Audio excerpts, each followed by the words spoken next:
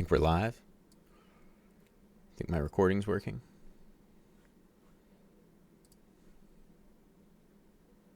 Think font's big enough?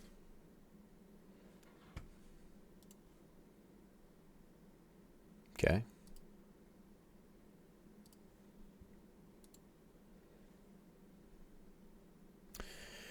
All right, ladies and gentlemen, thanks for tuning in. My name is Jared Oliver, aka Duranosaur. So we're doing some more JavaScript game dev today. Crappy JavaScript game dev. So yesterday, I didn't even open up my window here yet. Let's get that going.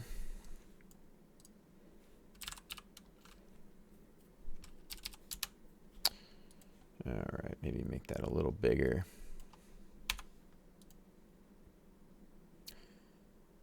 Maybe a little bigger. Give us room for the console there. Nice. Okay.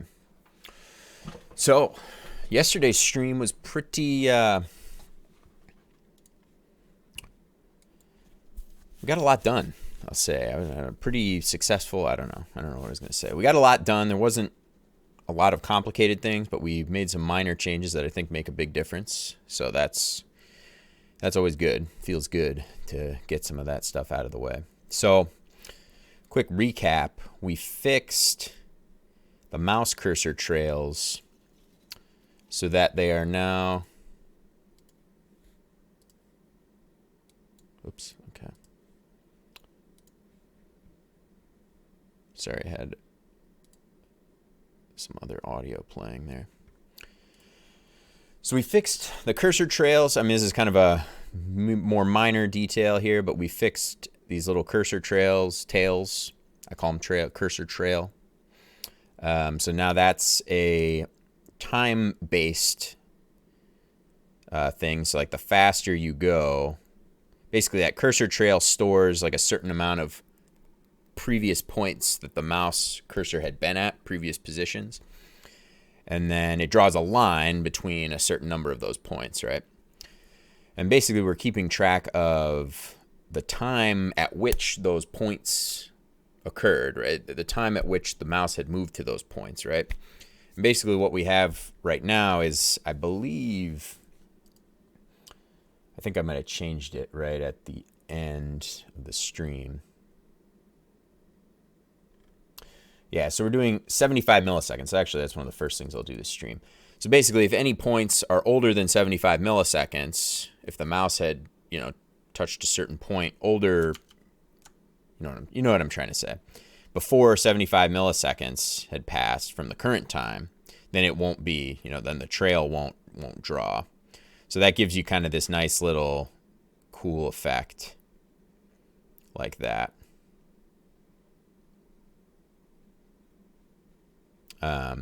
So it looks kind of cool, whatever. It looks a little, I don't know how it looks on stream, but it looks a little funky. Looks a little funky when the console's open, the browser console's open, just because there's so many more. When the console's open, like all of my mouse points happen, so it just looks a little, my mouse is 1,000 hertz, so for some reason, when you have a console, at least in Google Chrome, when you have the Chrome console open, the mouse works at 1,000 hertz, or the browser is receiving 1,000 messages per second from my mouse. But when you close it, now I'm only getting one mouse movement per frame, one mouse update per frame. So, oops. That key, my F12 keystroke there to open the console, just pop that button, or pop this bubble, so that's kind of cool. So, actually that's not cool. We don't want F12 being allowed to pop bubbles. I'm going to be limiting that at some point. So, yeah, we added the cursor trail. We removed cursor dragging, so that's not so obvious for somebody watching, but before it used to be like you had to click and drag to actually start playing the game. So I guess, you know, to actually pop a bubble, you had to be holding the cursor down. So we removed that. So now it's just mouse movements.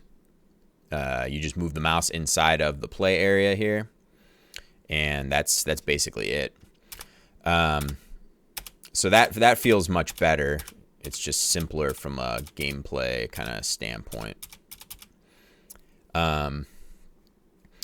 Also, we fixed, I think the first thing we did yesterday was fix the bubbles, the popped bubbles up here. When you go to a new checkpoint, those now slide off nicely. And we were kind of faking it before with like some hard-coded values that weren't good. So we fixed that. So now that'll work. And it'll work at like any screen size. So if we make the screen, you know, a lot bigger, we'll have the same effect regardless. Because the way it was working before is I was having them swipe off, the little bubbles swipe off to the right here. And that wasn't working out so well because it was just a hard-coded value. So you would, you know, if you made the screen really big, it would just slide over a certain amount of pixels, you know. So depending on, you know, if the screen was small, it worked fine. But when you scaled the screen up, not so good. So what else did we do?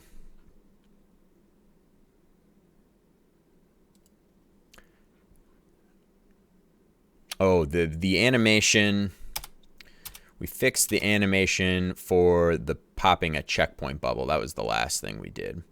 So if I pop this bubble, I go to a new checkpoint, and what was happening is that animation wasn't playing. So like if I pop this bubble, it faded out, and before that wasn't working because the bubble was getting destructed before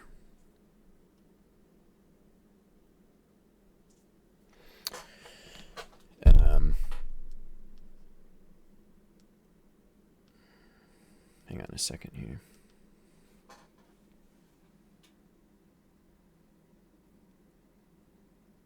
Got a call from the dentist.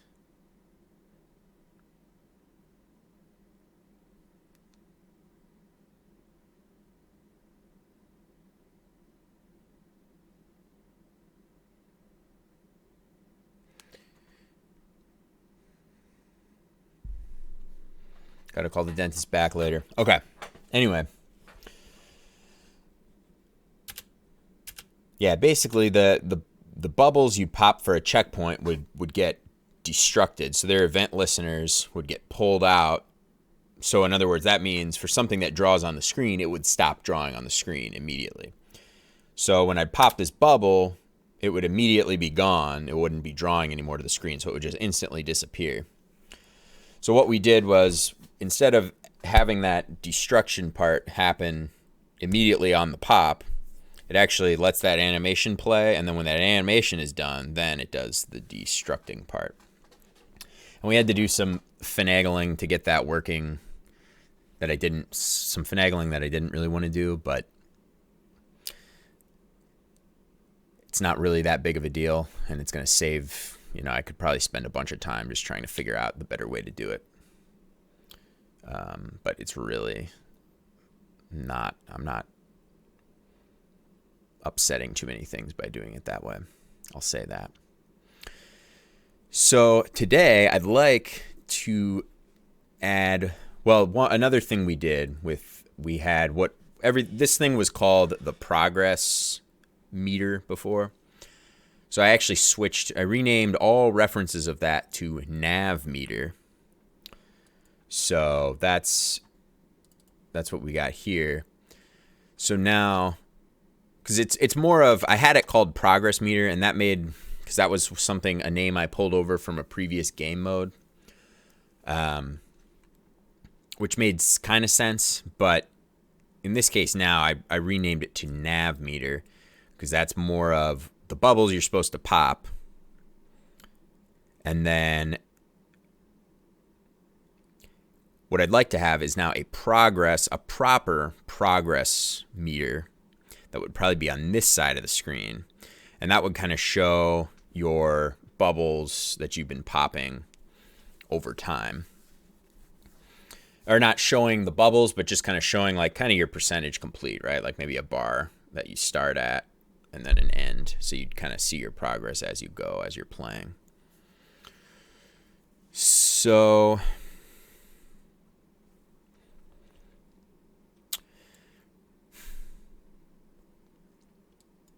yeah, that's what I'd like to get started with right away today.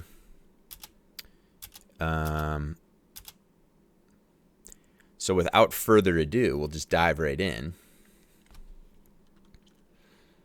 And I'm thinking for this little bar, I'm probably going to just square it up with this.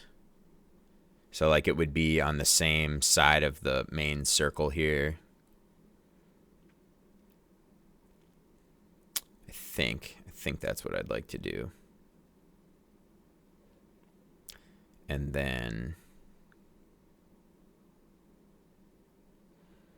yeah, so we'll start off, we'll create a new class here. And this time it's actually going to be called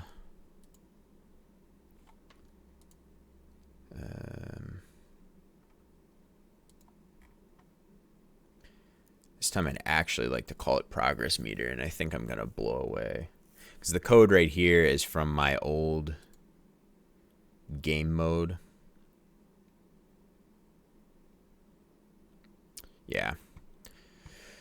So what I'm gonna do is just get rid of all of this. And we're gonna just start with just a kind of a fresh class here.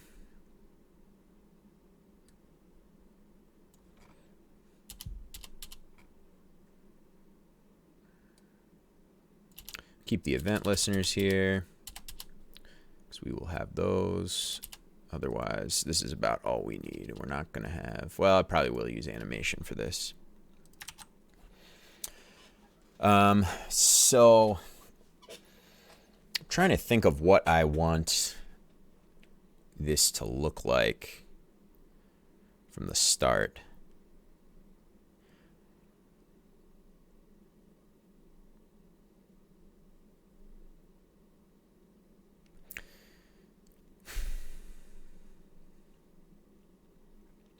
Like, do we want to have just a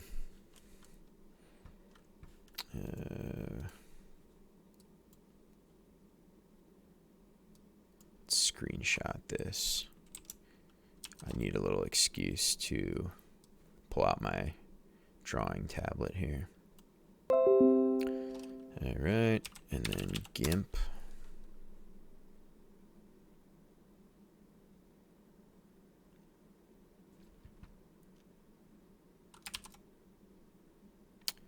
Nice. I gotta practice with my little drawing tablet, you know. So it's getting a little dusty.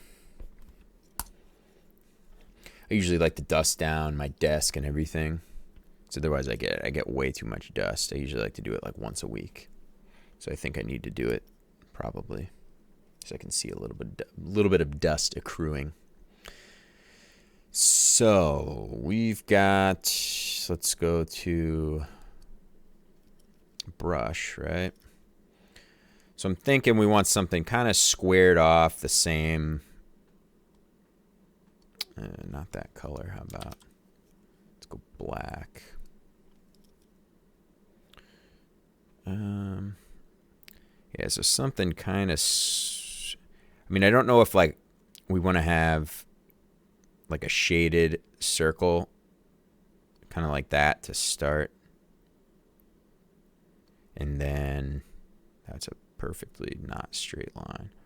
And then this would kind of represent the end. And there'd be some kind of little indicator like sliding this, you know, down as you go. So this would be indicating the end. And it'd be nice if maybe there was something with like checkpoints along the way. So you'd kind of see like, oh, I hit a checkpoint. Oh, I hit a checkpoint. Oh, I hit a checkpoint. Now, I don't know. Like when you're playing the game, I don't think this is super practical, but I'd like to add it nonetheless to kind of at least give an idea to the player of what's going on. So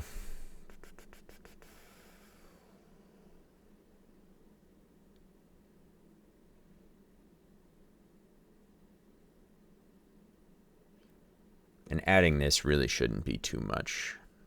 Shouldn't be too crazy.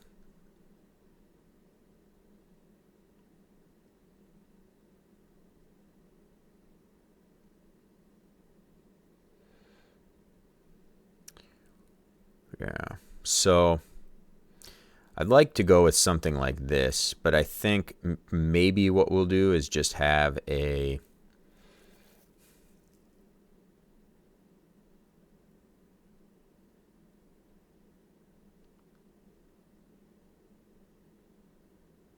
well, as of right now, like you pop 100 bubbles, so this little like waypoint thing would have, and every fourth bubble is a checkpoint currently. So this would be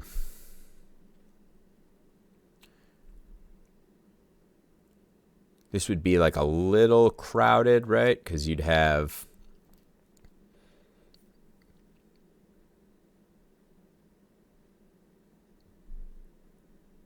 a bunch of checkpoints. I mean, we'd have 25 checkpoints, right? So that would be a little crazy to look at.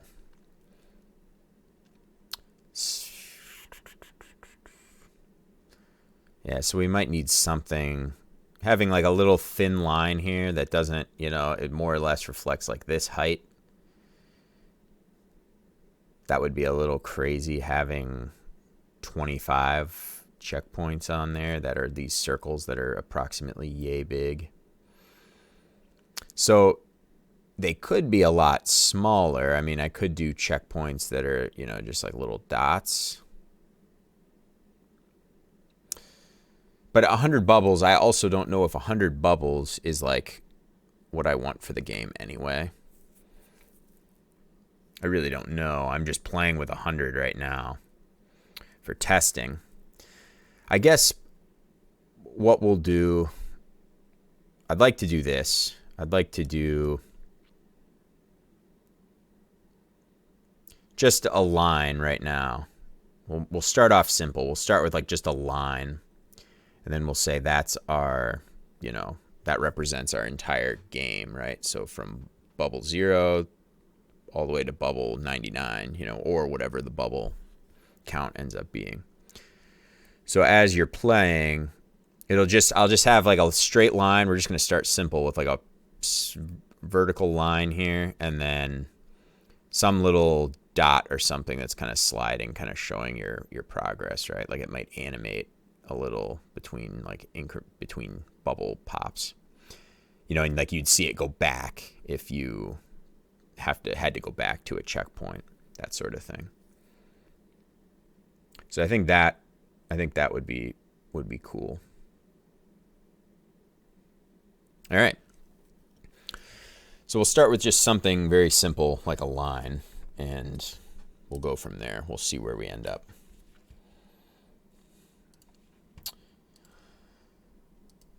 So first thing, we're going to import a open path from openpath.js. So openpath is we were using a little bit of that yesterday in the stream. That's basically the same class that is anything that you draw that's a straight line or any sort of line that doesn't connect back to itself again, right? So like our cursor trail is a good example of an open path, right? It's just a set of points. For when you see it on the screen, it's a set of points, and then there's just a line drawing between all those points. technically, so that's using the HTML5 canvas path context, or sorry, the canvas context, the canvas API, the canvas 2D API has a path thing, API for setting up drawing lines, right? And technically circles are also arcs.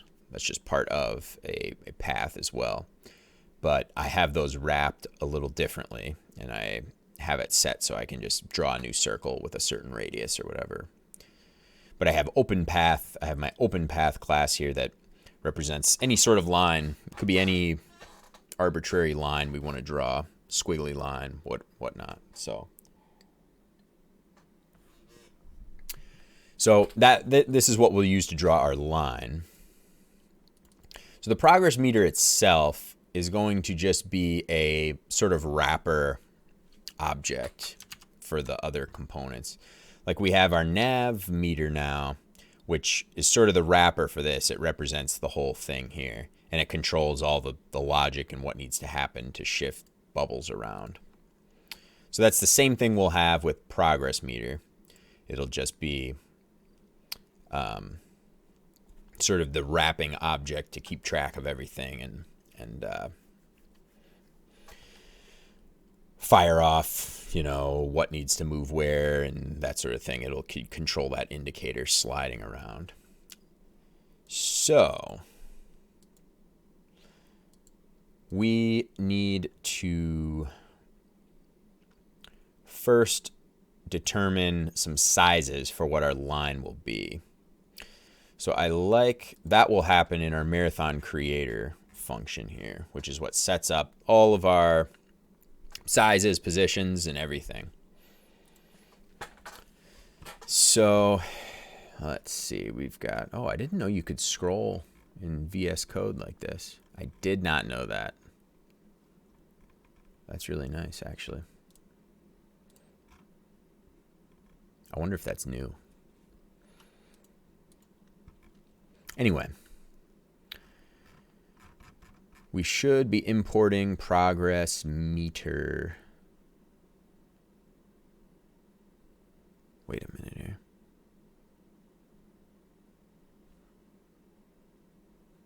This is supposed to be, yeah, let's get rid of this.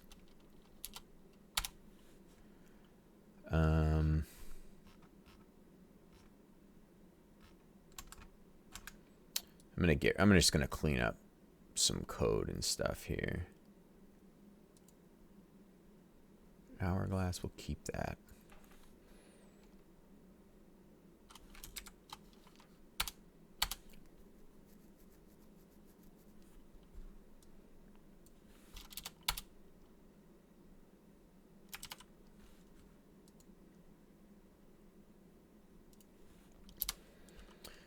All right, so let's import progress meter from progress meter.js. So we'll instantiate, this is where we'll actually instantiate the object and pass it to the marathon object itself. Marathon being our game mode object. So let's see. Nav meter. Okay. Yeah, so what we will do is have progress meter set up. And it's not going to be this simple. But const progress meter equals new progress meter. We will be passing some things in here.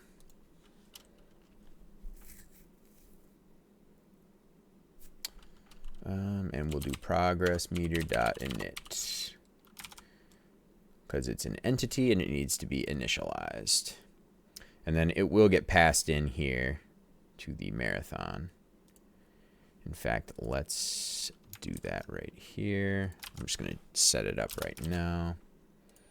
Progress meter and our marathon. progress meter.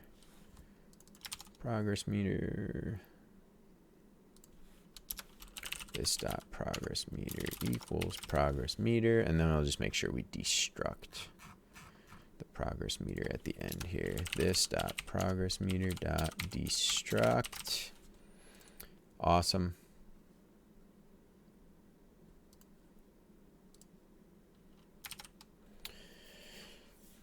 All right, so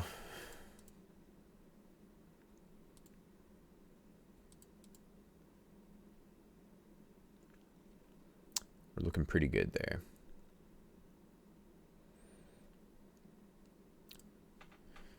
So now in the Marathon Creator, we need to figure out the positions, the actual pixel positions of where the progress meter is going to be.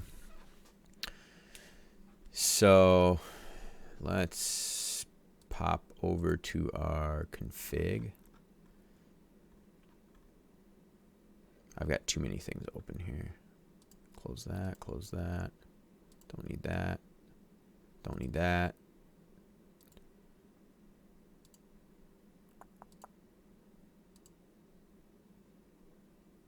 Don't really need that.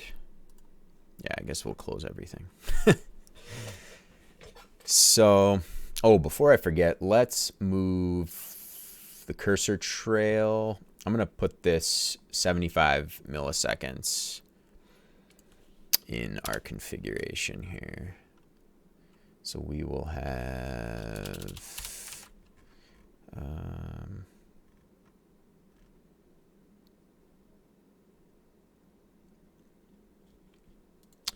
let's have a new this dot cursor trail, new object for that, and this will be time. We'll call it time delay.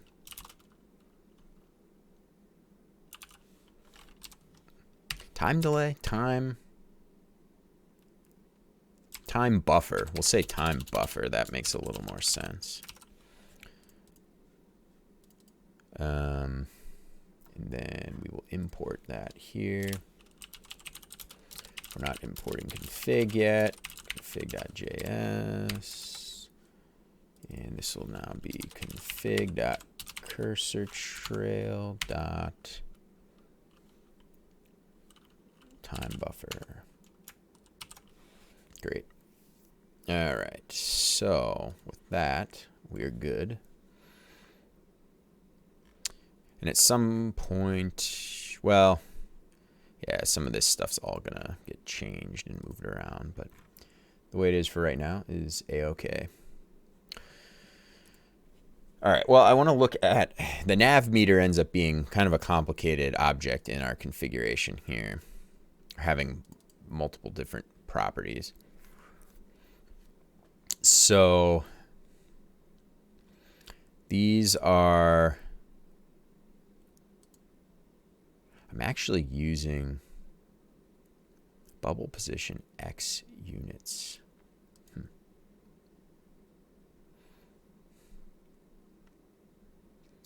Yeah, I might actually want to change some of this here.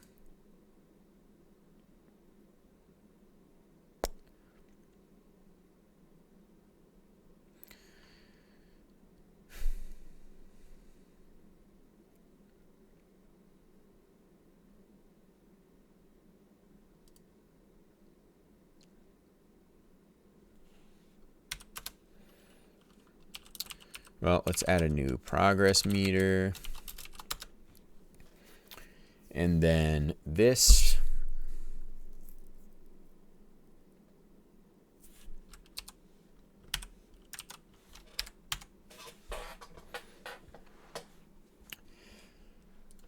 So progress meter, we're going to store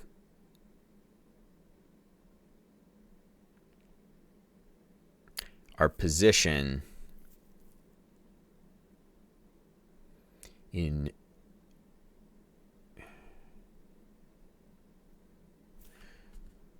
units, like our kind of position. But this, what I just realized here is this nav meter is using a hard-coded units. It's not using like relative to, so like this is positioned like in a hard-coded units in our unit scale. And it's not like offset of the play area here.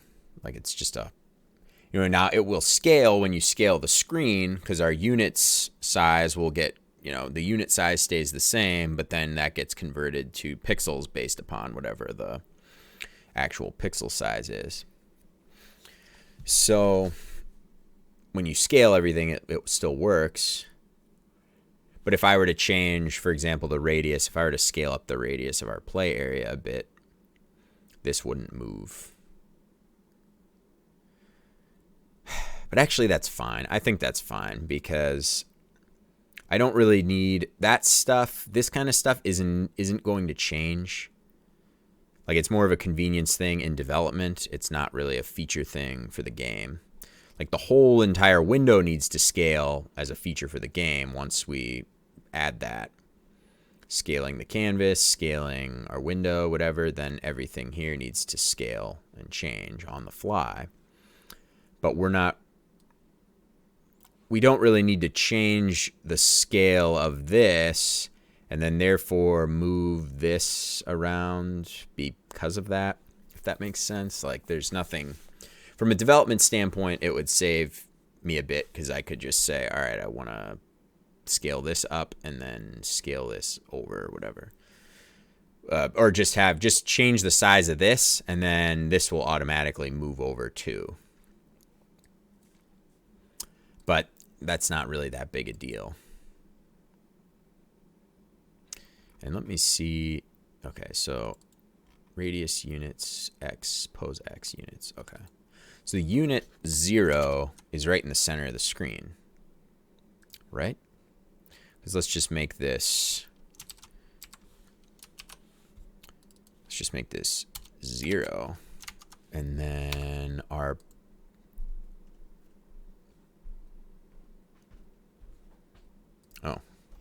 I didn't actually save the file there.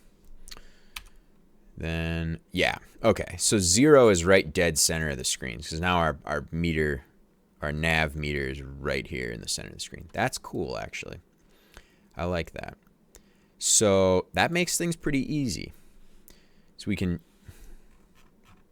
oh, here we go. So we have 1350. So then what that would mean, that actually makes things pretty convenient. Unit 0 is just dead center of the screen. That's brilliant. How did I come up with that? It's not that brilliant. So we want, therefore, since our progress meter, I didn't save again. What's going on? Now our nav meter's here, and we want it, the progress meter, to be just exactly on the same side. So that would mean we just simply, if this is 1350 units and here is 0, then this would be negative 1350 units x, right? So this would be pose x units, negative 1350. Perfect. So that's all we need. We don't actually need to set that up. Oh, sorry, we need to calculate. In our Marathon creator, we do need to calculate the pixel value for that. So we'll do, you know, this thing times whatever our unit scale to give us our pixel value. But that being said, that should be all we need to do. I'm going to take a quick bathroom break. We'll fire up the be right back. There we go. All right. Give me a sec here.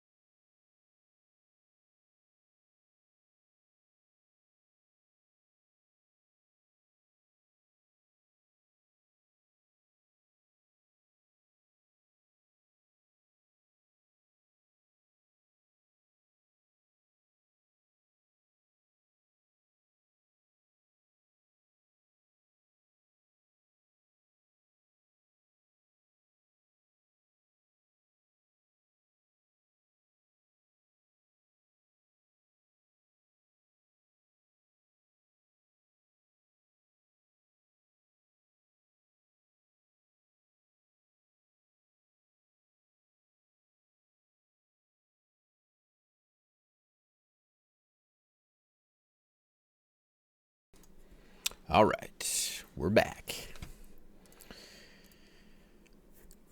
Okay, so with our negative 1350, that should be putting us in the right spot.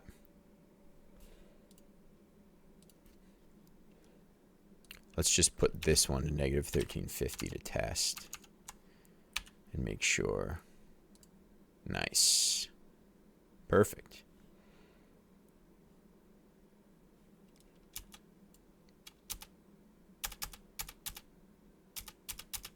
Nice. Looks good. Okay.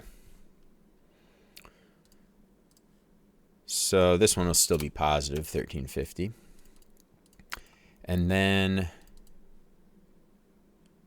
let's do the find here for this. Yeah, so we need to do a little magic. We have to take this 1350, multiply it by our unit scale, which gives us pixels. But then in this case, we're offsetting it off of the play area. So here it's like adding. Because converting just this value, unit scale is what gives us our pixel value. So that's what turns 1350 units into some sort of pixel number, right? Because depending on the size of your screen, it could be 50 pixels. It could be 500 pixels. 500 pixels isn't that big. Maybe 4K is 8K pixels. So you multiply our number of units times unit scale. That gives us our number of pixels. But then it needs to be offset.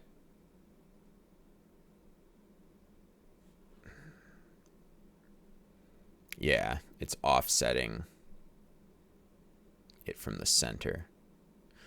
Oh.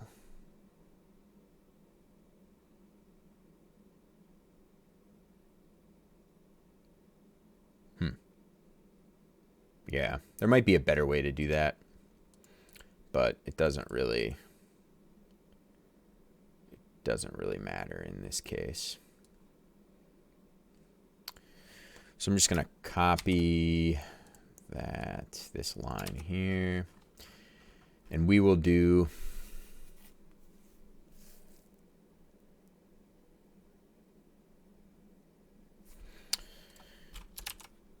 we will have, let's see, const pixel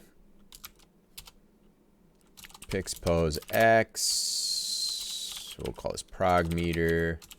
Pix_pose x is going to equal. This will be config dot marathon dot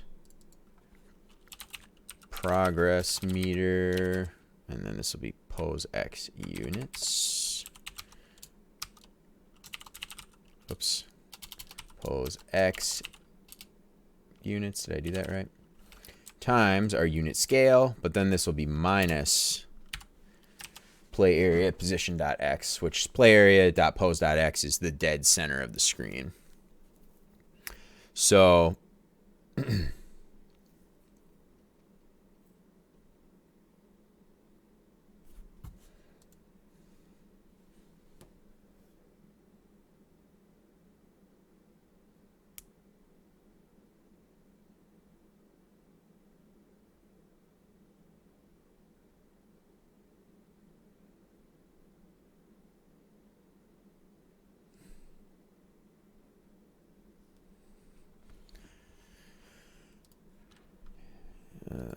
anyway.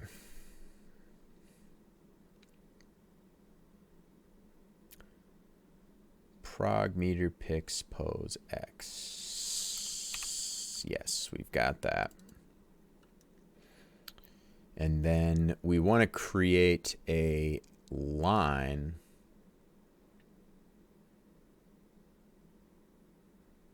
Well, this is just half the story. We've got the line, the x, but we also need a y position, which I'd like to position it also just right where this, pink bubble starts, right over here. So we could do, for that, we can do prog meter pix pose x. Let's just call it pose x. And then we will also have const prog meter pose y. And this will just be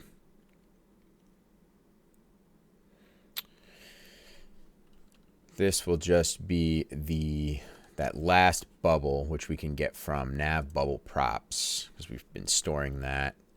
So we'll have nav bubble props, and then it will be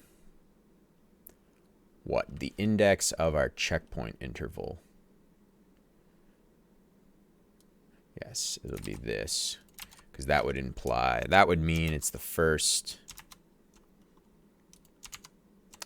That would be this first bubble here, because our nav bubble props is an array that holds all the properties of all the bubbles that could be visible on screen, and the amount of pop bubbles that you could have up here are the first elements in that array. And then you can always have 4 popped bubbles in the array. Well, you'll always have as many popped bubbles as you have checkpoint interval, is whatever checkpoint interval is. So we have 4 for that. So we can have 4 popped bubbles. So that would mean that first one is 0, 1, 2, 3, and this one would be 4 in our nav bubble props array. So then we just pass in the checkpoint interval, use that as the index, and we're good to go. So prog meter pose y is going to be that bubble dot y, but it needs to be, that's referring to the center of this bubble, so we need to subtract the radius of this bubble from that as well. So it would be the y minus the radius of that. So that should give us our exact x and y position that we want. And then we're also going to need a height for this. So the height is going to be very similarly calculated. It will be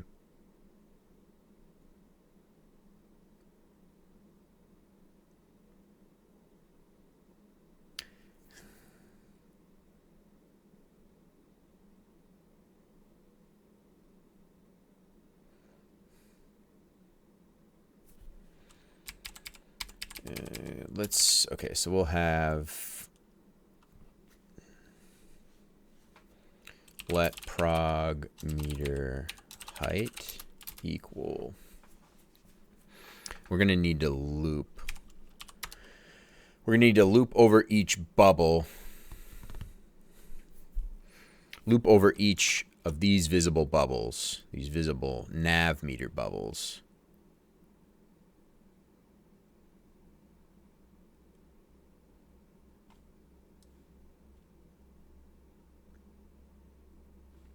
Yeah, we're going to have to loop over each of these and figure out, we'll have to do radius of that first one.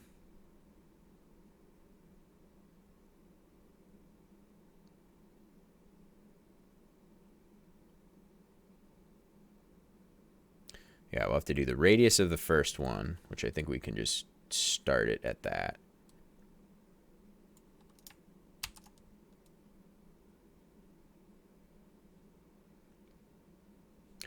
Oh, well, okay, it will be, actually, I think I do something like this already. Finally, the first unpop nav will add all the y between units. Oh, nav meter height pix.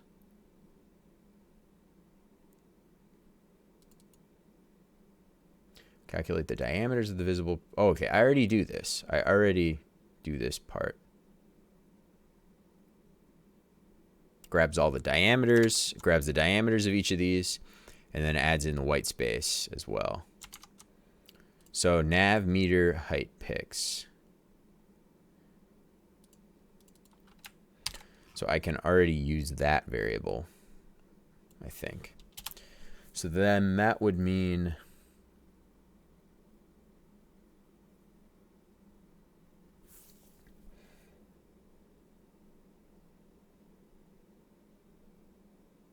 yeah, so let's just try to draw a line. So I will import, well, I might move this out. Let's do,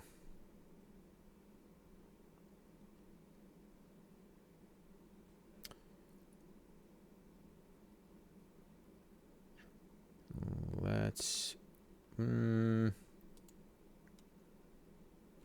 do it. Let's do it out here. Let's actually generate our open path line right here. So we'll do progress meter. We'll also import open path from openpath.js. Okay.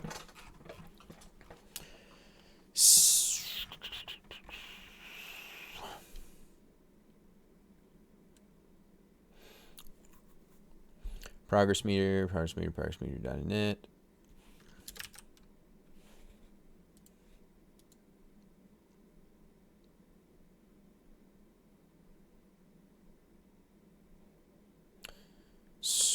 Okay, so this will be const, we'll just call this line for right now. Line equals new open path.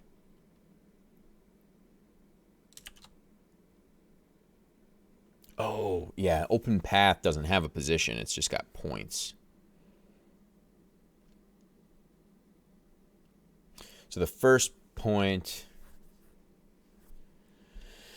let's look at cursor trail. How do we do? Oh, cursor trail is an open path. Params.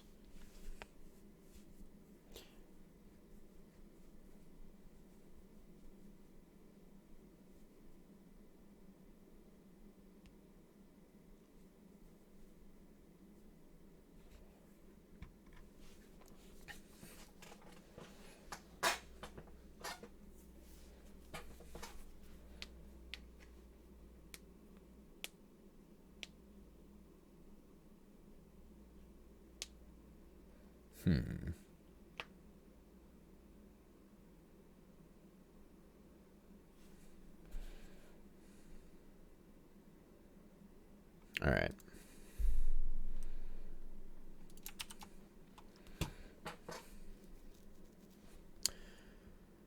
I guess all I need to do is just pass. We'll just pass the points. Line equals new open path. And then line dot points equals an array that will be x. Will be this one first.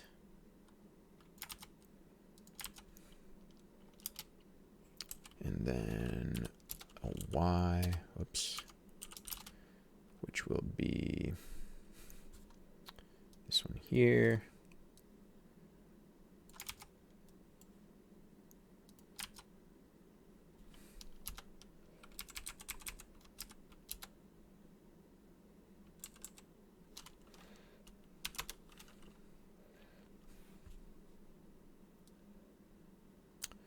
And then we'll need another point, which is going to, let's do const start point prog start point equals an object. We'll just do this.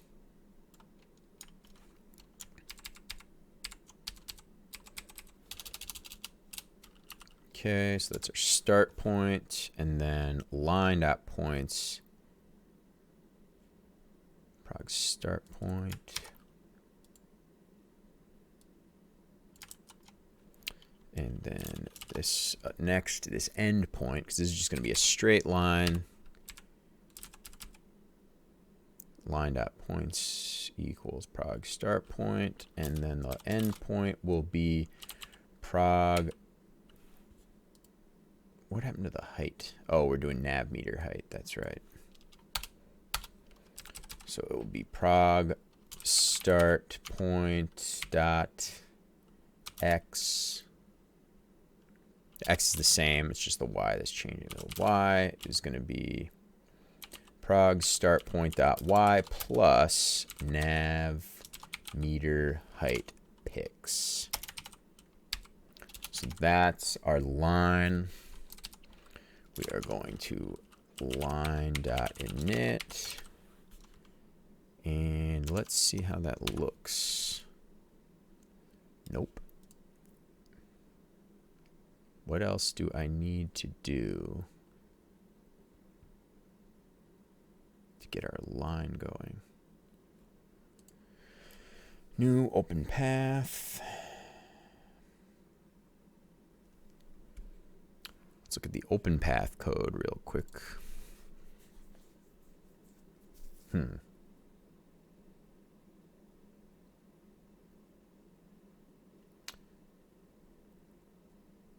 Yeah, I'm just hard coding a line width of 2 for now. That's okay.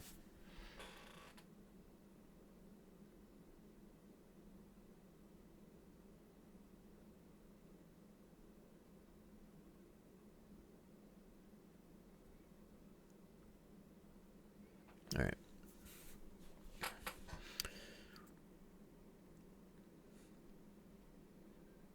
Begin path, move to. Yeah, it should all just work right out of the box. Oh, unless unless the points are just completely wrong. So let's just print our points.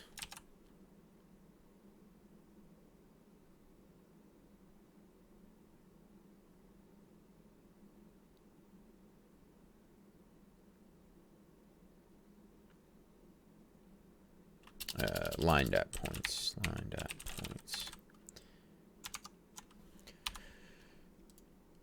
Okay. Oh.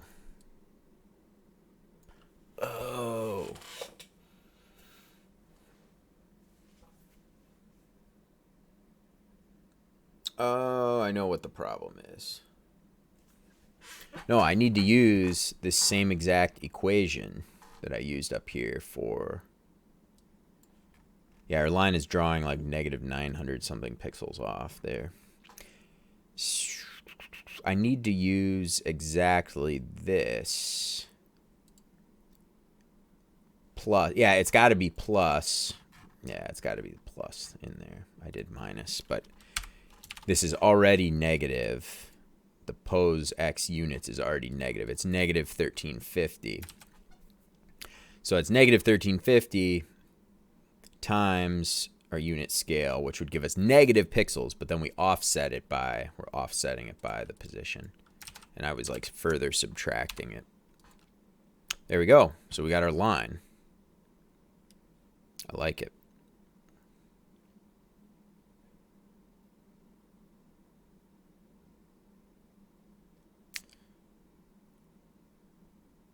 Yeah.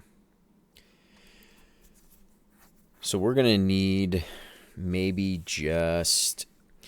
for now, just to have something very simple. Let's just have like a little shaded ball. Just start here and kind of like. So we'll just have like a little ball kind of move along here, right?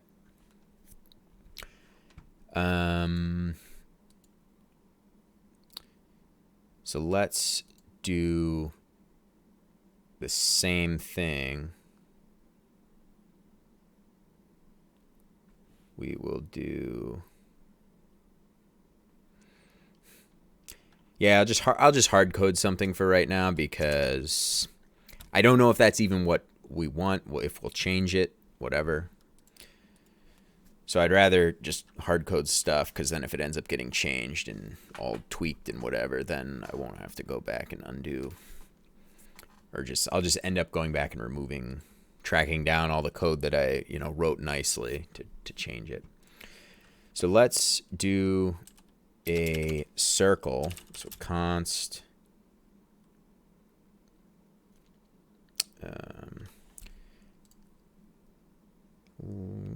Let's rename this to 1 of 4. Okay, so let's rename it to prog line. Okay, and then that will be, we'll just pass it in here. We'll just do this.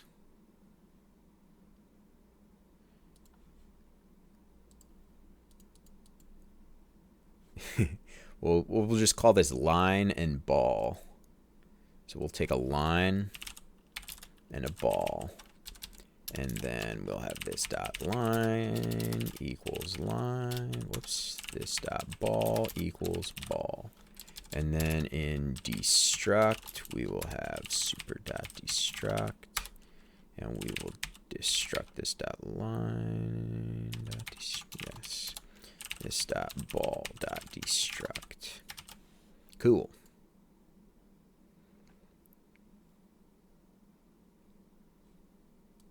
Very cool. Okay.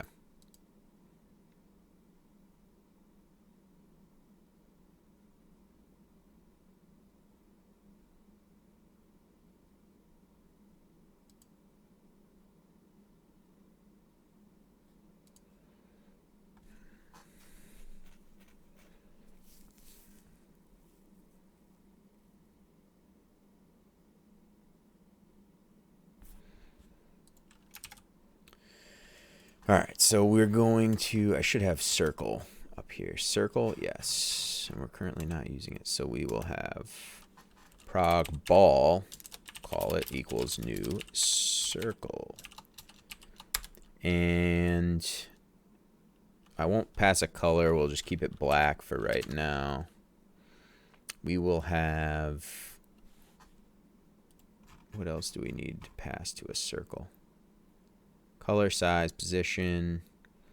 So the size, yeah, I'll just do like a little, we'll do size equals an object R10. So that should be good. Position, we will have it equal the X prog line. So it's going to start at the prog line, X and Y. Prog line 0 dot X. Prog line dot points dot points 0 dot X, and Y is going to be equal to the same thing. Prog line dot points 0 dot Y. Cool. Prog ball. And let's pass it here. That should be all we need. Oh, we need to call a knit on it, but prog ball. Prog ball dot init. Let's get rid of this. So we should have like a little black ball right there. Perfect. So that will be just our indicator right now of our progress. So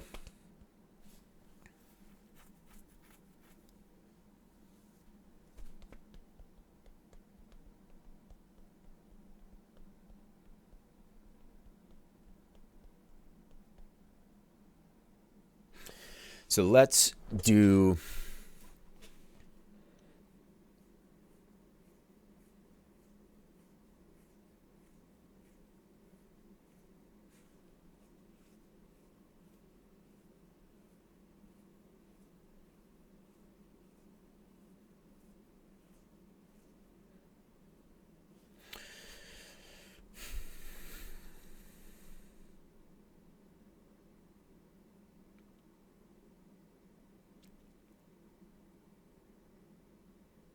yeah, it actually doesn't look too bad. I kind of like how it's just kind of very simple.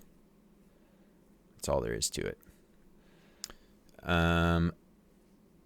So let's then, well, what I'm thinking now is I was just instantiating the prog line, the prog ball in the marathon creator method, but now in the marathon creator method, but the progress meter needs to know the height. It needs to know the height.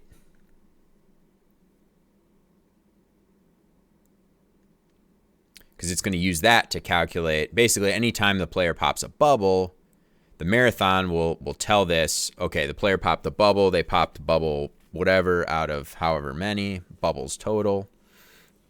So it'll be a matter of this thing doing the math, our new little progress meter doing that math on the fly to say, okay, the player is then, 10% done or whatever, right? So then it will calculate the new position being 10% away along this line, right? Of the little ball, of our little ball.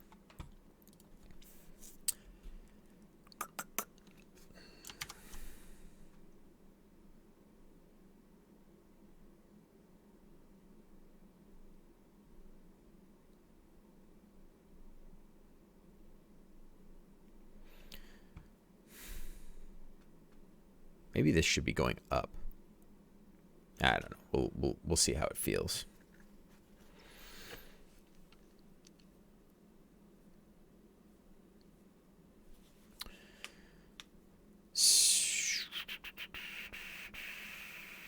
So we've got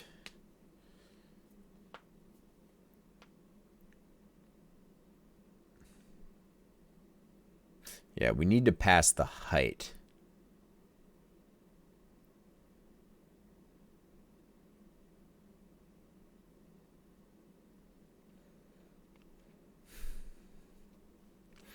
Our progress meter needs that height. The prog line and the prog ball is fine, but we should be passing in the height and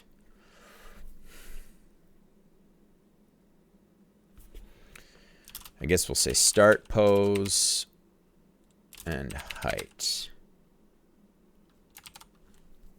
Well, maybe that's what I'll call them that, but we need to actually say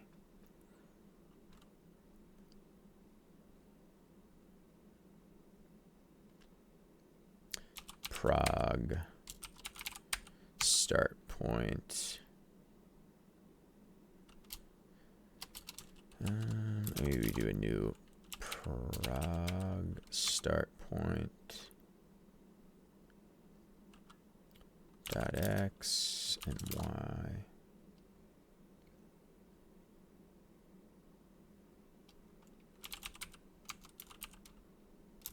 We'll do that, and we will do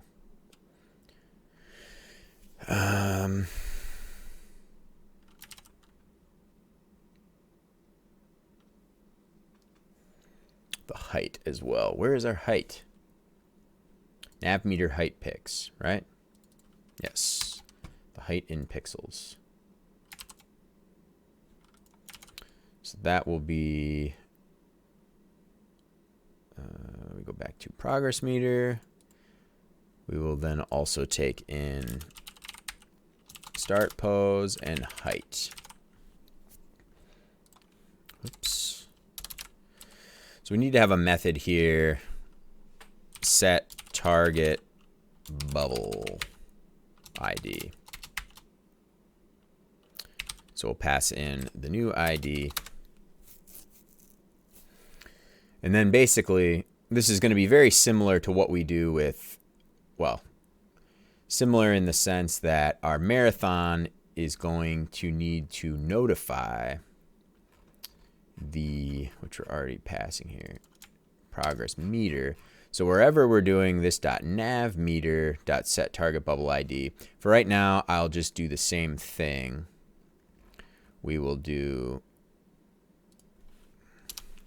this progress meter .set target bubble ID. And then it'll be this target bubble ID. So we want to do that at all the same points where we talk to the nav meter.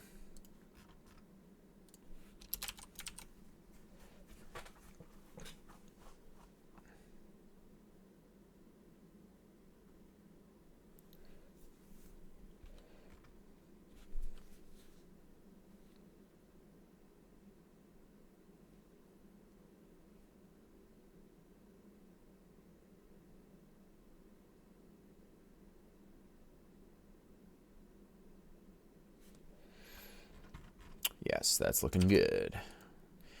So then in here, we are simply going to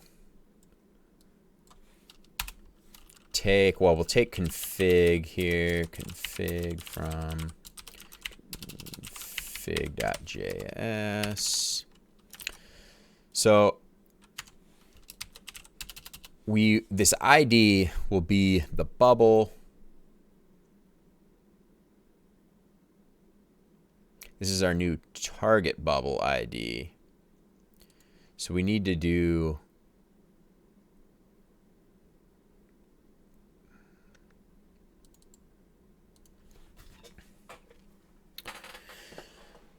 if you're, well, let's make this really simple, dumb down for myself.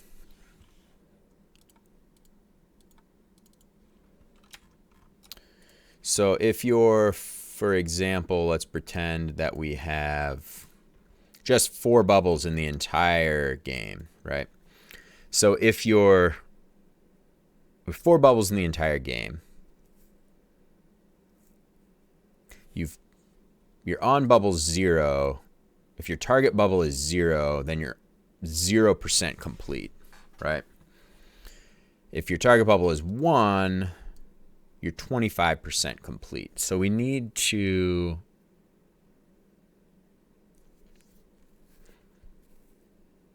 okay, so that should be fine then. What we'll do, yeah, all we need to do is divide the target ID.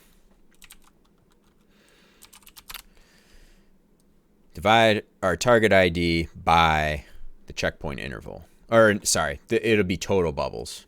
In my example here, the total number of bubbles is also 4, right? So you divide, 0 over 4, 0 divided by 4, 0, right? So we're 0% complete. But when our target bubble is 1, we are now 25% complete. 1 divided by 4. Because we popped 1 of 4 bubbles, right? So when our target is 1, we've popped this bubble, so we're 25% complete. Yes. That should be good. So all we need to do is divide ID by the new ID coming in. Divide that by the total number of bubbles. So that we'll have const percent complete is going to equal ID divided by config dot marathon dot bubble count. Yes. So that is our percent complete. So then we just need to calculate a new position for our little ball slider here. A new position for this to fall inside of this line, right? Like now this ball should move a certain percentage, that same percentage, along this line. So our height is, we're moving down, so we need to do the height of the line. We're moving down, so we're moving up in Y value. So let's calculate const percent complete ID over config.marathon.bubble count. And what I'm going to end up doing is doing like the little animation thing, animating it from those positions, those percentages. Because right now it's just going to be like a jagged, instantly appear at the new position, our little ball. So we do the percentage complete divided by our height. Our time multiplied by our height, sorry. So it would be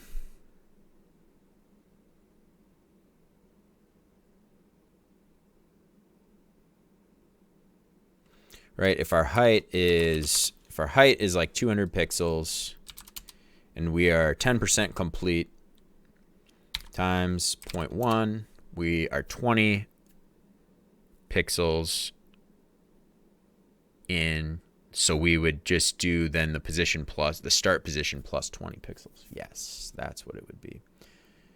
So we need to do,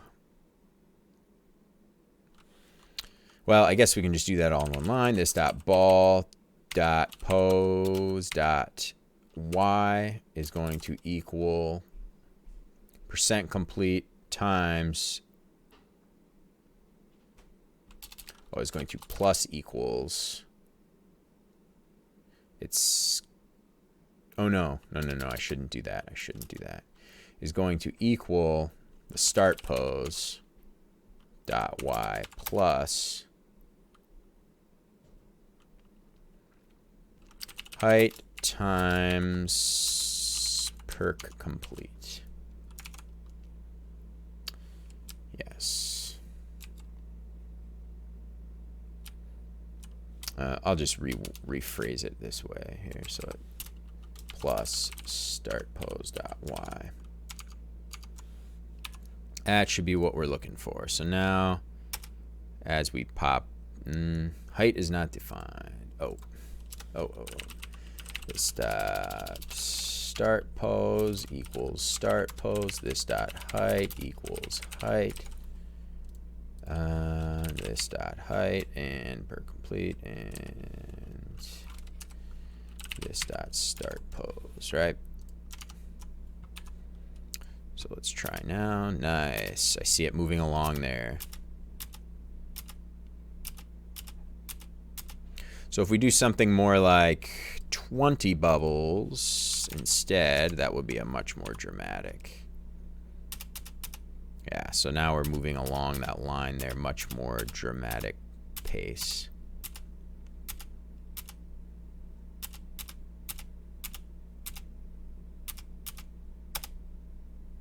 Yeah, so there's nothing for the end, for the win scenario there. But we're not calling that method in our progress meter in the win scenario. So that'll be something we have to get to pretty soon here as well.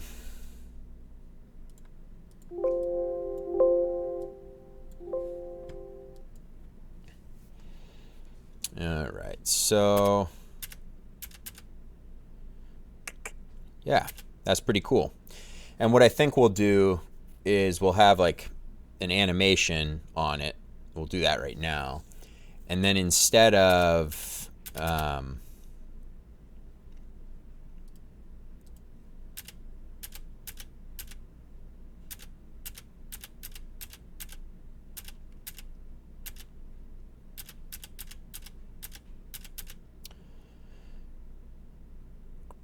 nice. Instead of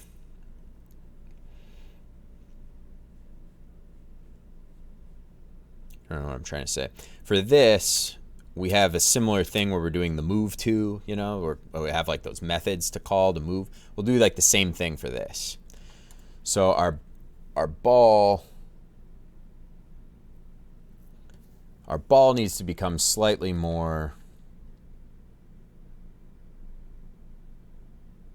sophisticated. I'm gonna hit the bathroom quick again. Too much water.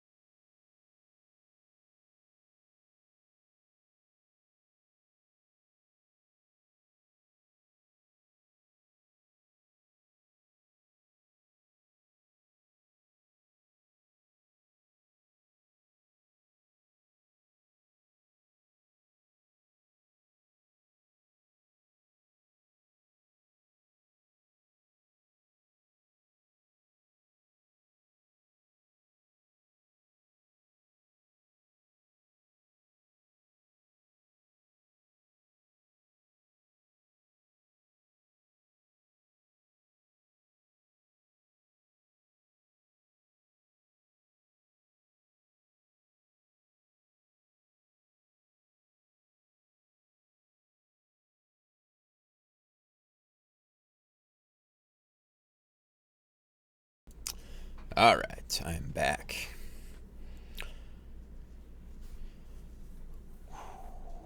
So we've got.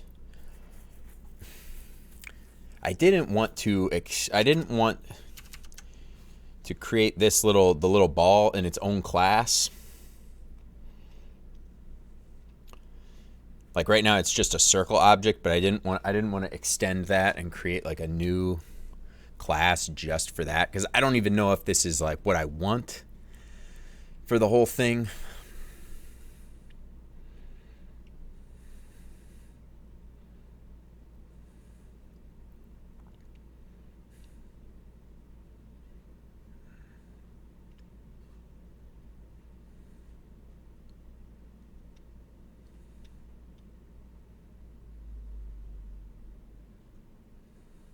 I feel like maybe it should go up. I have it go down, but I think it should go up. Let's have it go up instead of down.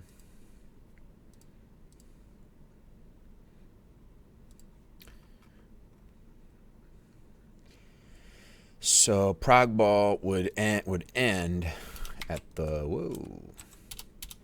That would be the 1. Yes, so start down here, and then we're going to be working our way up. Well, I have to fix that part too. So we'll have set target public ID, blah, blah, blah. But now it needs to be the inverse.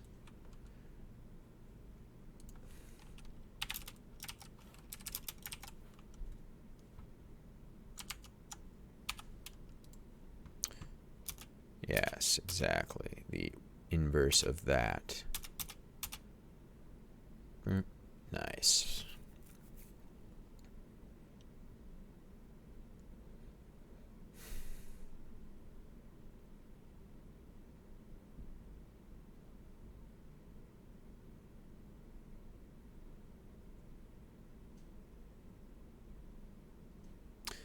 What if we shade?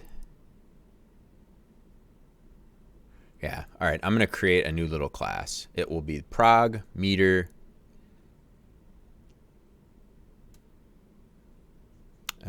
ball. I like ball. I like that this is called a little ball slider. I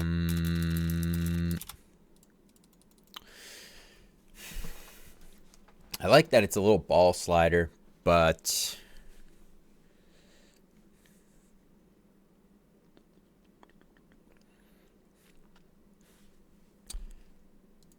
yeah, let's call it. Well, it's not really a ball. We'll call it progress meter. Yeah, screw it. I'm going to call it ball right now. If I come up with something better, because it's more of an indicator, so I should use a name like progress indicator is what I was using in the old game mode, I think. I think that's what that was from.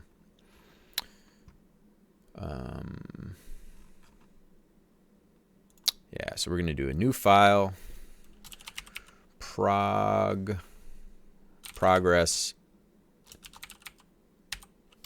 ball.js. Yeah, it's just going to be progress ball. So we import entity from entity.js.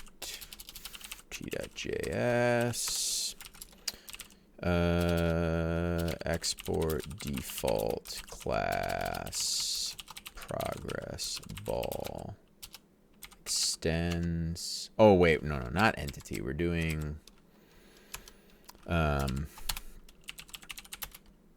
circle. Import circle from circle.js.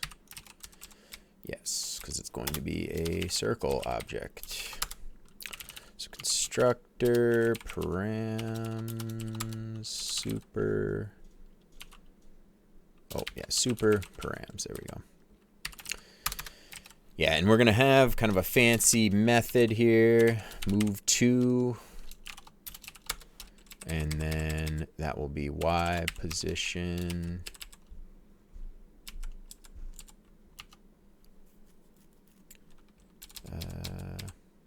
Wait, what am I doing for the other, our nav bubble? Move to. Oh yeah, I'm just doing move to, but a Y. Just taking the Y position. Yeah, I'll just keep it like that. Keep it simple. It's not the most descriptive, you know, it should probably be more like move Y to, but it's obvious it's just moving along the Y axis, so I think that's fine.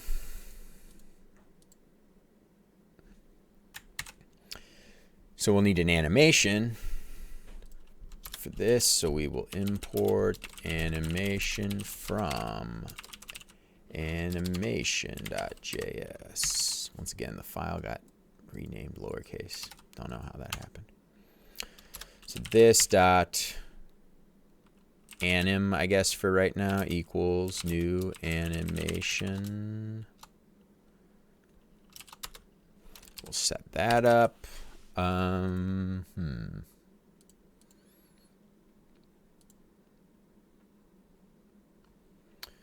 Let's look at what we're doing for the nav bubbles. Let's move the progress ball over here.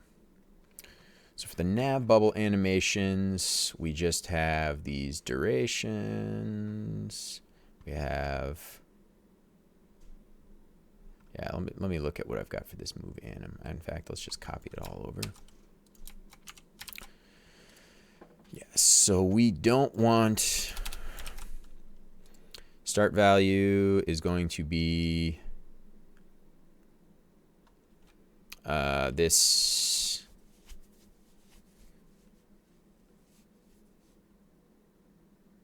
Oh, that's interesting.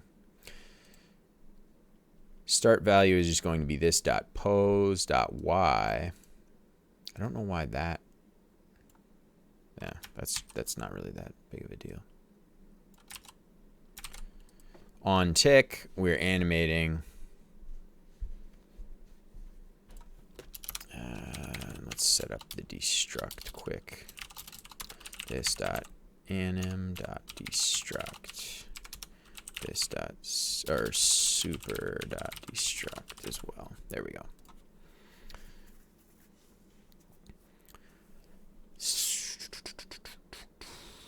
Equation. Yeah.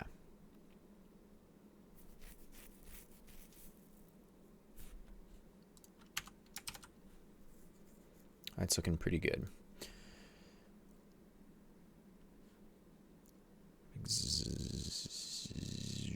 Yeah, nval is going to be set. We just leave it at 0, but nval is what's going to be set here in our move to. So we need, is there anything else? Is there anything else? No, that's it. Cool. Oh, in init, we need to, because the animation will start immediately on init. So we have init, we could call super.init, and then this dot, we pause the animation first, and then we initialize the animation. Oops, this dot anim.init. There we go. So then we do our move to, we do a this dot move anim, or it's just anim dot reset, which resets its internal timer. This dot anim dot reset values. So then that would then be pose. This dot pose dot y to the new y that's coming in. And then this dot anim dot resume. And that resume really only needs to be in there because of this first pause. So that's fine. Because there's no way to say like, well, we're moving the first time, so unpause that first time, and then, you know, so we have to do that once. Maybe if I revisited our animation class a little bit and kind of beefed it up a little bit, then we'd have another more elegant way to do this, but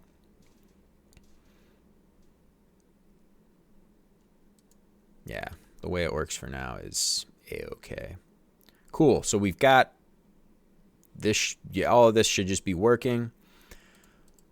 We will do now marathon creator. Instead of a prog ball, instead of that being a circle, we are going to import a progress ball. Import progress ball from progress ball.js.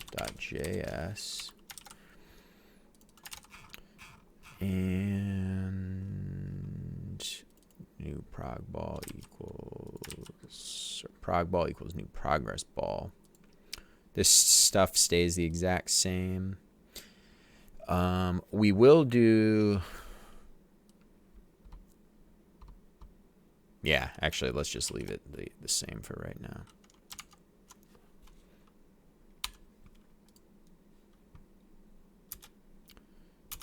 Okay, everything still works. We just actually need to use the animation now instead.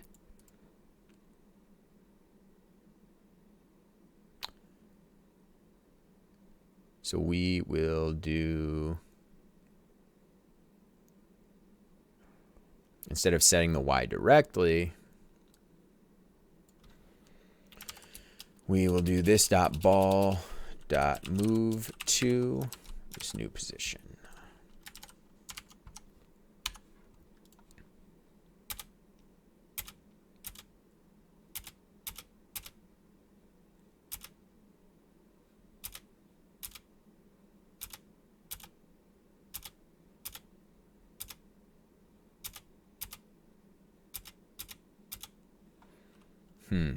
It feels a little weird that they're like directly in sync.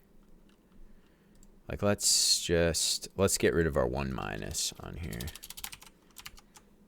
It'll start on the bottom, but then it will move up.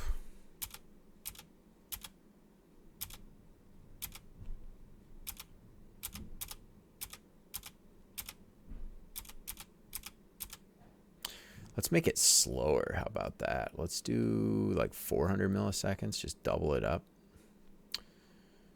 Nav bubble. No, progress ball. Right here, right here. So let's just double that length of time. 400.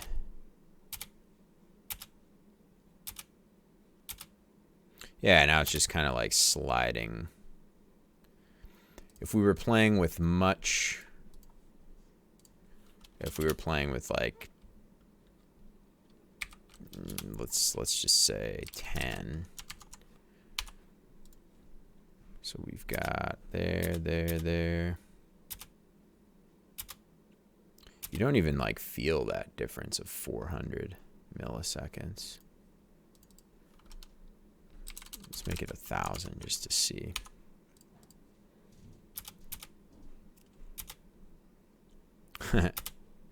That's kind of cool.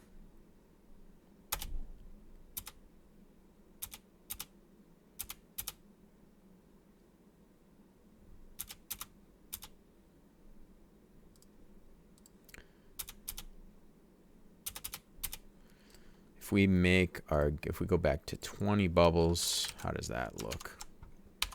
Let's see. Whoops. Okay. Yeah, so now it kind of like slides, kind of feels like it's kind of got a little friction, like you kind of pop it and it kind of just rolls, you know. It's a ball, right? We're calling it the ball.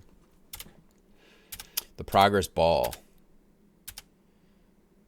I kind of like the little slow, oops, the little slow movement.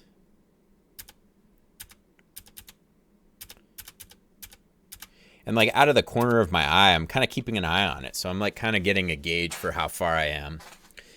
And I think for the competitive mode, that would be cool. Because you'll see like a red bubble or a red ball for the opponent. For your opponent kind of moving along there.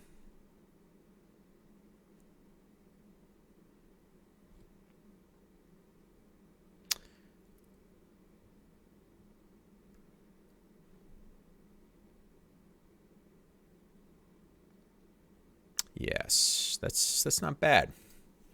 Didn't take us very long to add that. What are we, an hour and a half in the stream? Yeah, I think I actually like it going down.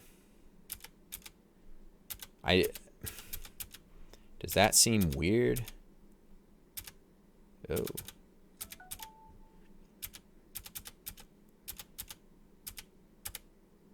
Does it seem like a timer?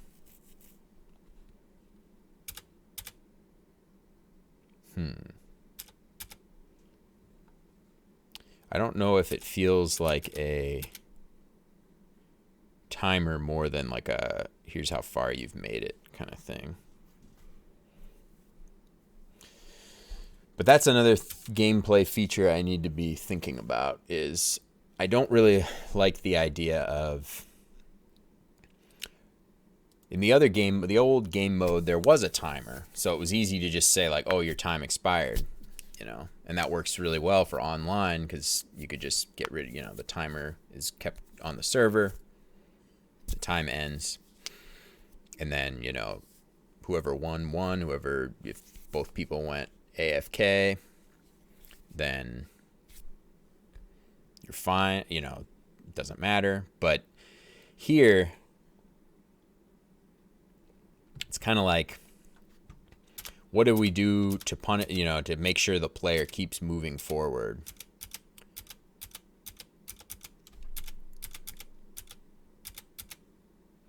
Yeah, what?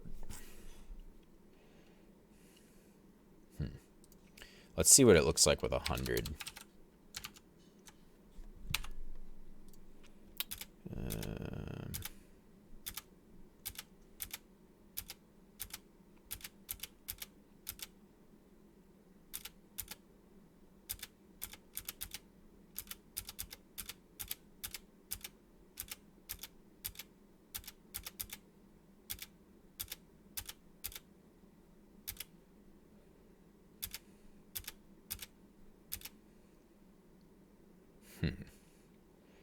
Maybe,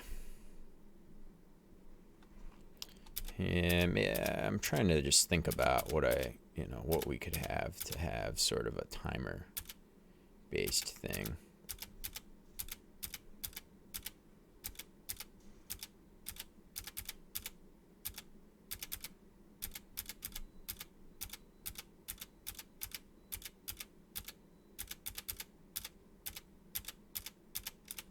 Oh.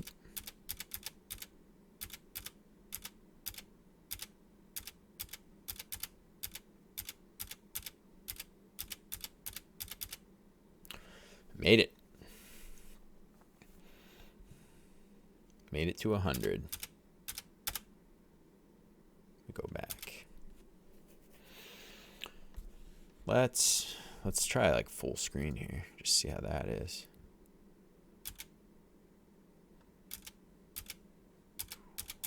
Oh, oh.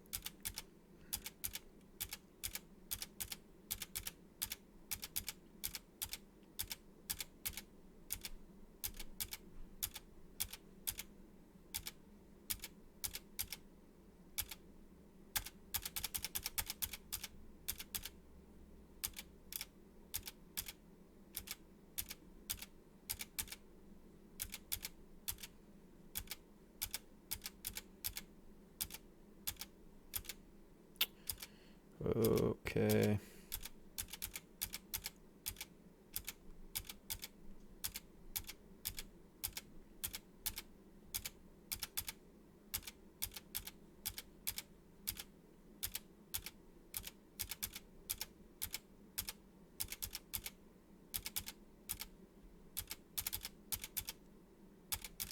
Oh.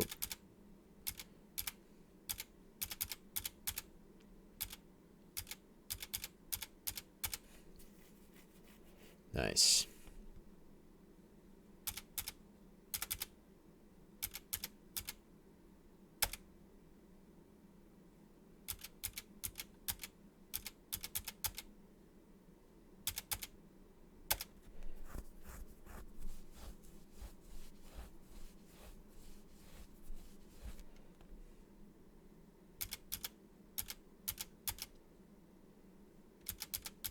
What if we made this opacity like 50%? I just thought about that. Just kind of testing stuff here. If we go, let's see.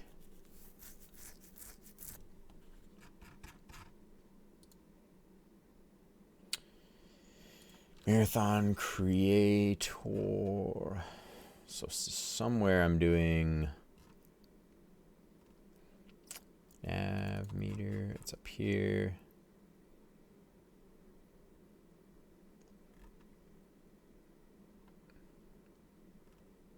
Calculate visible bubble props.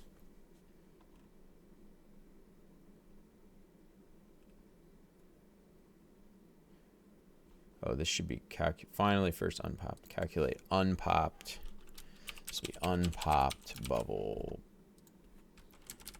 props. Calculate popped bubble props. So the popped ones, let's just say we want them to be 50% opaque.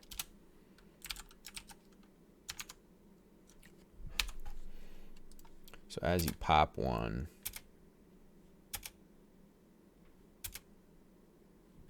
then as you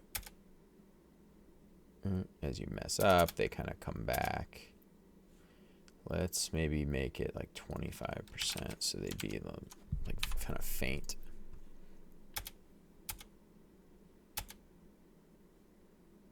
Yeah, cool.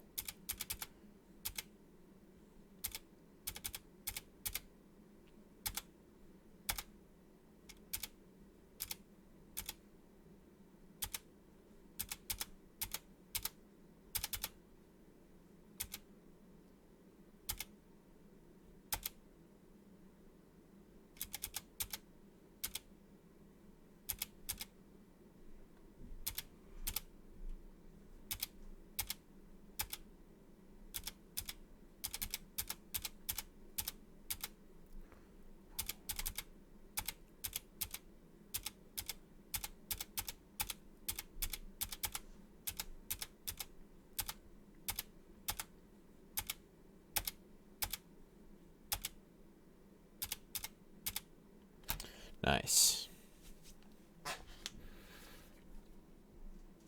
Yeah, I kind of like that. I feel like this thing's working out pretty well too here. Our new nav.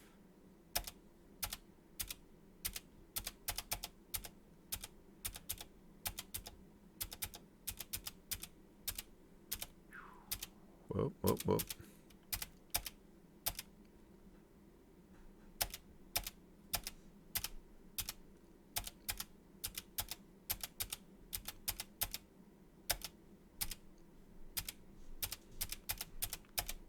Nice.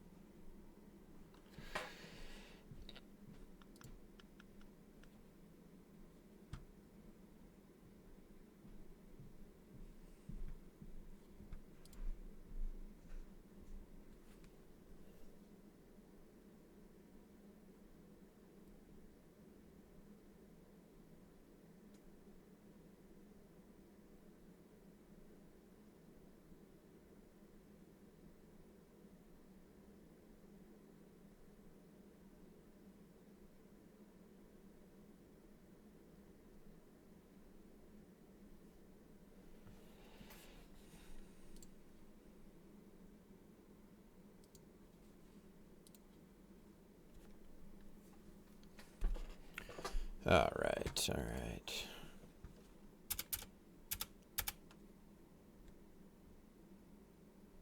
Nice. Yeah, so now the stuff looks faded there, which I think is pretty cool. And we're looking good on our little progress kind of meter. Our now real progress meter. Our nav meter, our progress meter.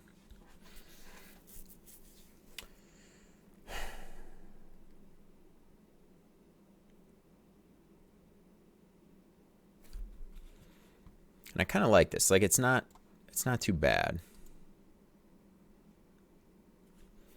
I do need to put the radius for this into our configuration file.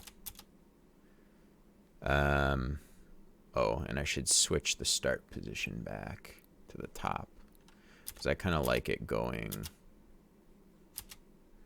I kind of like it going down.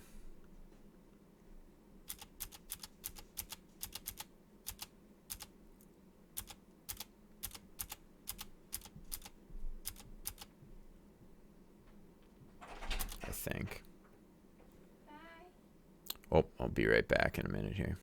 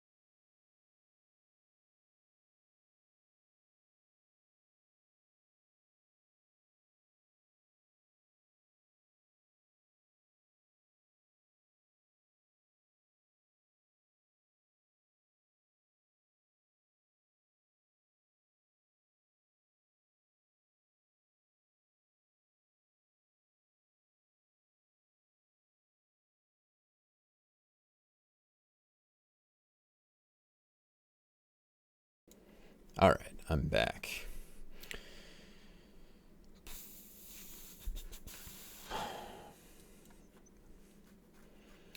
Probably going to take a little lunch break here in a bit. But now I got to just think about what we need to achieve next. So everything's looking pretty good. I think for now, oh, let's fix that. Let's fix that little deal there.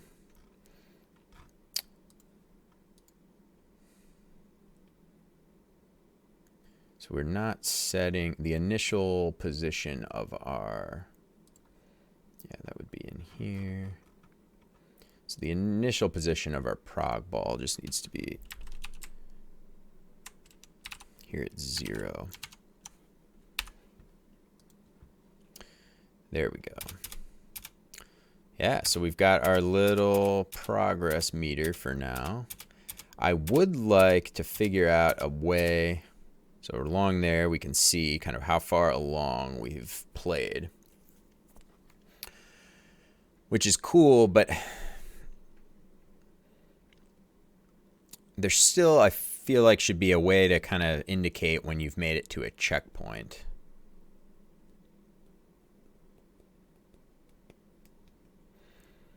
So that's something we need to add. Because right now we're stuck here at a checkpoint because I screwed up or whatever and went back to a certain point. But we're not really showing that on here at all.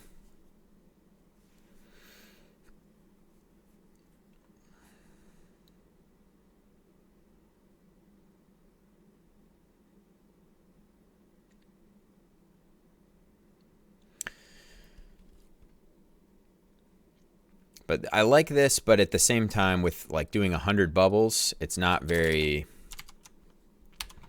you don't really notice it moving. You know, when I do 20, it moves a lot more, or, you know, you kind of notice it moving a lot more. Oh, wait, what bubble's next here? This one and this one.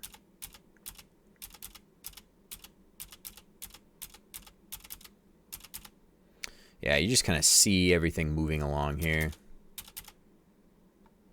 a lot more. And then, oops.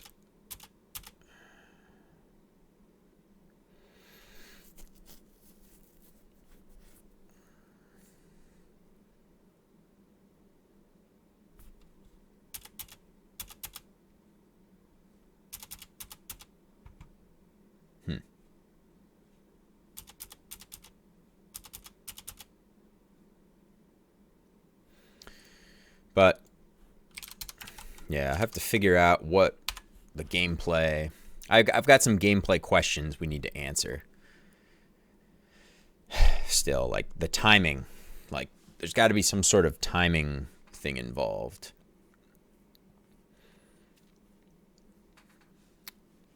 And there also needs to be some sort of, well, there's timing, but there needs to be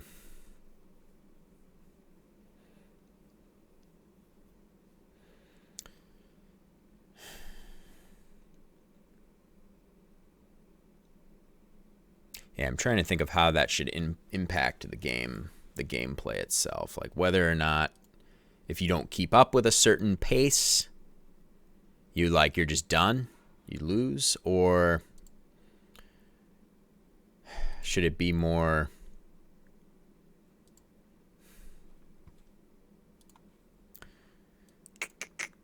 Yeah.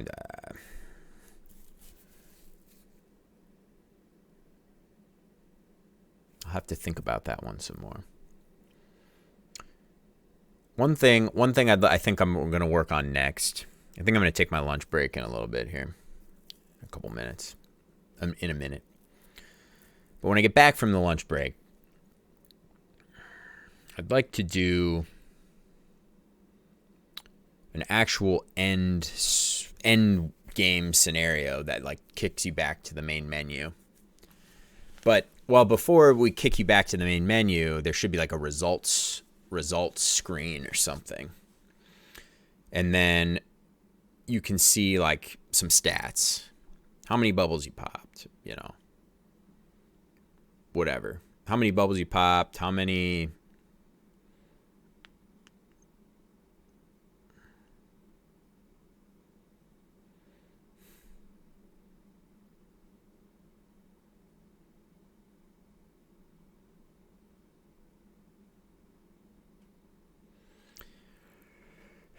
yeah, some timing things and whatever, some timing stats, you know, your bubbles per pop per second or whatever, bubbles pop per minute, whatever a metric would be kind of cooler to look at.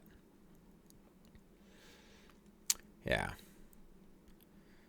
So it'd be nice to have first fix the end game scenario so when you pop the last bubble, the game ends. And then, yeah, have some sort of like results screen with like a little button to play again. Something like that.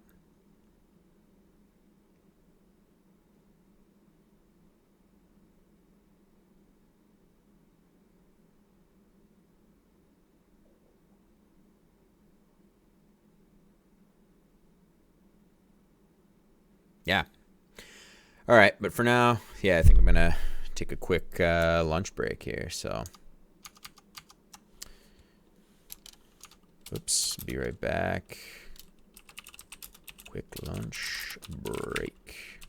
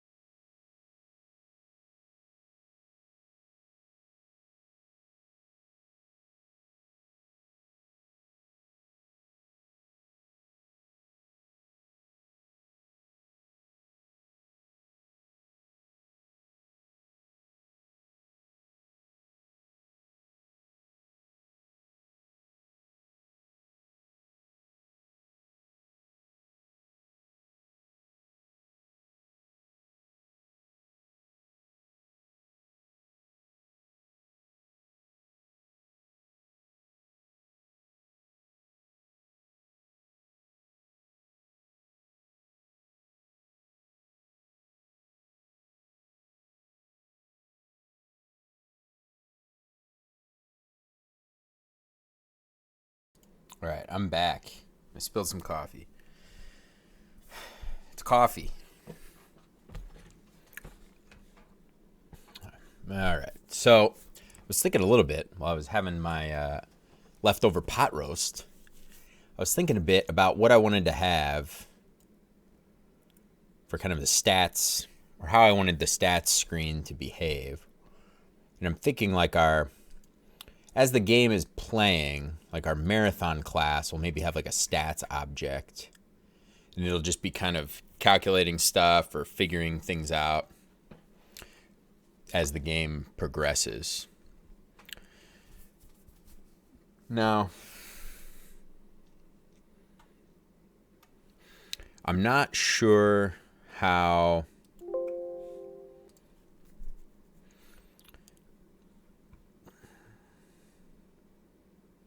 I'm not super sure how I want to.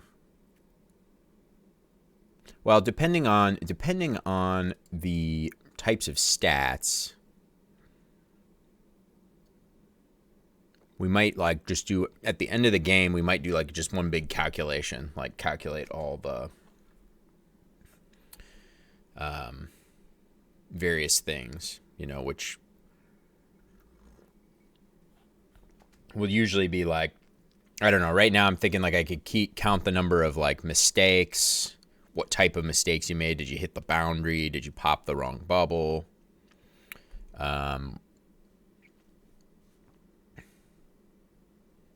Or did you miss a bubble? Miss popping a bubble?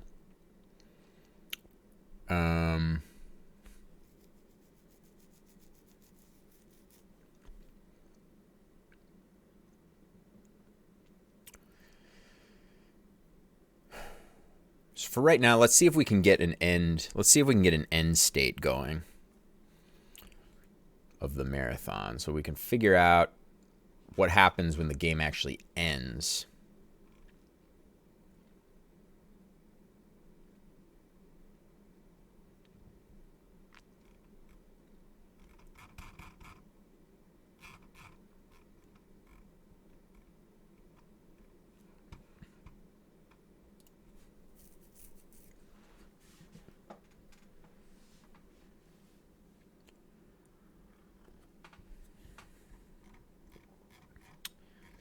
All right, so here is, we're parsing key down, key presses. We're checking if the bubble's traversed. So we have, I think I left a comment here that should say when we win. Oh, here's if the player popped the last bubble. And right now it just returns the function. This function here will just return. So it'll update the nav meter, progress meter, and then that will be it.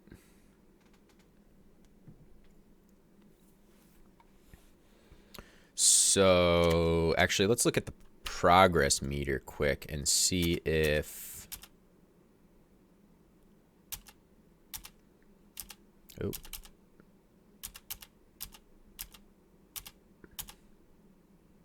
Oh, I'm back to 100 bubbles. I don't want to do 100. I want to do, let's just do 10. A little smudge on my screen here.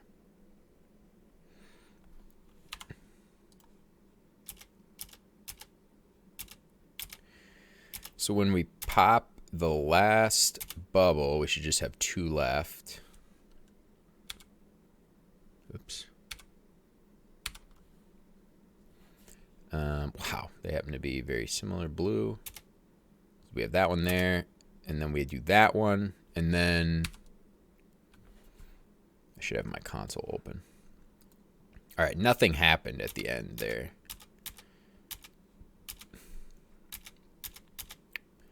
Pop the last bubble, and we don't pop that one. Pop that one. We don't go forward. Why is that?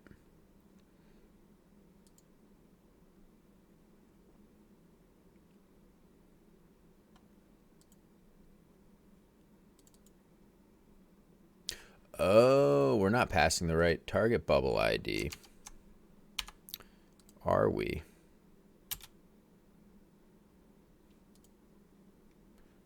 we're not in this last scenario. Yeah, the last one is slightly different. Let me just make sure I did all this right. So when we do that. Yes. Yeah, okay. So that should fix our case here at the end. And then we pop the last one and we go to the end. Okay, so that is good.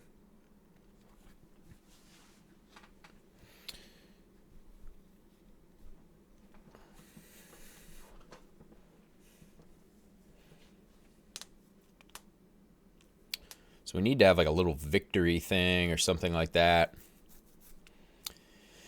And then some sort of stats screen.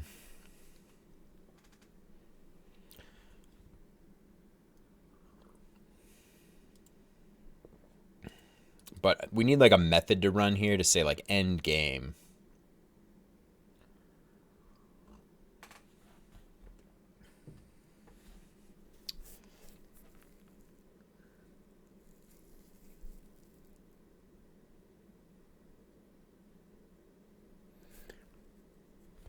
Right, like all the bubbles should get destructed. If the player pops the last bubble. Yeah, we should destruct. I guess the first thing would be let's destruct those last bubbles. So we set that. That's good.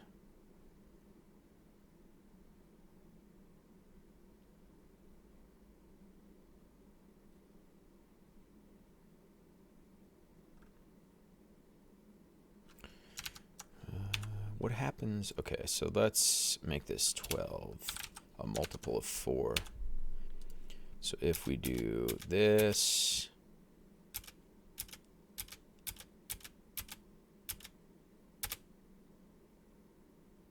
those should swipe off.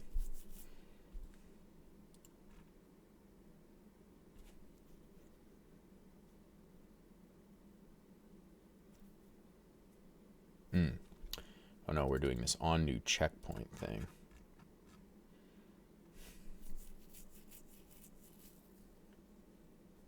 Maybe we should call that not on new checkpoint. Nav meter.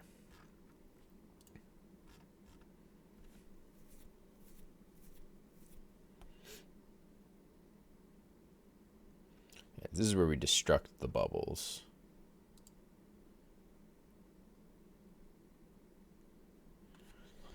Okay.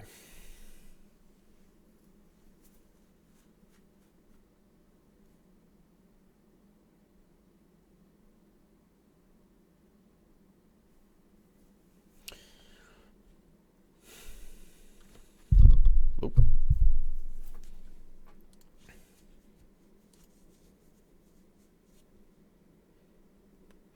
Yeah, we need to say this should be true. But if we make this true,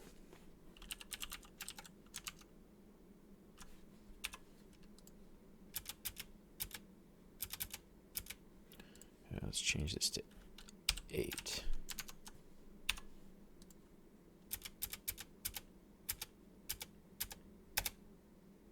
Oh, that does work.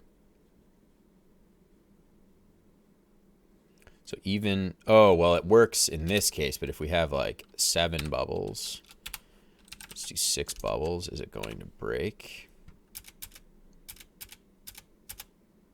No, it works. They came back. Yeah, and they're all screwed up.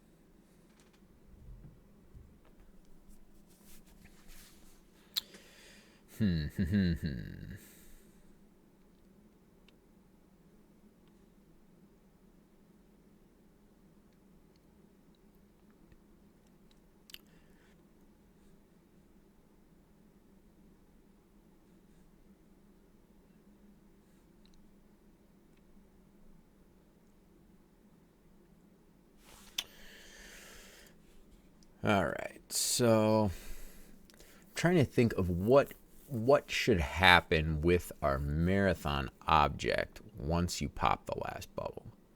So when you pop the last bubble, like we need to trigger the animations.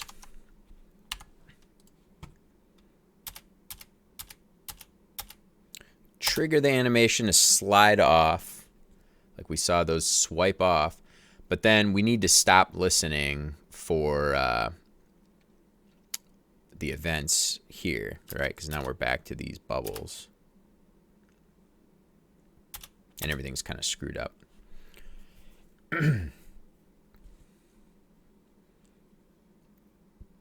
So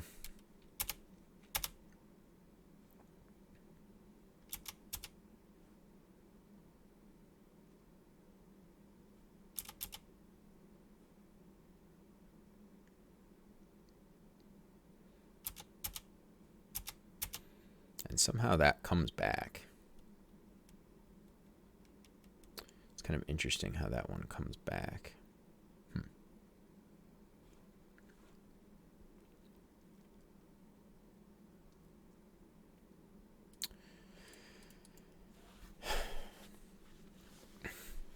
Because I don't think we want to have the stats.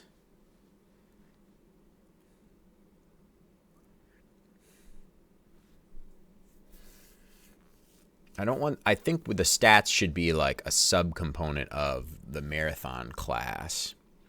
So like our game stats at the end. Well, it's kind of like we need an end screen thing.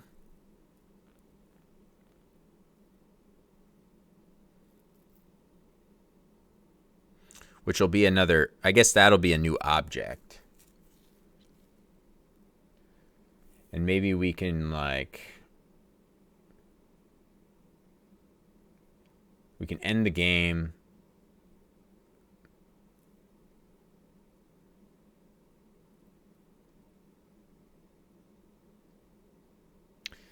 And maybe what we can do, we can end the game, and then this can fire an event, marathon ended. And then our application object here. Our application object is, yeah, it's listening for a marathon ended event, which never actually gets fired.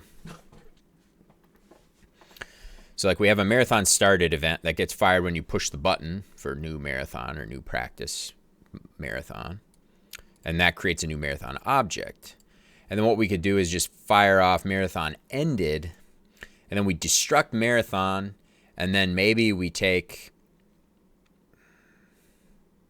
or we could have like an extra method here where it'll be like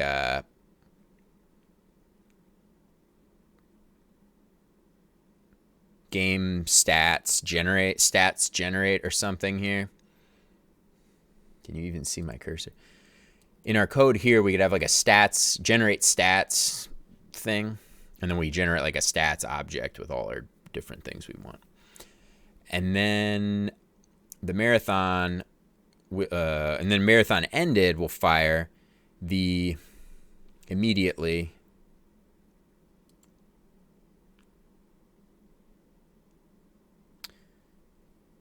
This will destruct the marathon,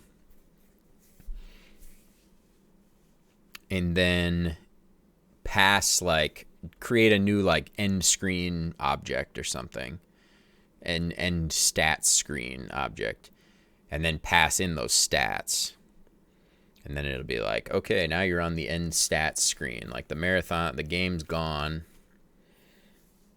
I mean, when you do call destruct, it's technically not gone, but it's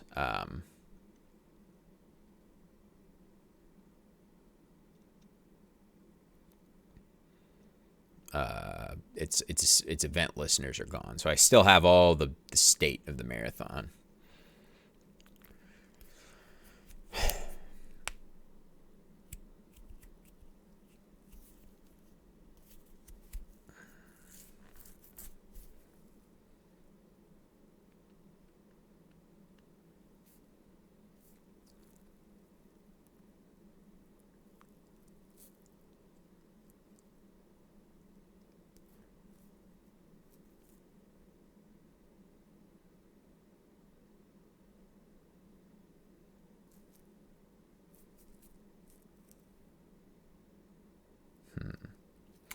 Yeah, that's sounding pretty good to me. The one thing will be, the one tricky part will be keeping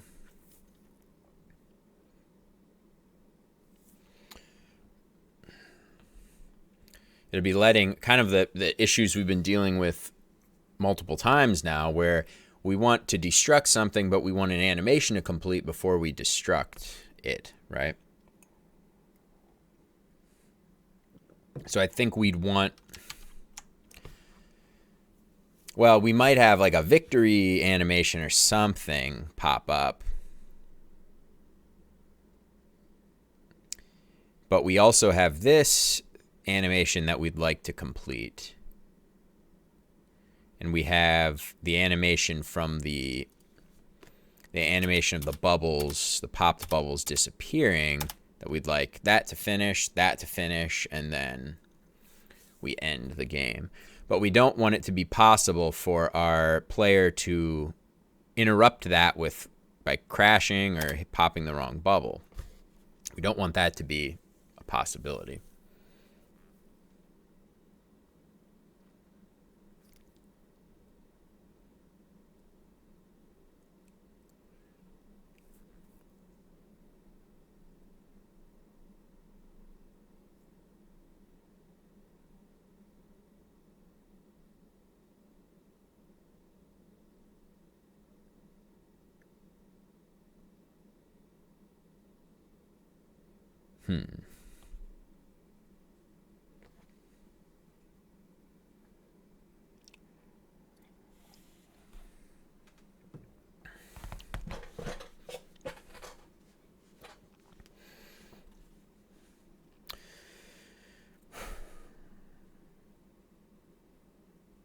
Yeah, because all we need to do right now is just emit the return, emit event emitter.emit marathon ended, and then that's all I need to do. I don't think I need to pass any arguments.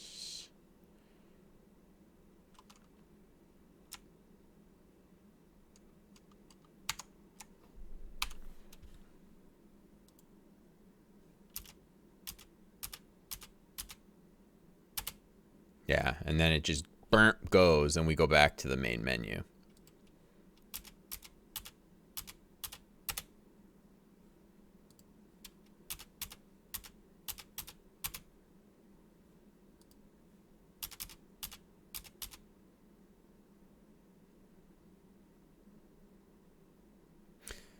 That's a problem.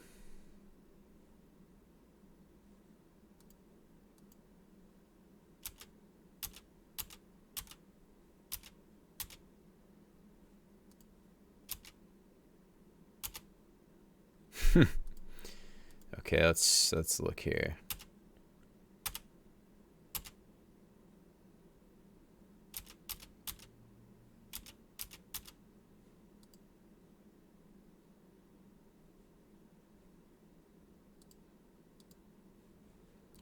Let's make this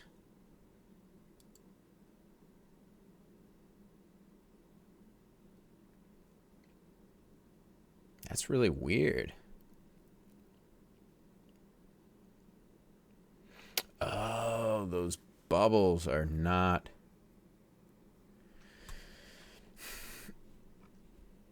let's look at, okay, so this dot marathon dot destruct. Let's, what do we have in marathon? We've got play area, bubbles, cursor trail, nav meter, progress meter, cursor, effect manager.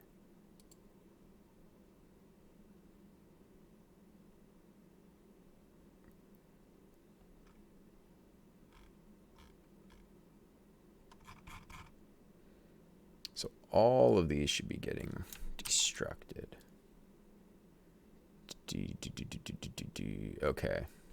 Those last two bubbles are not getting destructed. So let's, if we do this, this, this, so these two won't get destructed. Right. So we go here and I crash. Yep, these two come back. Once again, that animate, we're running into that problem. So yeah, like I have this to do, destruct bubbles, question mark, question mark.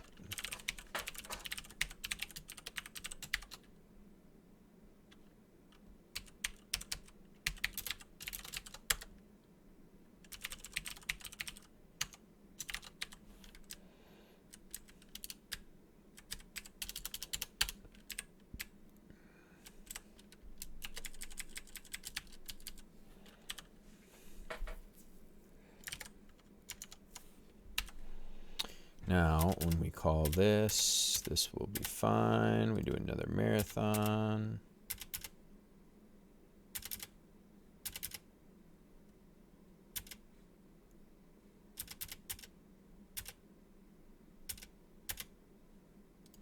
Yeah, okay.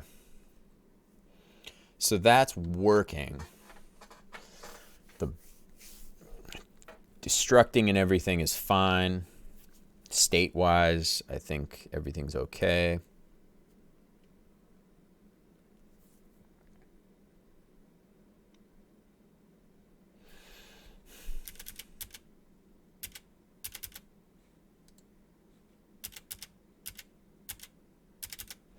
But we don't want to have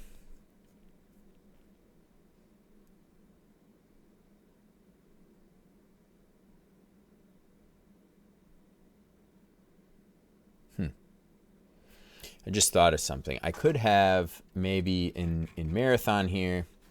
So I've got these set target bubble ID functions. And what I could do is maybe add, or at least to the progress meter one, add like a callback thing. And you could like have your own call, like from when you start the animation for this, you could have a callback. I could pass the callback, which would be to end the marathon through that. So then when the progress meter finishes its little slide animation, then we could end the marathon, which would be great. But we need to not, it needs to pull out its event emitters first.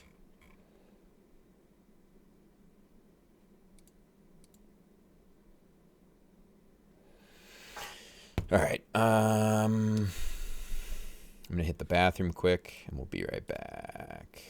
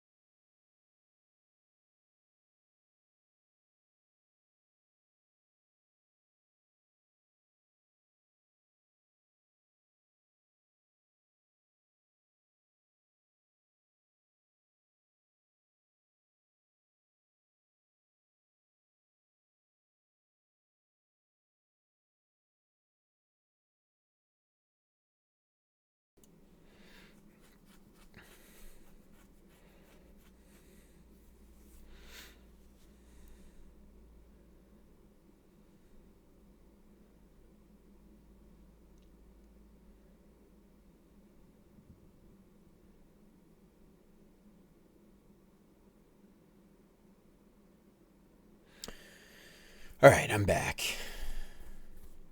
I'm thinking. I just started thinking a little bit more about kind of perhaps having like a selective, like some way to remove certain event listeners, to like stop listening just to certain events. I'm like thinking of a way to do that sort of engine wide. You know, so I could kind of selectively turn on or off certain events. And then there'd still be like a destruct method that would pull out all listeners and like cascadingly pull out all listeners. So all of its, you know, all of those subcomponents and everything.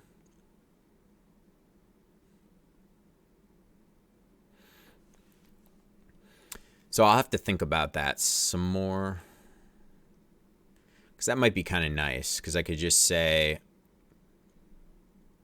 like selectively say, okay, well, because the problem with, you know, the bubbles, for example,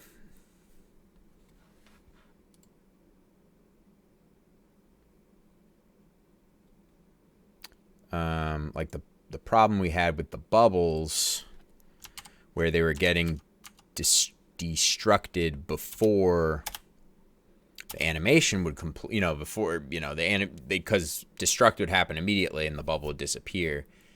Instead of, you could still like call destruct on it.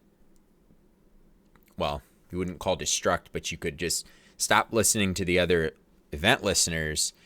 Or you could pull out all event listeners except its drawing event listener, so it could just finish its animation, because that's all you care about. And then once the animation's done, it's going to go away forever. So you could kind of just do that rather than having to do annoying state stuff, which is what I was doing before, where it was like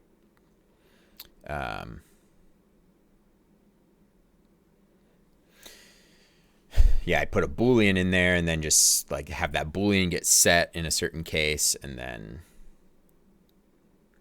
I'm thinking like I might have to just do that here for the marathon. In fact, I think I am going to do it just to be able to move forward here without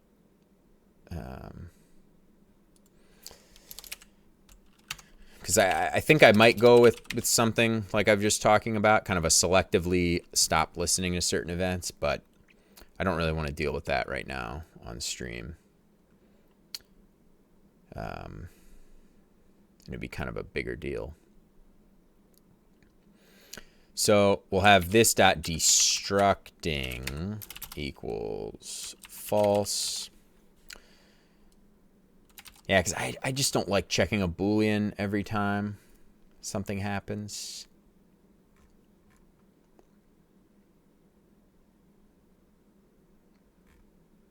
All right, I'm going to get rid of all of these all of these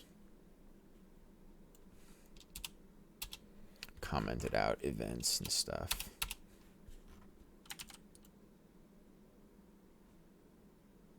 I'm going to keep that because I might reference that in the future. Bubble traversed. Marathon doesn't care about that anymore.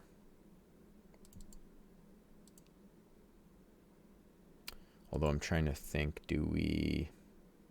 Yeah, we're not going to do anything with that. And then I'll keep that. I'll keep that to do struct bubbles. Yeah. I don't know if I should have this in here or not.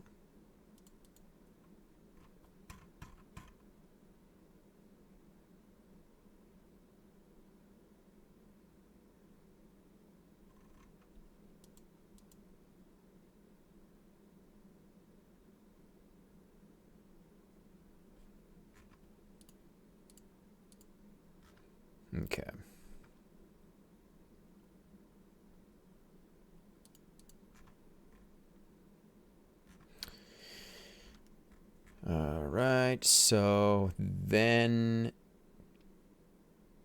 basically for these two events, because that's all we have now, right? Yep, we just have two events we're listening to. And then we'll just say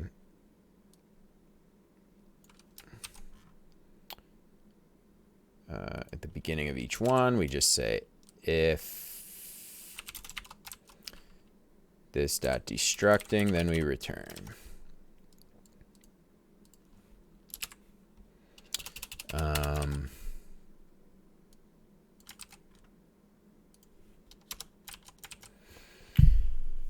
Which is kind of nice for just kind of a little hacky thing, but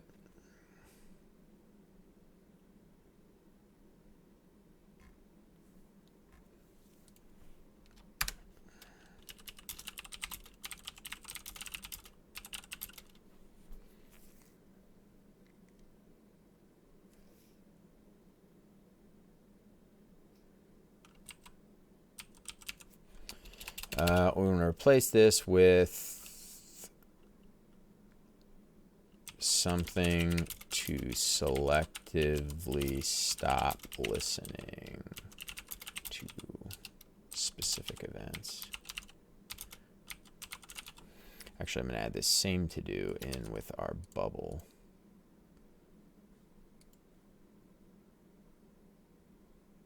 Where is that in the nav meter? Forget where we added that exactly. Must have been in the bubble. Nav bubble. Right? Oh, in the marathon bubble. Oh, I called it pending destruction before. Yeah, let's call it pending destruction instead. Just so I kind of have a better idea. There we go. Okay. So now we can also pass a callback. Well, okay, so this still doesn't solve our problem of, I mean, this is like puts us halfway there, right? So we still have the problem where it ends immediately. But what we want to do is for our progress meter, we will we'll have the option to send a callback. And then in our callback, we will fire the marathon ended.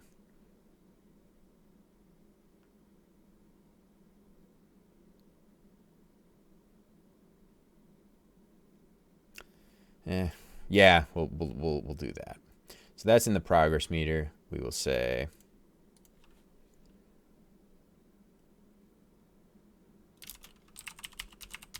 callback. We'll just have a little if callback. Callback. We call the callback. Oh. Oh, no. Can't, not, that won't do it. That'll run it immediately. We need to wait we need to do this move to, but then we also need to set this ball set on elapsed. And we pass a new method. So we pass the callback. Yes. Oh, so that could still just be one. So that way, when our animation, oh, wait a minute. That's what we need. Ball.animation.set on elapsed, then we do the callback. So now, if we pop the last bubble, this thing should finish, like slide to the last little spot there, because this animation takes longer than the animation for the bubbles to slide out. So this will go, and then the round will be over, right? So I'll pop this. There we go. It worked. So as soon as that thing stops, bing, you win. Good job. And I think we don't.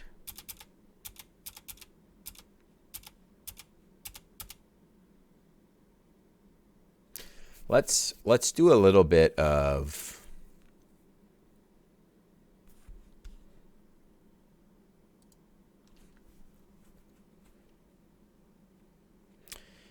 Let's just do a little bit of cleanup checking here just to make sure that I'm destructing everything properly and that sort of thing.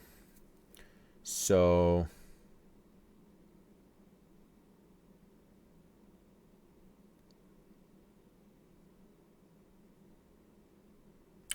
that's cool.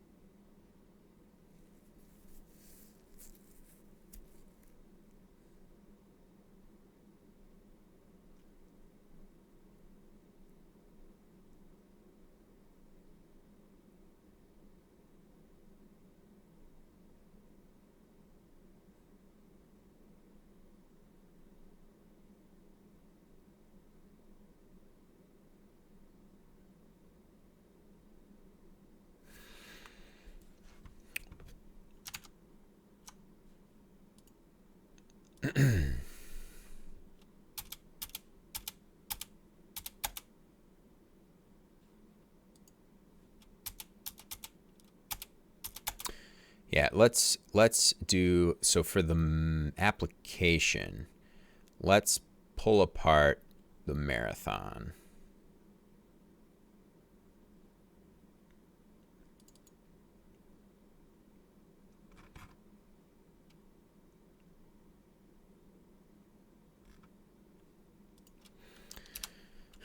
Well, let me do something here quick. I just want to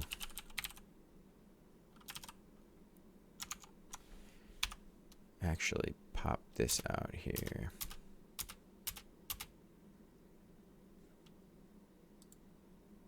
So we've got events, that is a map. A bunch of these are at 0, which is good. Match started.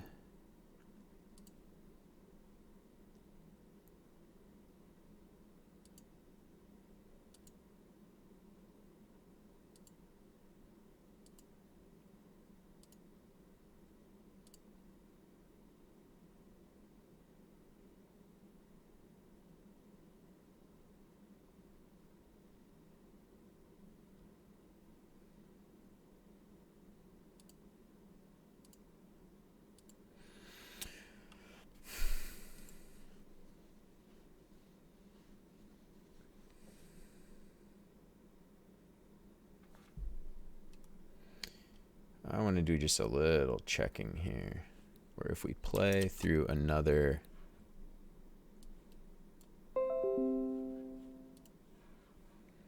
keep this off to the side here. Just want to keep an eye on these numbers here. So these are our event listener count, or for each array and that number.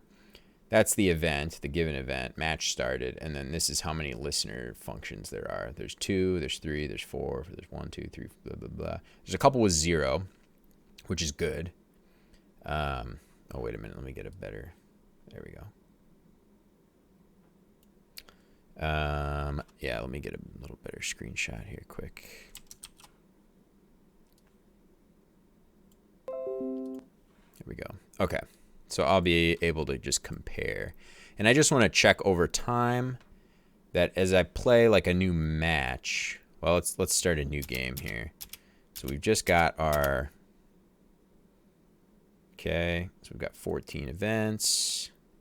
These numbers should still match up to what I have here in my screenshot. 2, 3, 4, 1, 2, 4, 1, 1, 1, 0, 0, 0, 0, 0. Cool.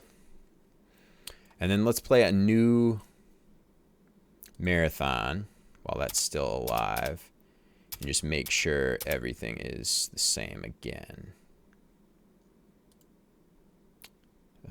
So we do that, and we should still have here 2, 3, 4, 1, 2, 4. Okay, that's a problem. We got 6 now instead of 4. We got 1, 1, 1, 0, 0, 0, 0, 0. That's good. So I don't know what those two extra draw finished are. So the anything listening to draw finished is going to be something that's either a timer or something that's drawing to the screen. So an animation would be listening to draw finished. Any sort of other timer kind of thing, or any sort of object that draws on screen. So let's do, we can actually dig in and look. Let me just do another marathon quick. Short one. Okay, and let's just see if that went up to 8 or whatever now. Yeah, that went up to 8. So that's not good. So we've got like a little memory leak, so to say there. So I might be able to figure out what this thing is, because it would be, yeah, because we can look at whatever this function is. This appears to be an animation. So it's 2 animations.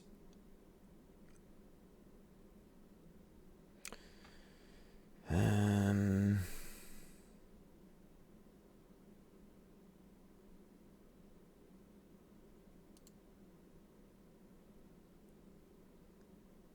I've never actually looked at that. Let's see what we got.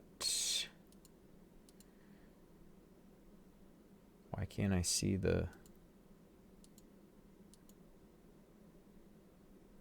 How do I look at the code itself? Timer.js 33.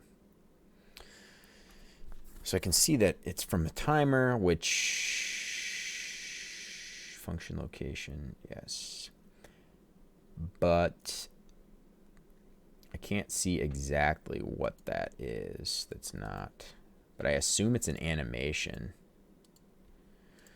So there must be some animation that I'm not destructing.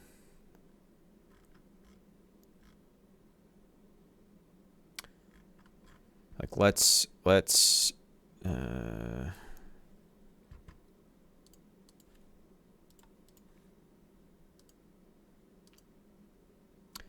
print the event emitter immediately.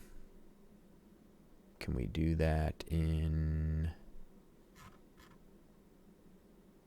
I guess let's do that in application here, just for, oops, CLG event emitter.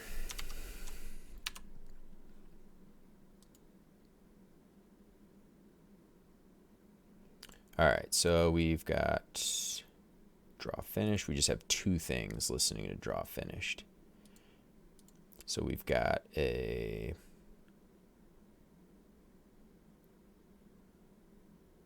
that is our player input event, or that is the object listening to player input.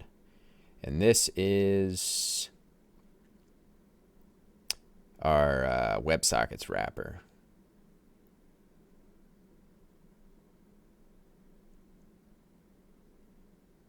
Yeah, that unloads any messages. It parses any messages every frame from the server. So that's good. That's what it should look like right off the bat. So if we start a marathon, doesn't this like refresh automatically or something? No, it doesn't refresh automatically, but it does something like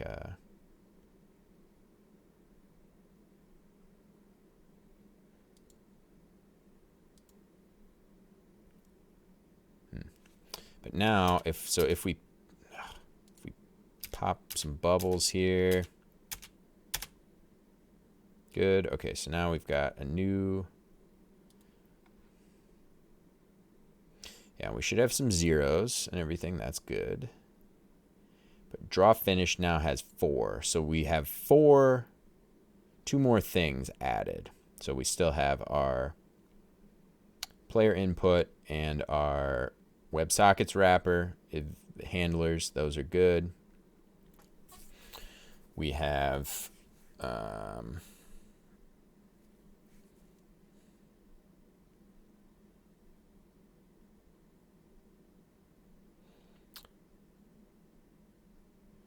yeah, so some sort of timer. And now I'd like to figure out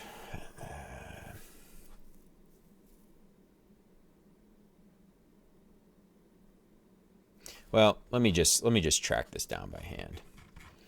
So for our marathon, we've got a play area, bubbles, cursor trail, nav meter, progress meter, cursor effect manager.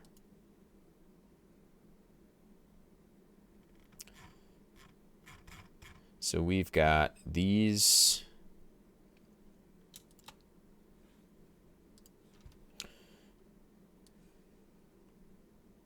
things here,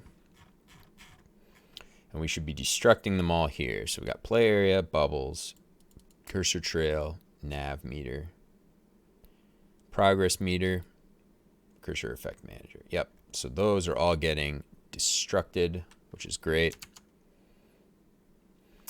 And let's look at, well, so inside of each one of those, so it would have to be something inside of one of these that's causing the issue. So we've got, let's look at play area. So I don't have that open, do I? Nope, so let's open play area. And let's look at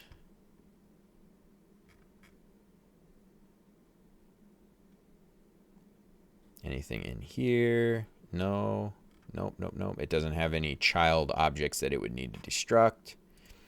So we're good to go there. So bubbles, that one will be a little longer. So let's just skip to cursor trail quick. So cursor trail has no child objects either.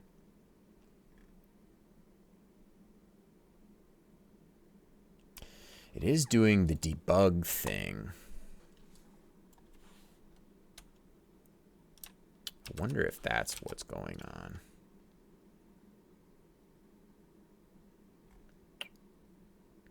Let's look at debuggable mixin. So I have a little thing. I have this thing I call debuggable mixin, which is basically it made a really nice way to print things to the screen like this, like values live, without having to like create a whole new little drawing thing myself. So basically the way I did it is kind of have a mix-in function that lets you pass in your base class, and then it will return an anonymous class that extends from whatever base class you pass in. So you can kind of inject your debuggable thing in wherever you want to print some values from a given game entity. So that's all fine and dandy. But I think, and I thought I was doing a good job of making sure that it's very well that this isn't even the problem. But I think I'm going to poop quick. So, sorry, hang in there. Bear with me. We'll be back in a second here.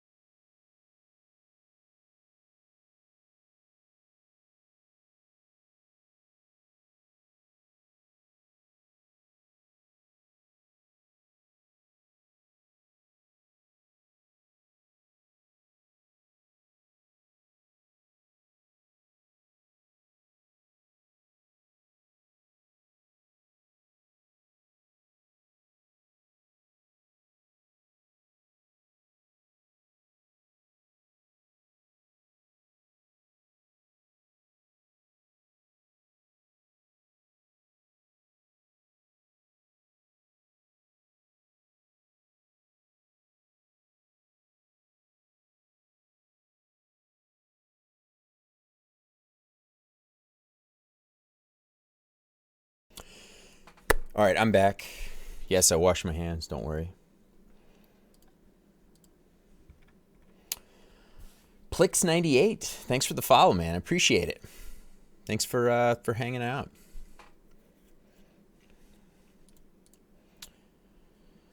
You go poop and you get follows, I guess. All right. So I was talking about my debug thing here, which I don't actually think that is the problem. Add debug item.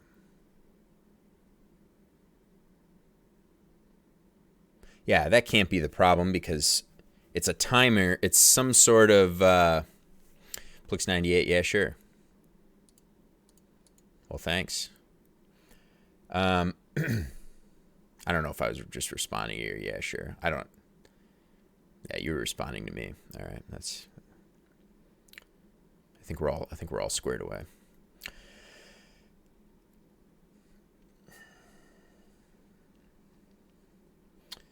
Yeah, the debug stuff can't be the problem. Can't be the problem here because the debug stuff doesn't do anything with timers. Debug printer. Move debug item. Yeah, okay. So that's not the problem.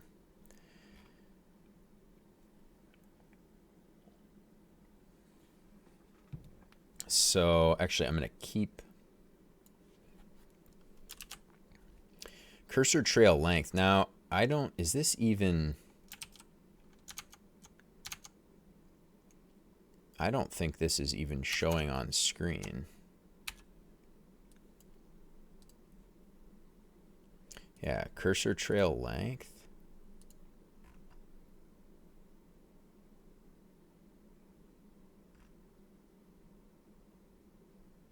Why is that not showing up on screen?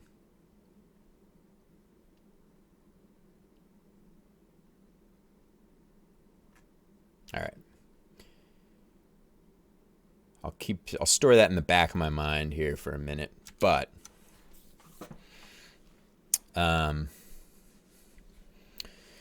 we need to see why.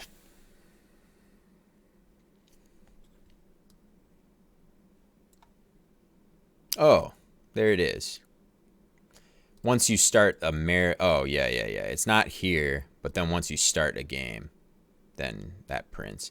And that's kind of useless because it's just used to be a number that just went up, but now the cursor trail animates, you know, down behind the cursor there, so you see that number like clicking up real fast and then clicking down like way faster than ever you could ever really care to look.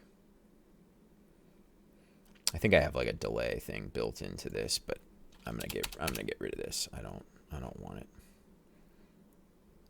So we get rid of debuggable mixin, and then I think we just get rid of this. And there shouldn't be anything else dealing with the debuggable stuff there. Right? Yes, no more issues. Okay. So let's try to track this thing down. So can't be anything with cursor trail. So we cleared a play area. That's not something that's causing the issue. The cursor trail shouldn't be causing the issue. The cursor effect manager, let's check that quick. Because the cursor effect manager,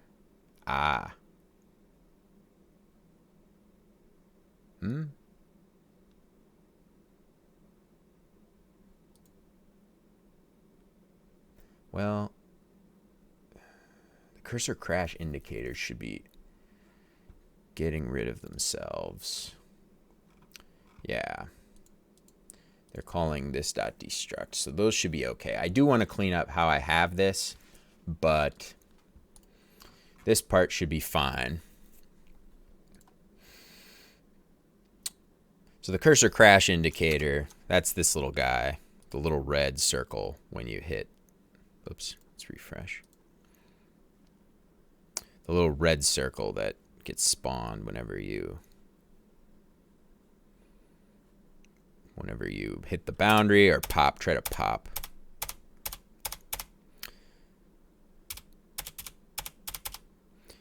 So I don't think that's an issue. If that was an issue, then when we did that, we'd have like a bunch of events. Yeah, we'd have a bunch of draw finish events, but we're getting consistently left with 2 extra draw finished events after the marathon, after the game ends. So the hunt continues. So it's not this. The cursor effect manager is not that, because that's getting destructed. How I'm handling some things in there, that could change, but we're not worried about that right now. We won't worry about that right now.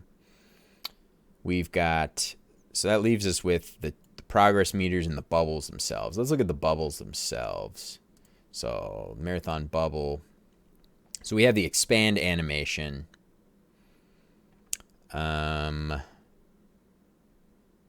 It can't be the bubbles themselves, because then we'd end up with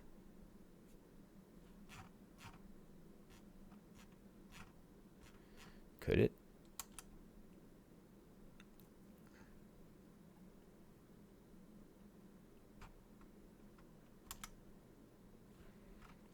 I got another idea. Let's make this 7 quick and just see. All right, so I just made it so that there's 7 bubbles in the game now. So I just have a sneaking suspicion here. Draw finished. Oh.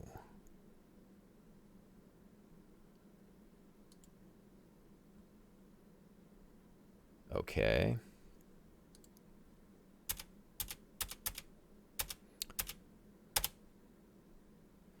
That's very bizarre.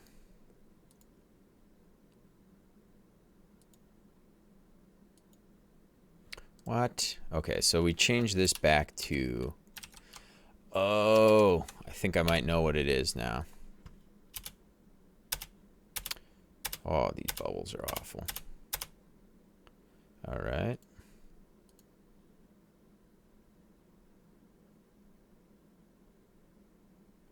Now we're down to 2.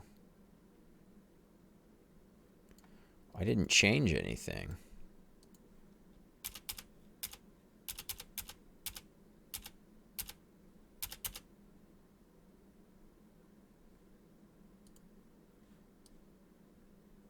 Oh, we did 8. Okay, let's look at, if I change this to 6, which is what we had before, then we ended with, whoops. So then when the game ends, we end up with 4. So the two things left.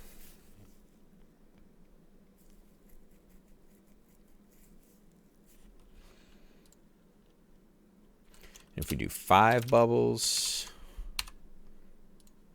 we've got 1, 2, 3, 4, 5. Game's over. And we have draw finished. Now has 5. Did I refresh? Yeah, so okay, so now it's got 3 things. All right, so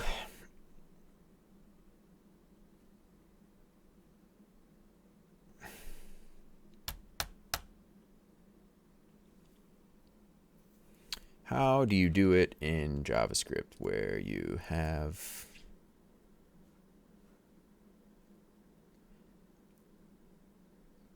do I do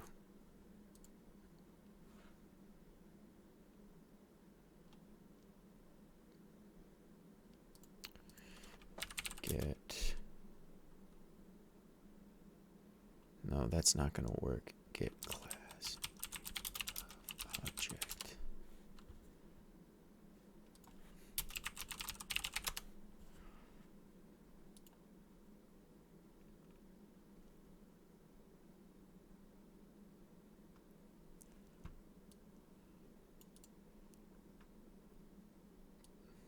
type of instance of.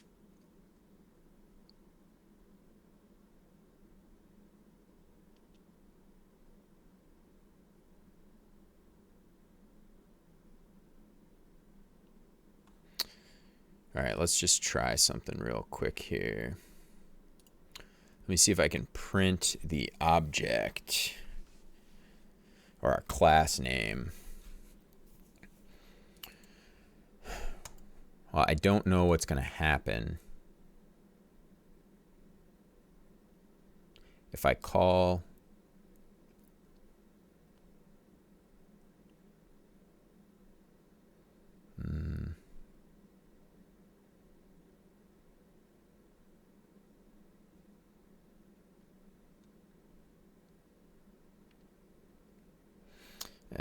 I don't really want to do this. I just want to keep trying to see if I can track this down. I was going to try to print the names of the class that, or at least store the name of the class that put this listener here. But I feel like I'm going to have to, I feel like it's not going to work the way I want it to.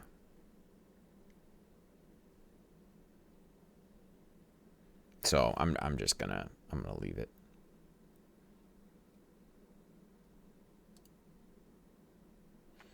Yeah.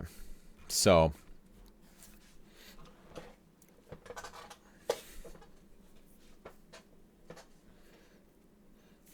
and I mean it would be nice, that's kind of like a meta programming kind of thing. Like it would be nice to have that information for when you're, for like debugging and whatever, but not so much there's obviously no gameplay, game runtime benefit of it.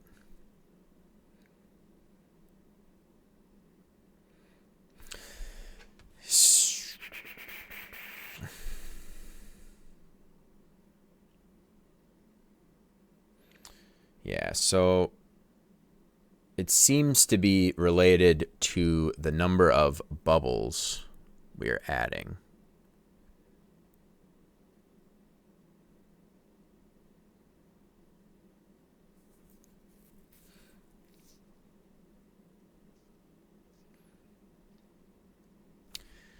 So like when we added 5 bubbles, we ended with,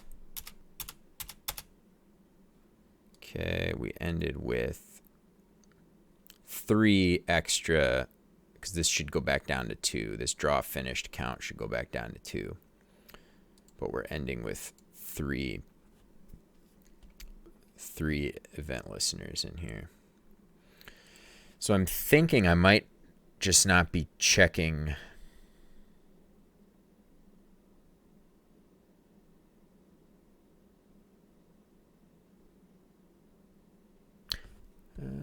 let's try this. Oh, okay, wait a minute here. This is doing this. Nav meter. I have a feeling. Huh. We're handling it there.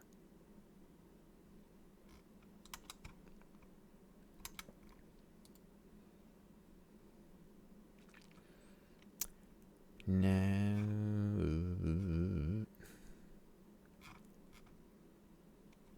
Anim.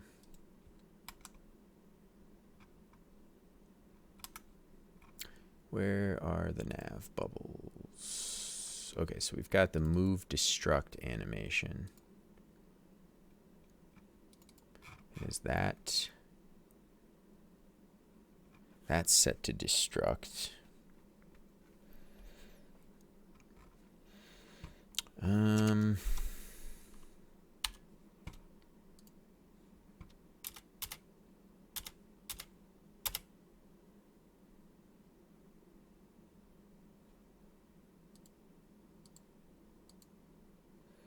have 5, so then if we do this again, we'll have 8, right?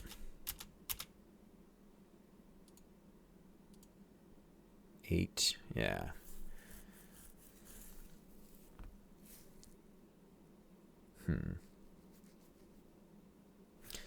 But if we do a number like 4, if we do a number that's a multiple of, or we do 8, that's a multiple of our checkpoint interval, so like 8 is a multiple of 4, we have, we're fine. Draw finished goes back down to 2.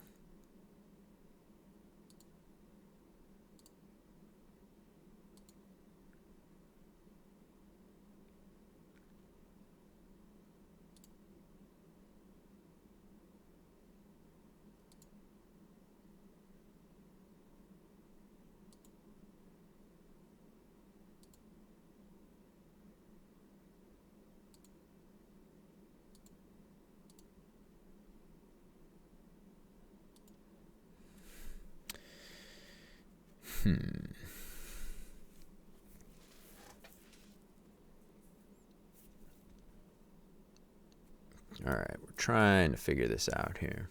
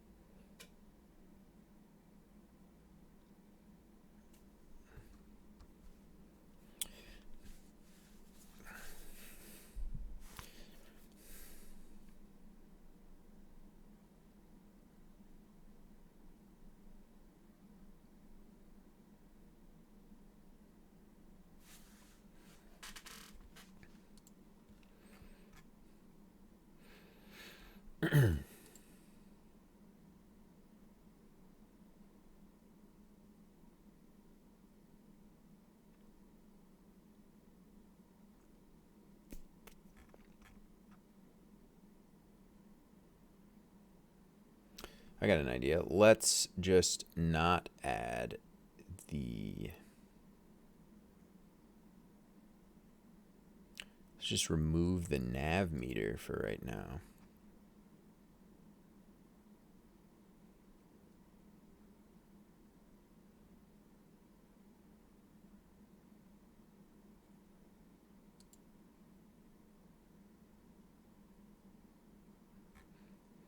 Oh, actually, that's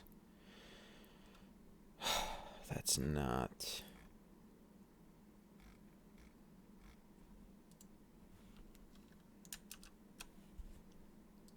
If I just do this.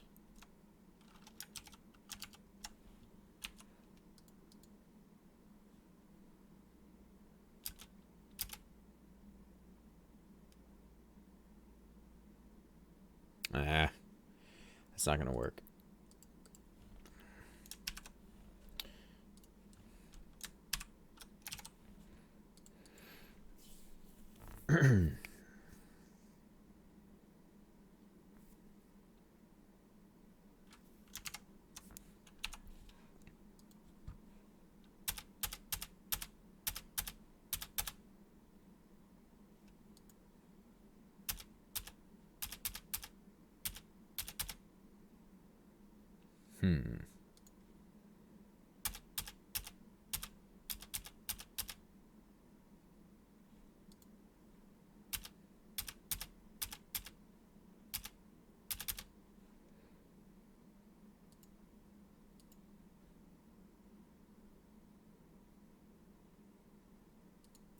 There we've got something.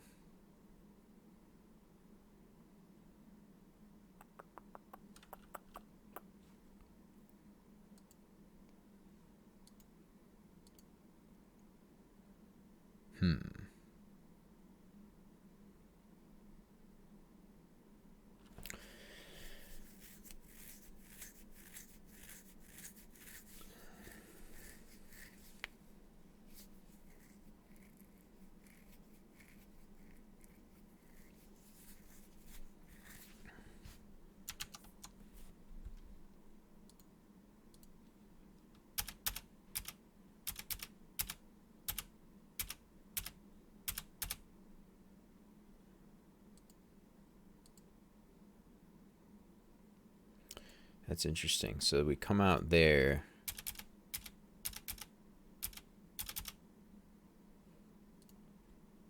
Played 2 rounds. Draw finish is still, just has 2.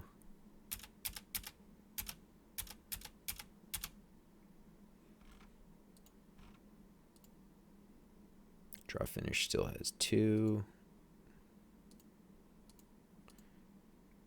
Last frame time.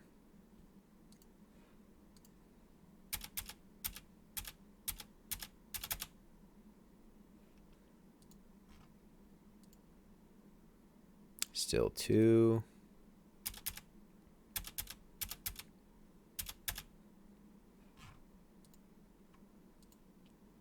Still 2. Let's like mess up right at the end. Like let's do a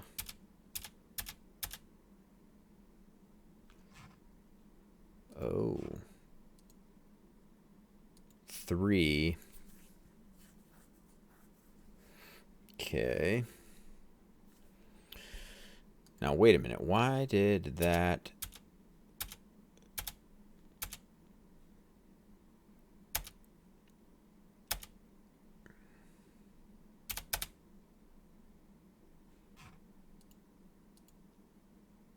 Still have 3. If I do that here. All right, there's an issue that I also didn't think about. Okay, there it's working. So there's something else causing the 3. Another issue I just thought of is the bubbles are still listening to the cursor drag stop event. So even though the marathon doesn't do anything about it, all those bubbles still come back.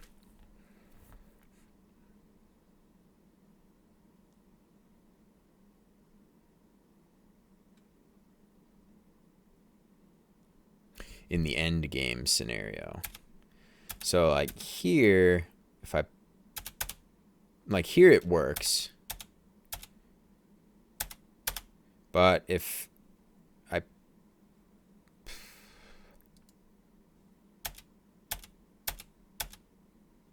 yeah, in the beginning of the match, it works. If I pop this bubble and then mess up right away, we're good. We're good. It works as it should.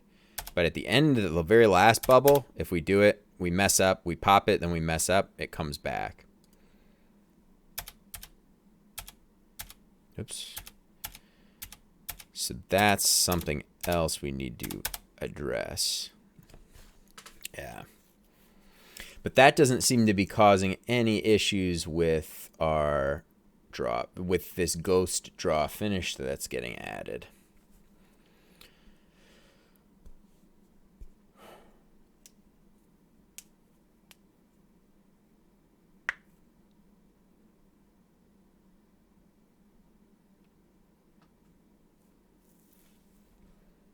All right, I kind of want to try this little test here anyway.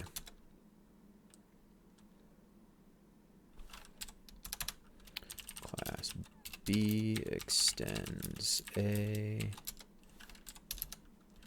const B equals new B, type of B.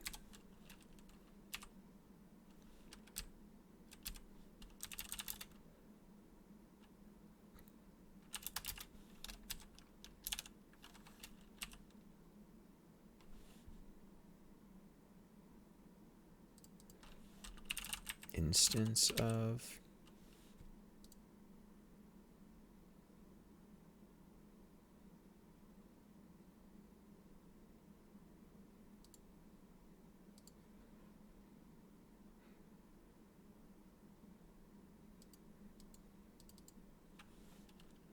Didn't I just read that instance of is a thing? Oh, I'm not using it correctly.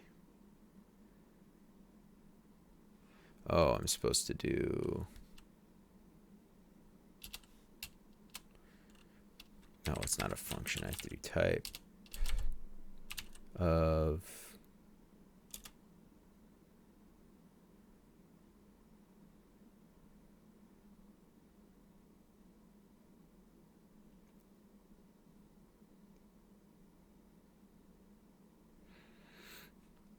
type of B.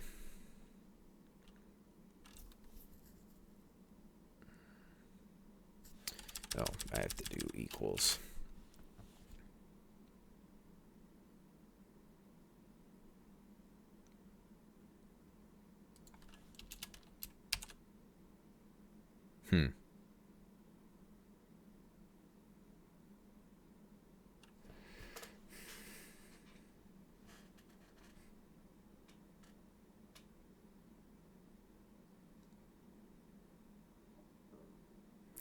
All right. Yeah, this isn't.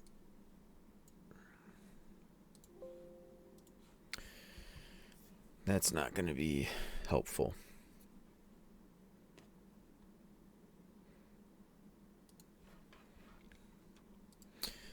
Okay, so let's do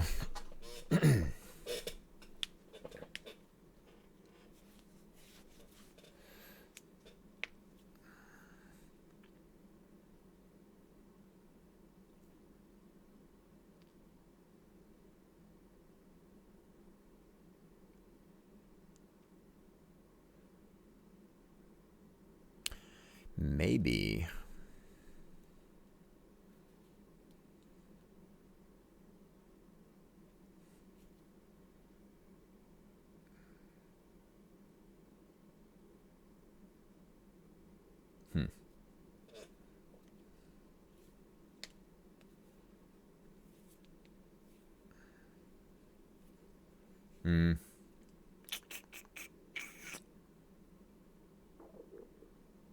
oh, stomach's making noise here. All right. I'm trying to think of a way to solve this by popping in like the name of the class or something. But there's not a direct way to do that, really. So, well, I've got a new problem now. We've got the problem where at the very end, if I pop this bubble and then mess up by like hitting the boundary or something, these all come back, which is not good, right? Because all these bubbles, the bubbles in this, the bubbles in that checkpoint, these 4 bubbles there, are waiting and listening for the player to mess up.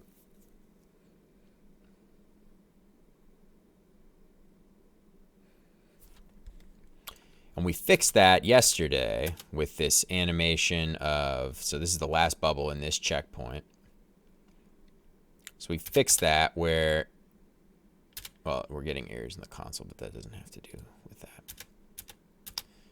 If I pop this and we mess up before that's gone, we're fine.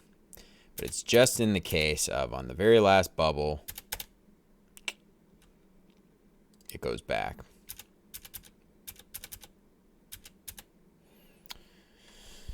So I need to figure out, so our bubbles, all of our bubbles, including the navigation bubbles here on the side, need to also, nope, what did I do?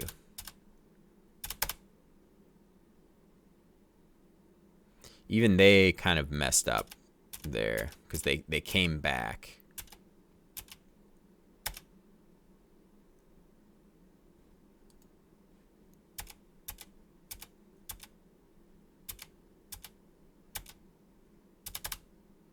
Yeah, they came back.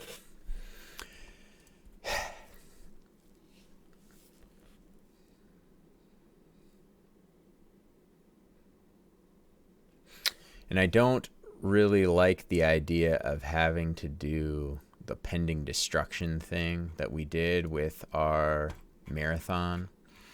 So we created the Boolean pending destruction, which I'd like to try to replace with something better.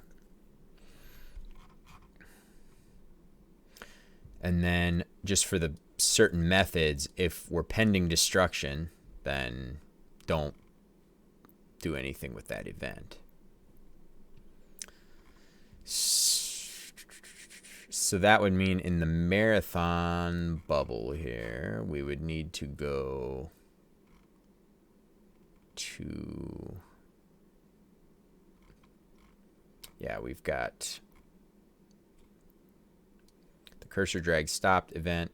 Oh, I do the pending destruction there. That's right, we just added that.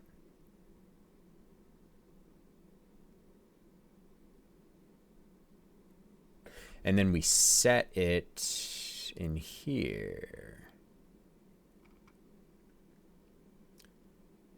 That's right.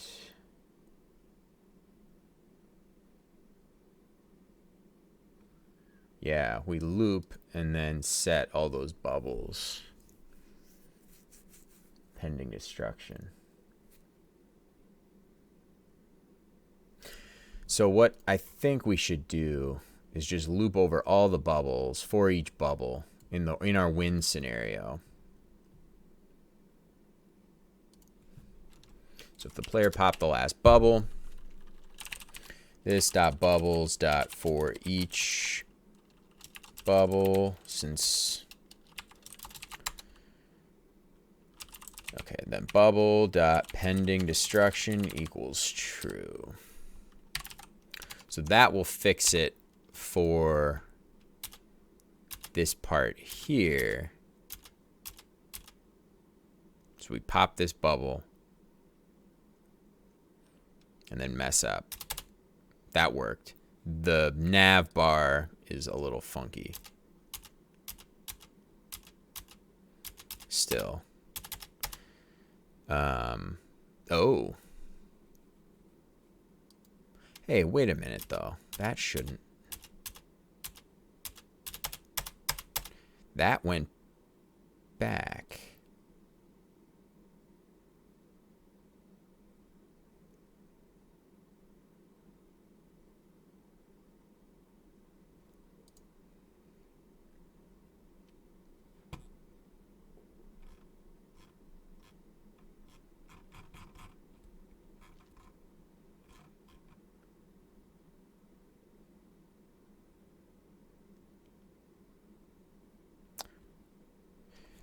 Marathon.pending destruction. Where are we setting that? Because where are we setting that to true? That should be getting set to true here if the player wins.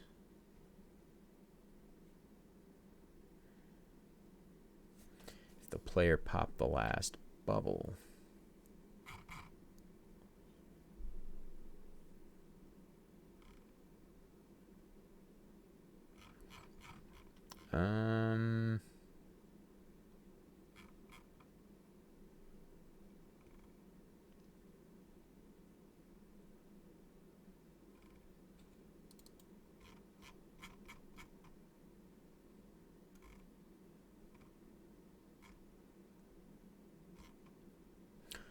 That's weird. Because I could have swore the marathon here should be set to pending destruction once the player wins. And I'm not finding where I'm setting that variable at all. I'm not setting it to, did I just like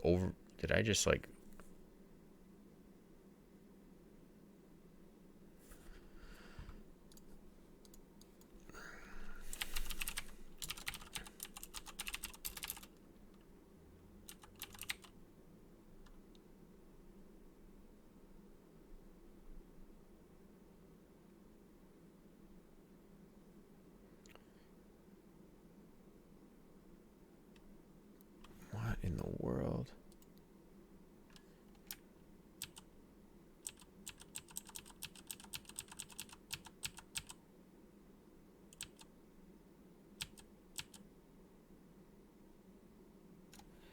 No.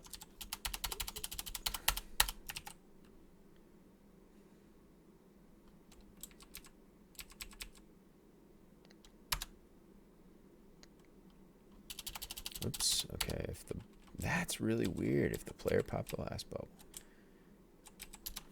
So this dot pending destruction equals true.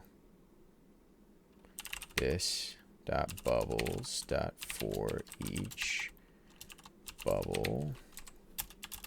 Oops. Then we want to just do this one line. Bubble dot pending destruction equals true. Wow.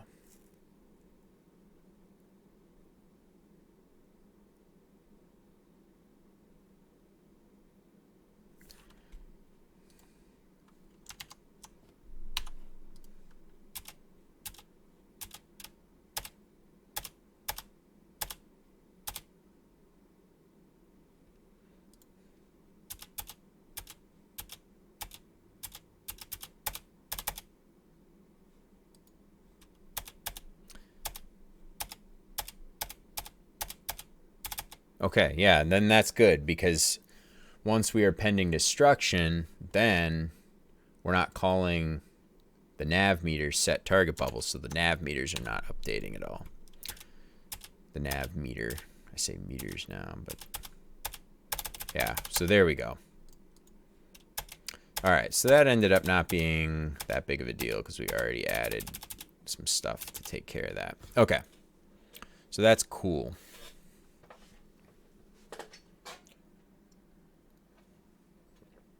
So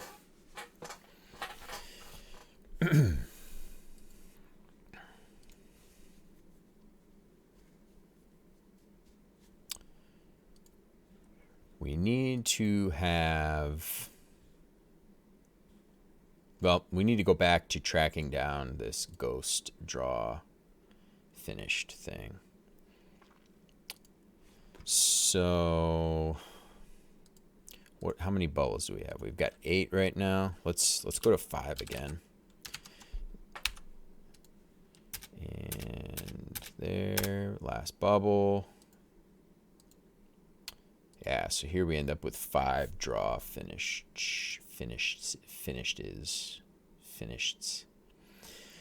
So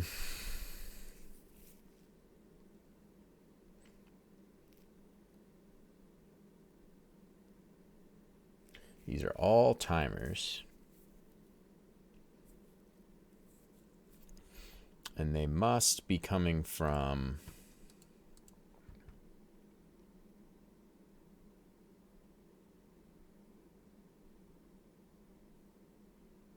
it's weird because there's 5 bubbles. So how many? So a marathon bubble has how many children? Got expand anim.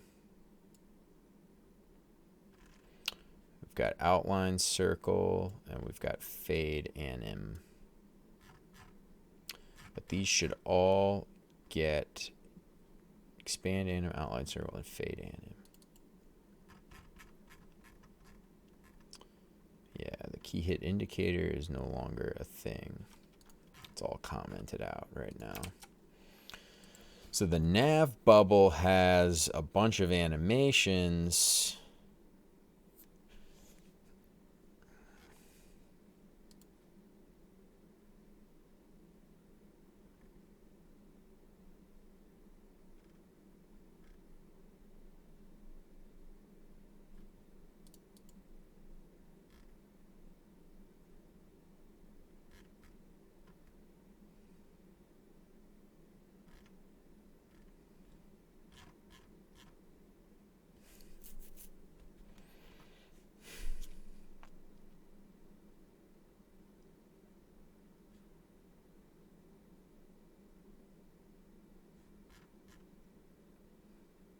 Yeah.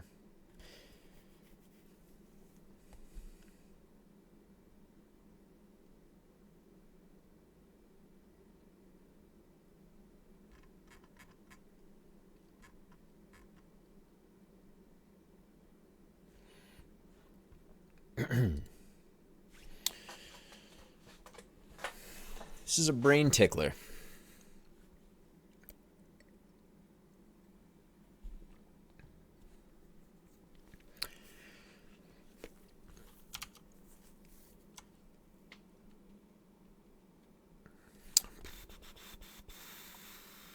Yeah, so let's see.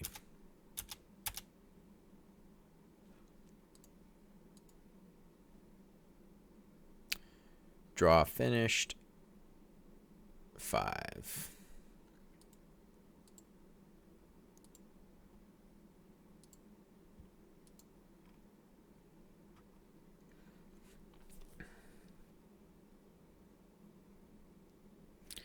Timer. Well, let's look at the timer quick here. Timer JS line 33. This dot tick. Yeah, so it's the tick function.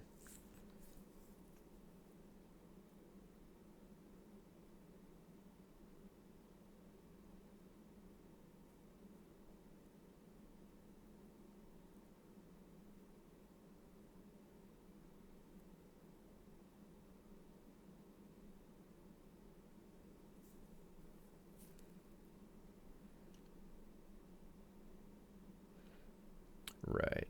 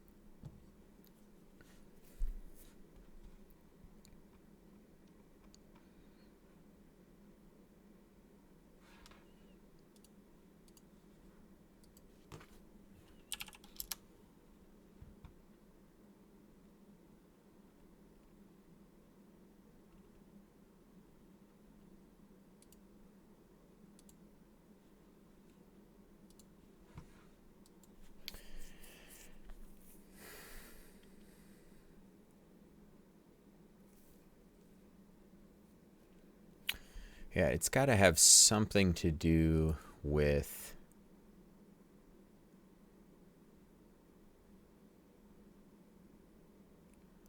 bubbles getting destructed. Let's hop back into what I was originally doing. Was wanting to just kind of parse our marathon class a bit. And I wanted to just check. Oh, yeah. So before the marathon comes out,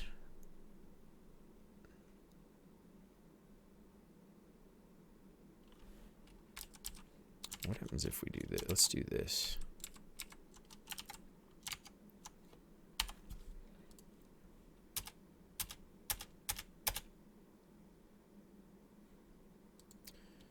Yeah, they must. Yeah, these are just the same thing.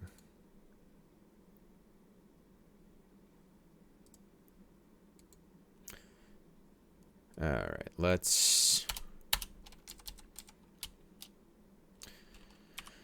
Well, I'll keep this, but let's do CLG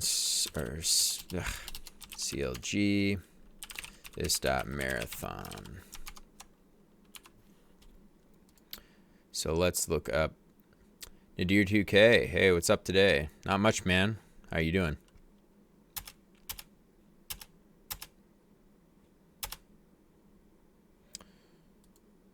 All right.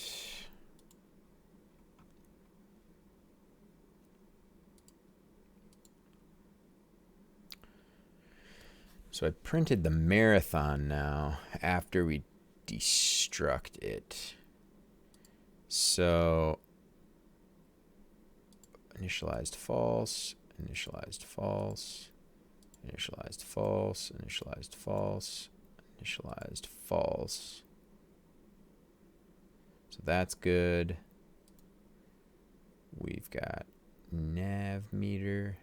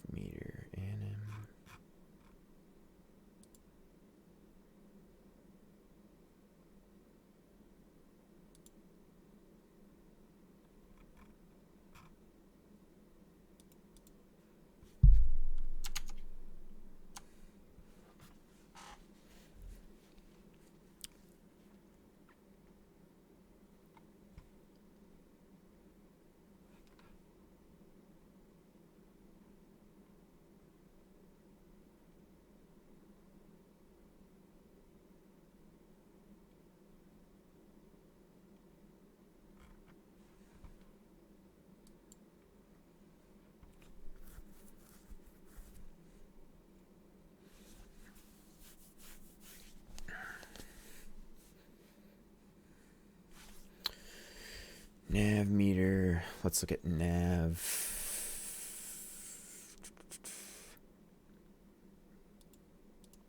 Nav bubbles. So each of these should be initialized false. Initialized false. Initialized false. Initialized false. Initialized false. And we saw that. And I checked everything, right? Bubbles, nav meter. Yeah, and our new progress meter should be fine. All we got line, ball. Yes.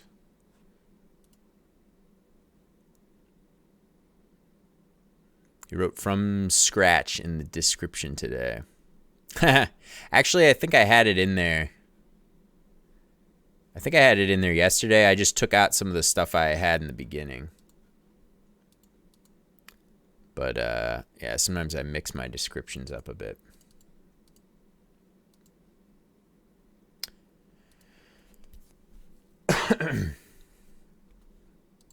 Maybe I didn't have it in there yesterday.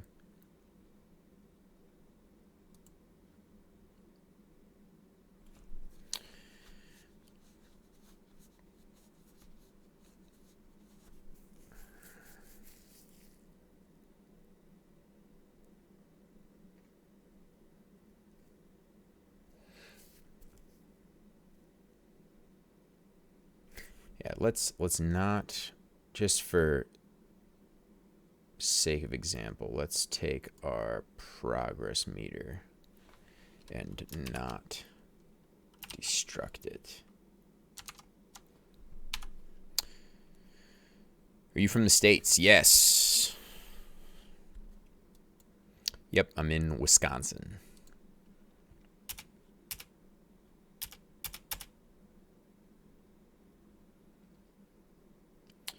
Cannot read property destruct of null.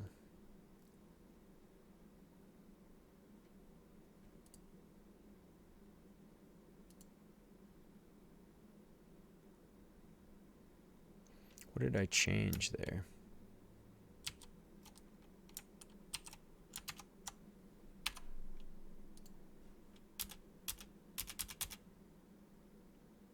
Okay, that worked. Just commenting this out broke everything. What about you, Nadir?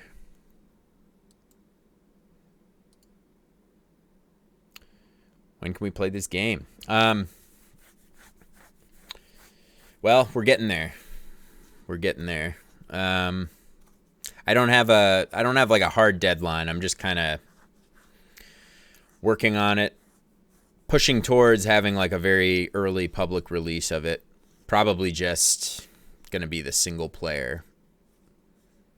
And yeah, that way I can get a little feedback on it and tweak some more things, and then eventually get the one-on-one gameplay working.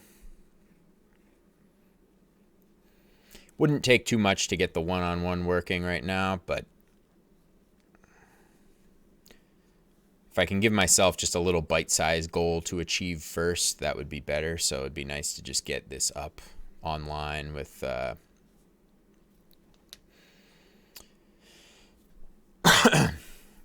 yeah, just so people can play, like, people coming and hanging out in the chat.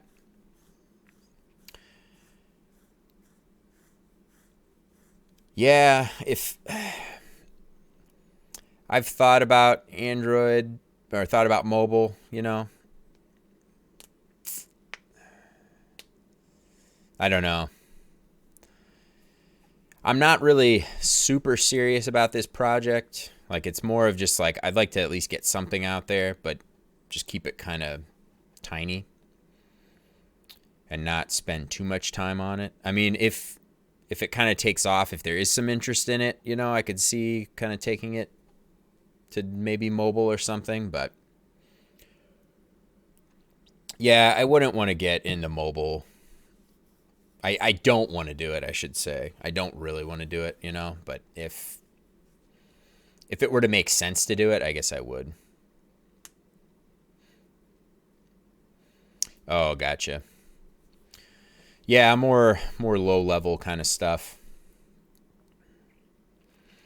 I wouldn't. Yeah, I mean, if this took off, I'd probably just. I don't know. Yeah, I don't really want to do mobile. the long and short of it.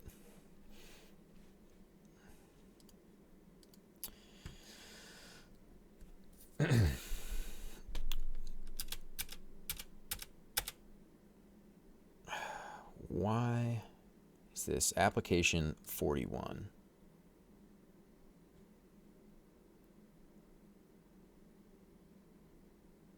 Why is me just commenting out this one line breaking this? That doesn't make sense. Cannot read property destructive. Null.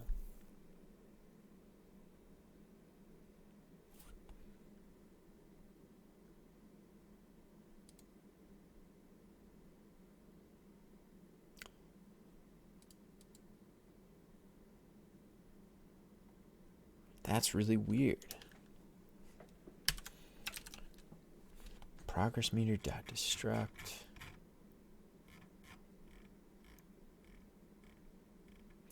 Is this out there already, like something similar? You're talking about like some other type of game that I didn't make? Or are you talking about me making this? Or am I like copying a game? Or am I copying a game that's already out there? Yeah, am I copying a game that's already out there? No, this is all my own. I mean, I realize this is it's kind of turning into a game like OSU or whatever, or OSU. I don't know how you say that game. The kind of musical game where you like hit circles or beats or whatever.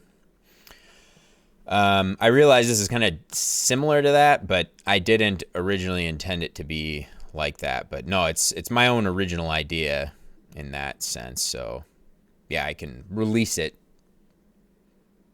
publicly in that way, if that's kind of what you're getting at.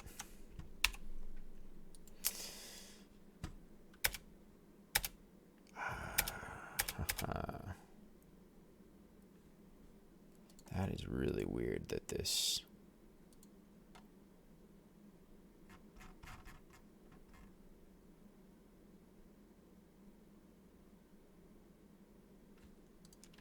What if we just don't?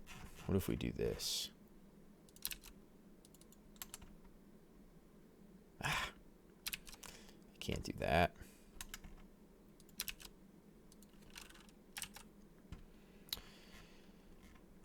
Seems like you have a good experience. Like the gameplay experience you're talking? If so, thank you. Appreciate it.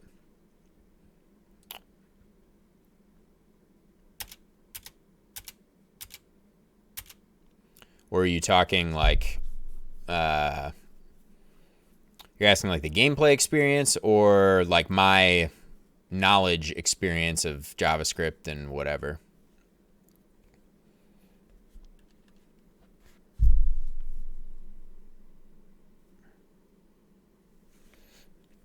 Oh, no worries.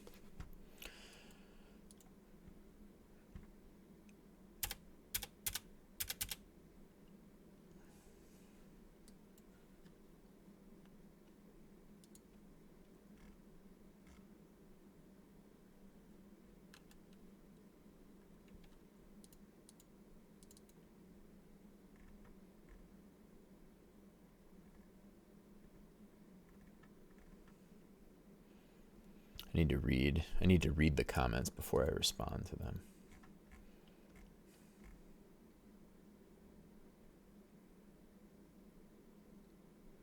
Read them out loud, that is, and then respond to them. What server are you using? It's my own server. I don't know if you mean, or I guess you're talking about like the HTTP.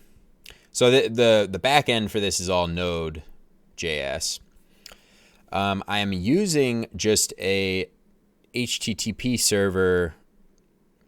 Like, what are you using to serve the files? Gotcha. Yeah, I'm using just an HTTP server package That is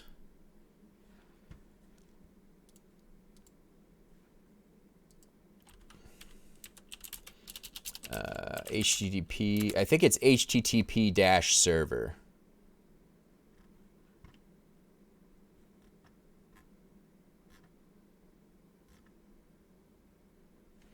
Yeah, I can check my... Yeah, HTTP-server. So that's the node package. So I have it installed globally. And then it's just statically serving the files in this client directory.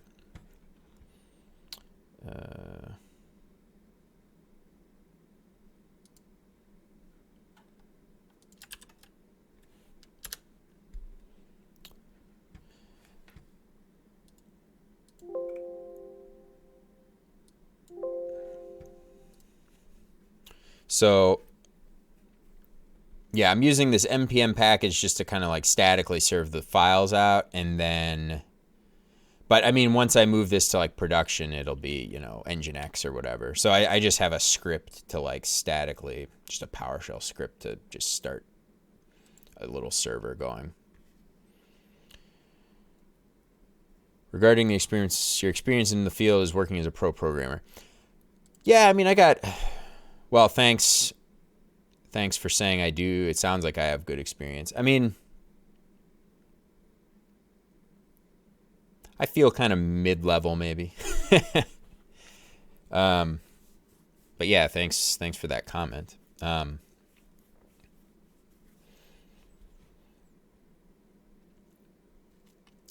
as far as making my own game public and whatever,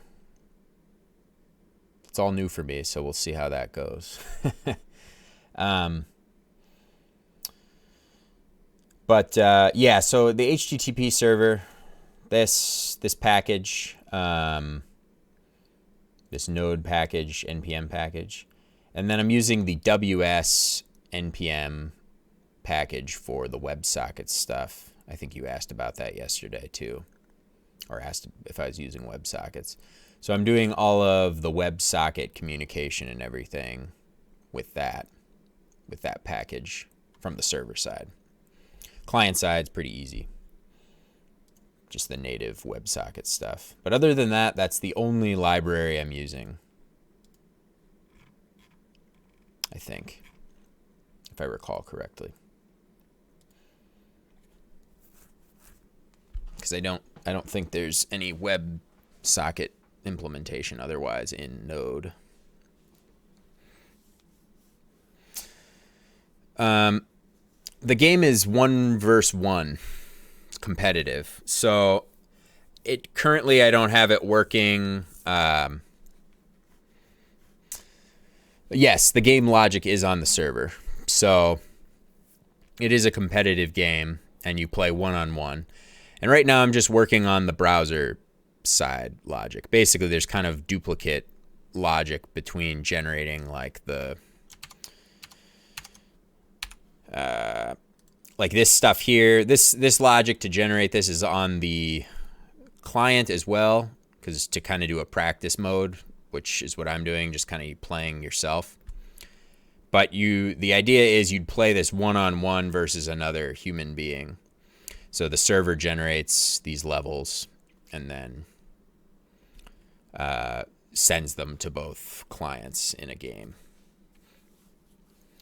So I don't have that. I can't really demonstrate that right now because I think I changed some stuff that would break it. Oh, we could try at least.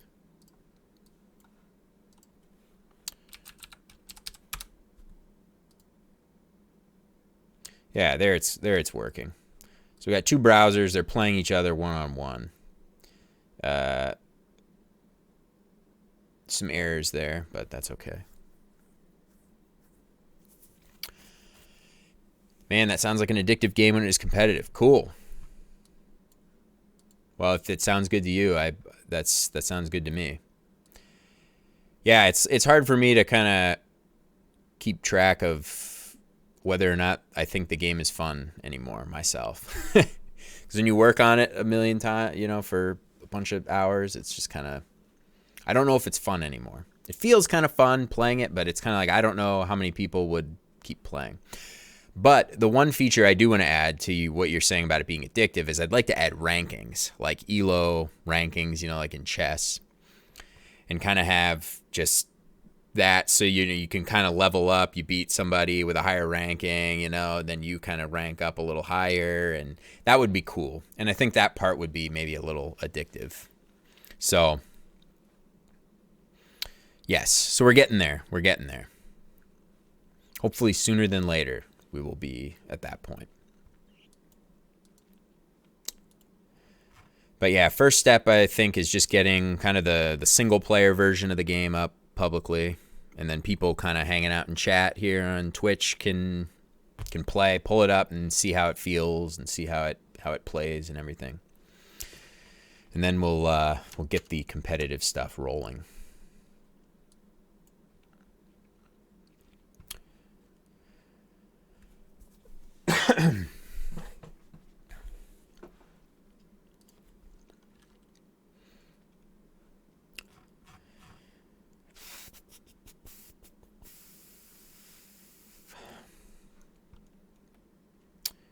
What's your day job? I work for like a manufacturing company.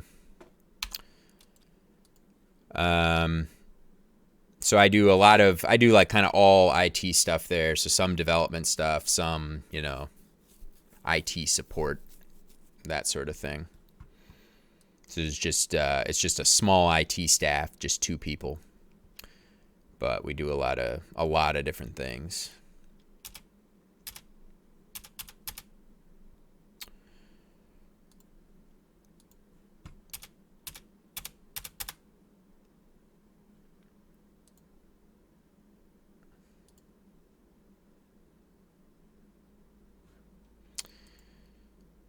All right, so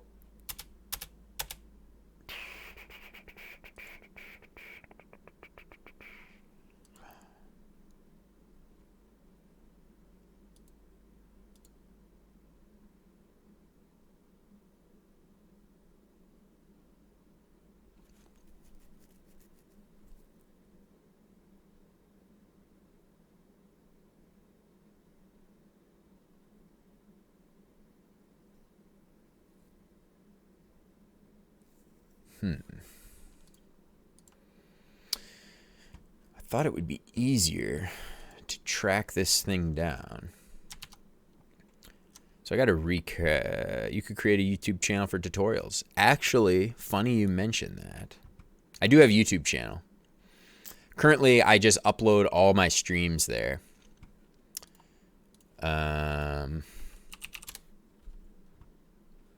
So it's not anything it's not anything special right now. But I'll post it here.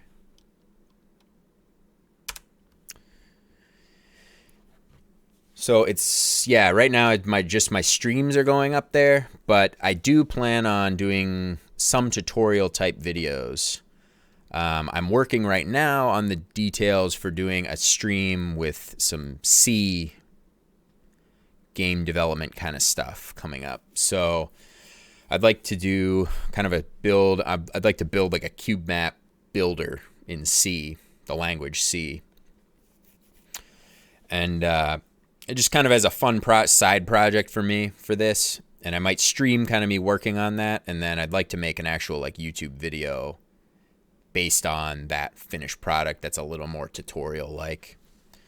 Because the stream would probably be me building it over, a few hours. And then there'd be, a nice little 10, 20-minute video out of that. That would be kind of a tutorial kind of thing with that.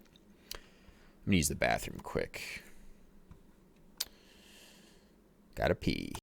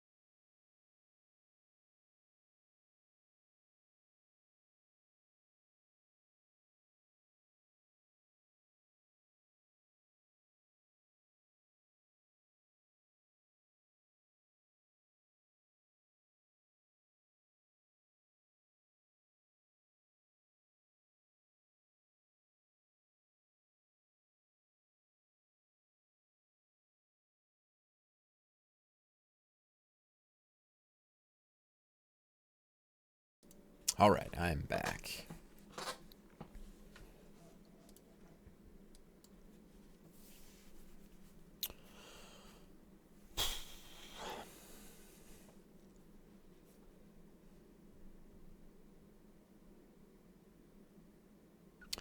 So, this is getting more complicated than I would like it to be.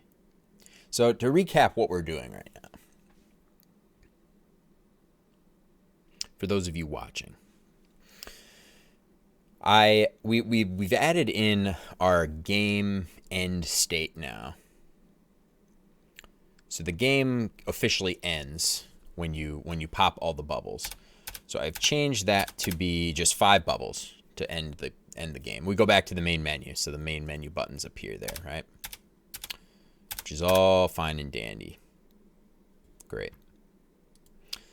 But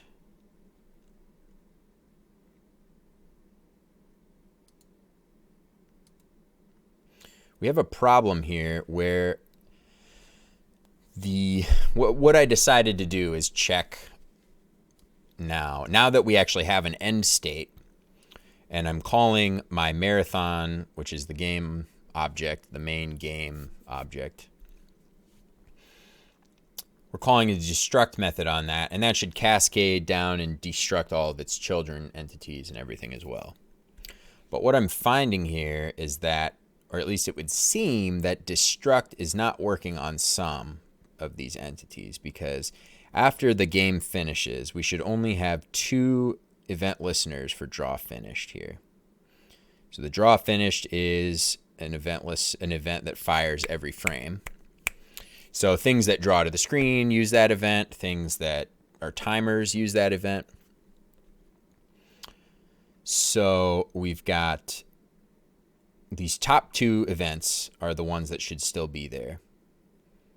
So this top one is like for the mouse cursor position, and this other second one is for the web sockets, so that it can like unload any messages that came in or process any messages that came in and execute them synchronously in that frame. So these first 2 slots are supposed to be here, but here we've got some timer objects that are all still here, that are currently, it looks like 3 of them are getting added, or 3 of them are sticking around after the game. So even after our marathon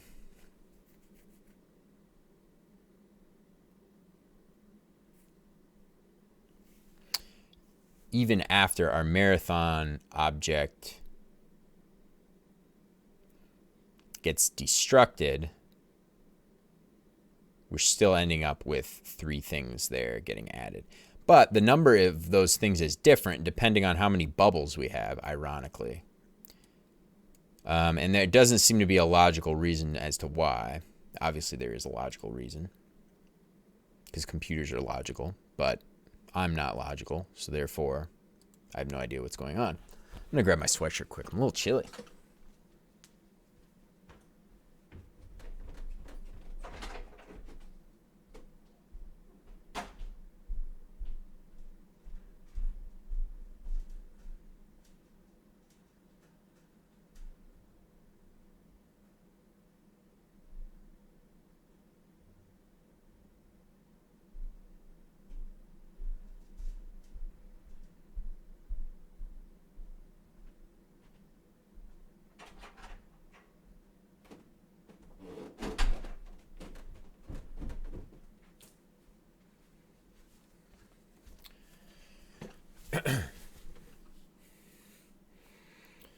All right, got the sweatshirt here.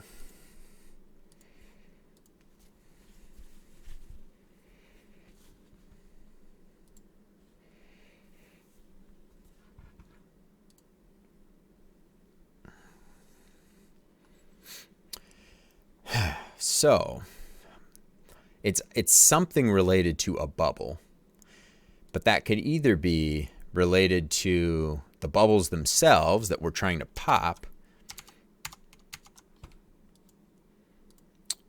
these bubbles, or these what are called nav bubbles, what I call nav bubbles. So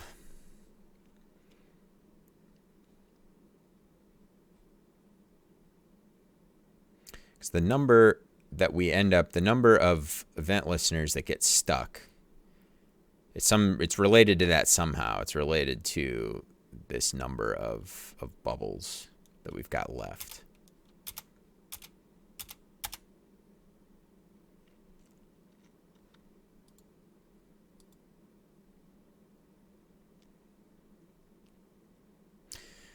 Let me try, okay, so we have 5 draw finish. Let me try undoing what we did earlier where we do this callback thing, and instead we just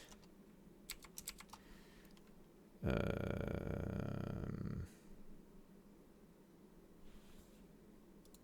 me actually let's just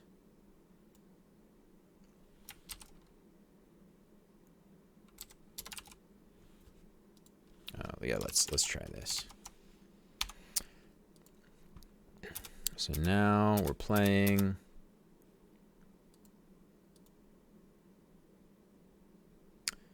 And there, draw finished. It's fine now.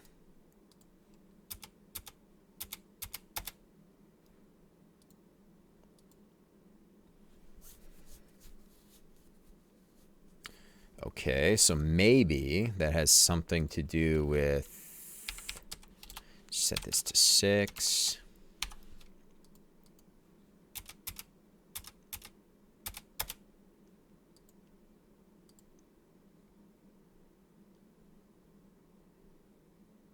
We're back to 2. And that is our cursor, and this is our WebSockets.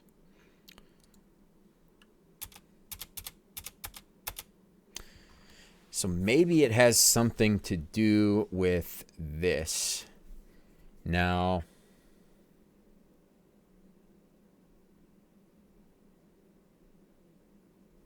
because if we, so what's happening here is we're deferring. We have this callback here that we pass to the progress meter. And then that way we can defer, we can wait for the animation to finish, and then it will end the marathon. Or we hit the marathon, we're ending it immediately there. So basically this lets us defer this ending of the game until the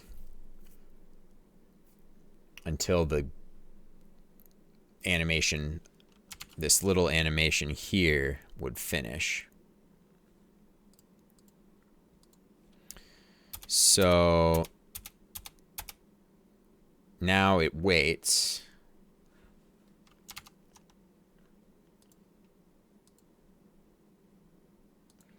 Yeah, and here we're stuck with the 4 again. All right, so why would that cause an issue? Oops. Versus this.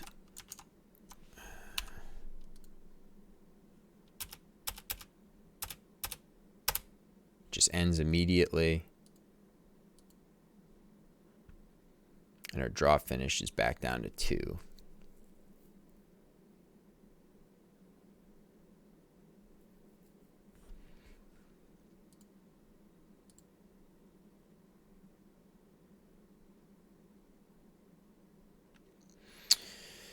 And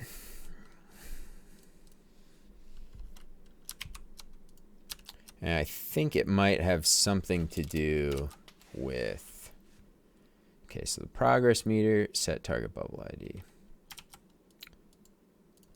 So we go into progress meter, we have set target bubble ID.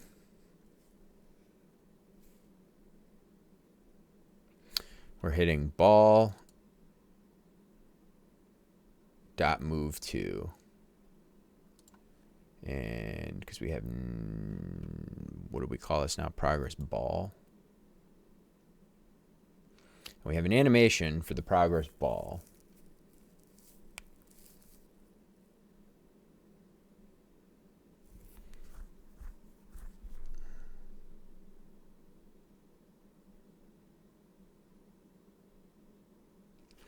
So let's just CLG destructing ball.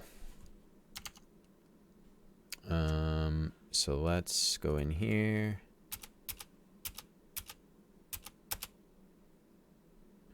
Destructing ball.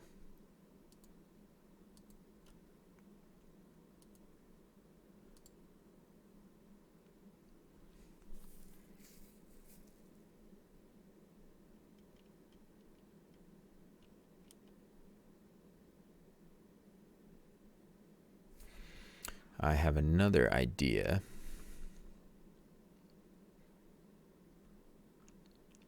So the event emitter, the global event emitter object here, which is just called event emitter, and then it's a singleton object. It has an on and an off event. So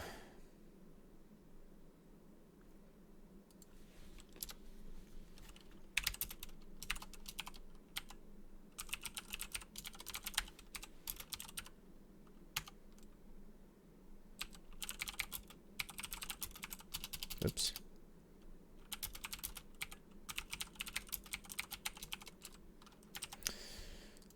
So basically, every entity, when you call destruct, will go to the global event emitter and call off. And then it will pass the name of that event. And then it will try to get the listener here.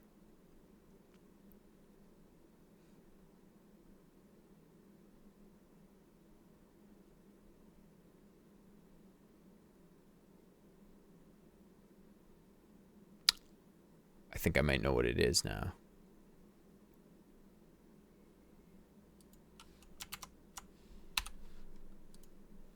I think we're getting somewhere.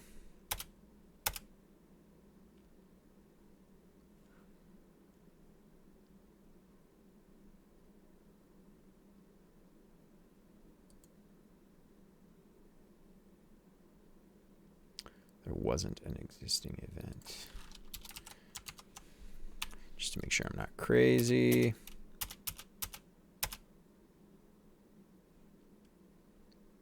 Okay. So we didn't see that at all.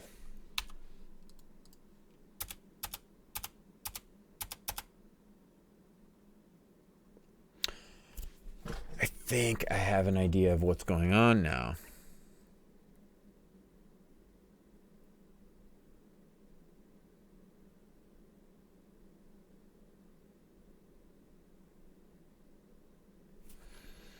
All right, so it's an issue with timer.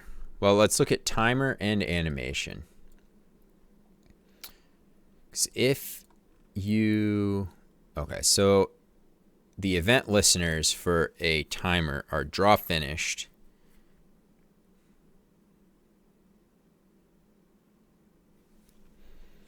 and we have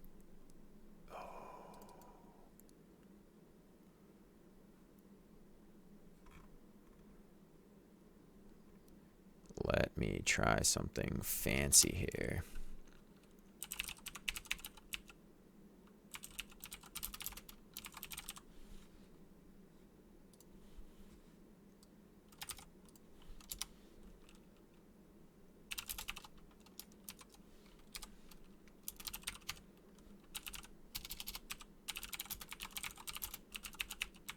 Sorry, I can't explain yet. I just got to try this. If this dot initialize comes from a timer already initialized.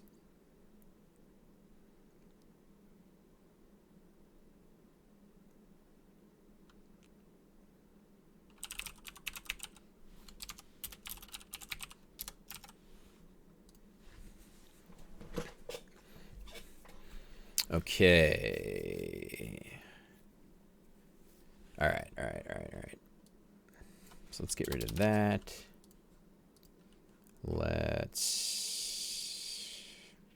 Okay. So what I'm checking for here is if we try to initialize a timer more than once. I have a feeling we are. Yeah, timer already initialized. 2. It happened twice. That's it. It happened twice, and those are the 2 timers that we have stuck.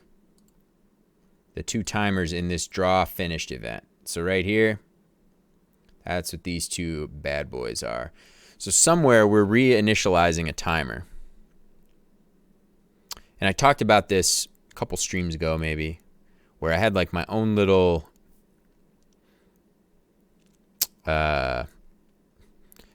rule where I said I'd never initialize an entity more than once. So that causes problems because well, I was just explaining the global event emitter has an on and an off method. On, you say, I want this listener function attached to this event. Good. So if you initialize something more than once, that method, that function listener would get added twice. But you won't have reference to that original listener anymore. The original listener that you added the first time you initialized would be gone. So that's the problem. Because I just printed here, I just added a little Boolean, and if we're calling init more than once, it printed timer already initialized, so it printed that twice. So I think we found that we are initializing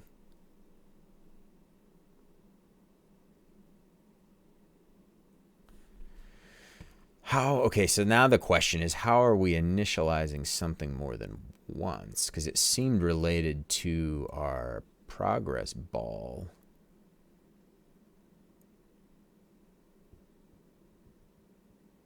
It seemed related to the progress ball, but that actually doesn't make sense because it seems to be related to the amount of bubbles that we add to the game in the first place. Because when we added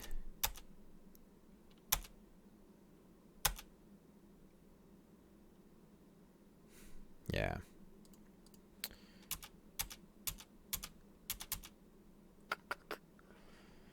Okay. Yeah, because when we went, if we go to config and we make this just 4 bubbles, that seemed to not be a problem when we have a multiple. Yeah, we didn't have the issue there. Oops. Not there. Not there.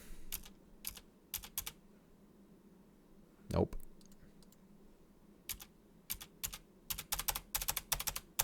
Yep. Everything seems to be working fine here. But then when we added, what did we have? We had 5.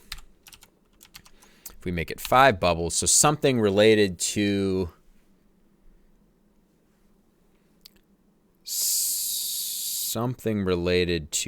the when our amount of bubbles is not a multiple of the amount of total bubbles we have to pop is not equal to the amount of bubbles that are in or is not a multiple of amount of bubbles that are in a given checkpoint. So we have 4 bubbles in a checkpoint right now.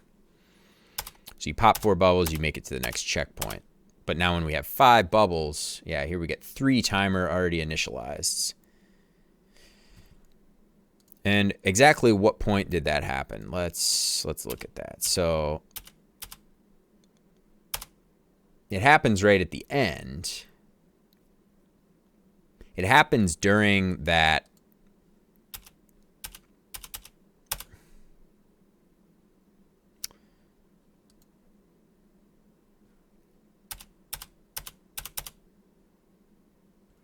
yeah, that's why we didn't get it when we just ended the match immediately. It's happening in this like gap of when you finish the game. All right, so what is happening? What is happening in that time? Okay, let's go to... Yeah, so what's happening here is we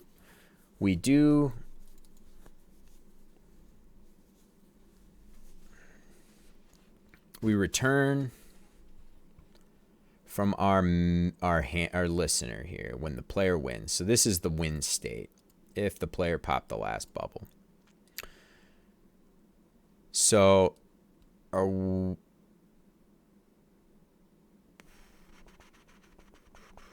we do this stuff. This stuff didn't seem to be any issue, but then here we were waiting. We're deferring. We've got a callback here in this method, set target bubble ID.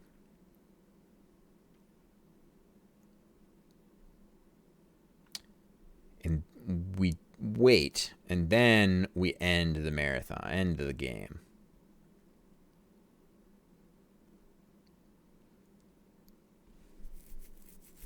Set target bubble ID. So let's look in here quick. And I don't think this is the problem because this function itself isn't the problem. Progress meter, set target bubble ID, progress meter.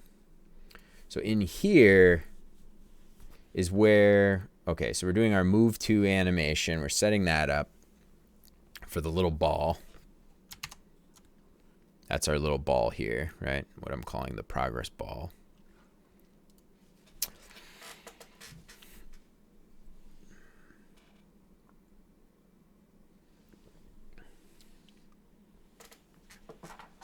So we set that up to move, and then I have this if callback. Then we call the callback on elapsed. We set on elapsed of our ball animation.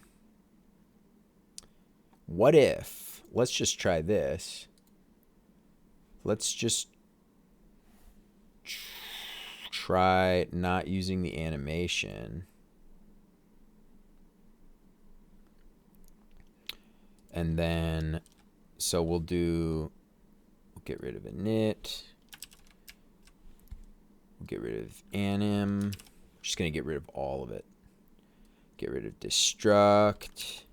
And then move to, we'll get rid of all the anim references. And then we'll just say this.pose.y equals y. All right, so now this thing is not going to animate at all nicely. It's just going to, it's going to instantly go to the next position, right? Like that.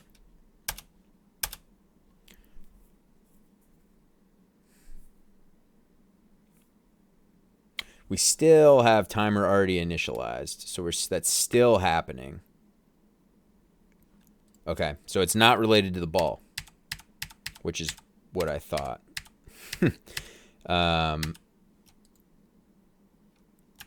Which is what I thought, but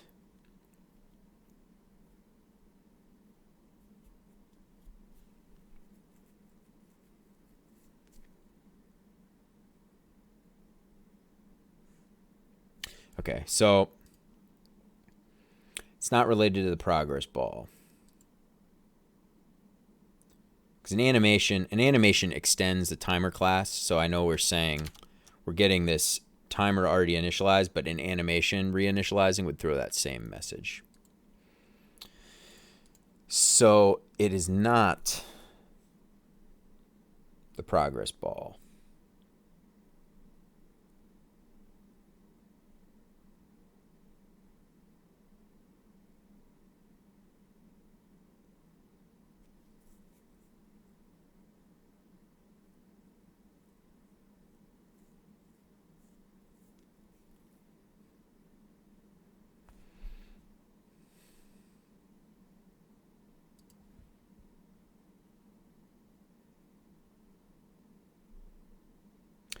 Is there anywhere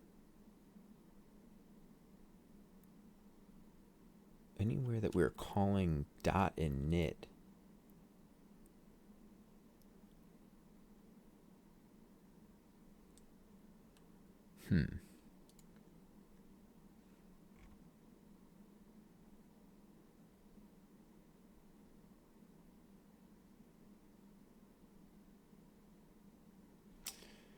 Oh.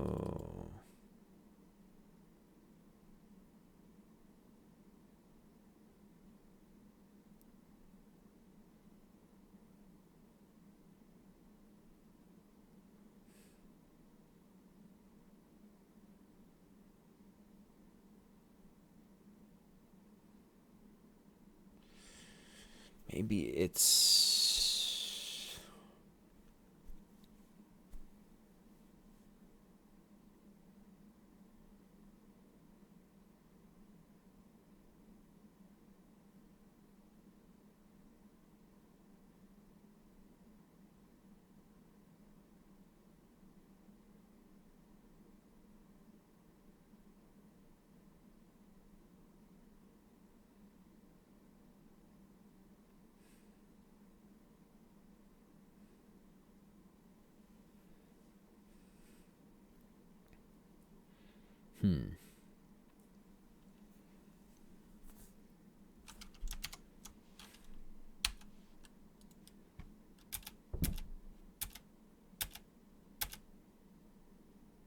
Okay.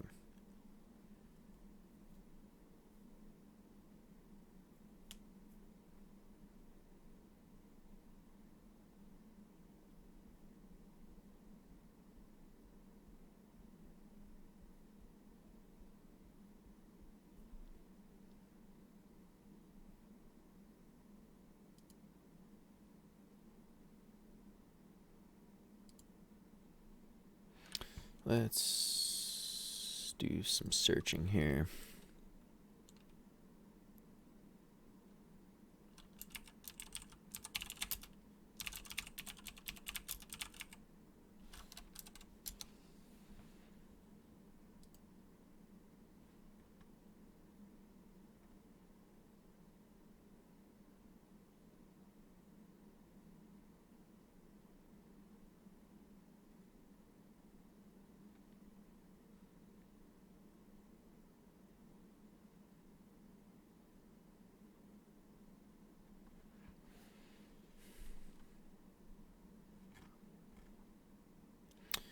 Okay, console.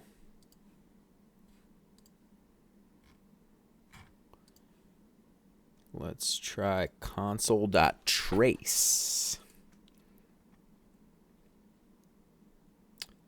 So where was that? It's in timer.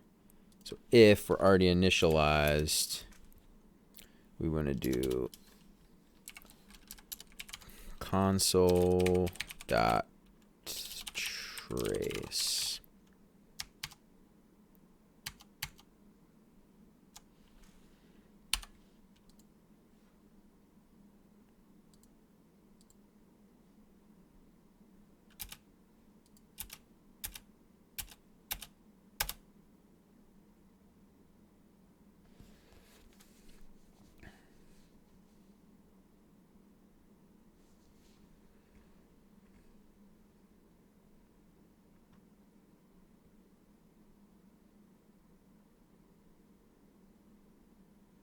Nav meter.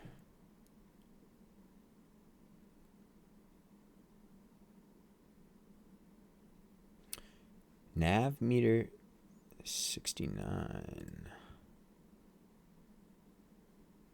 Okay, so that is this. That is this thing here.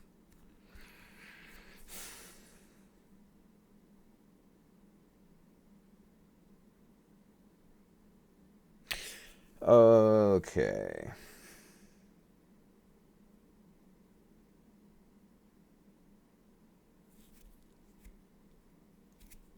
All right. So I know what the problem is here. We are... Yeah, I abused the system.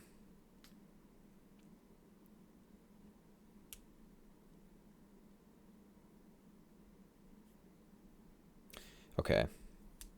So what we're doing is...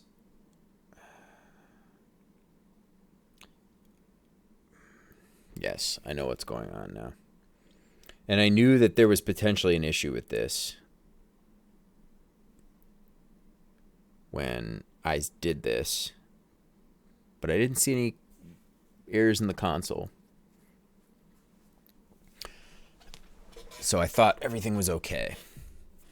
But I tried initializing an animation, and that's a problem. So let's do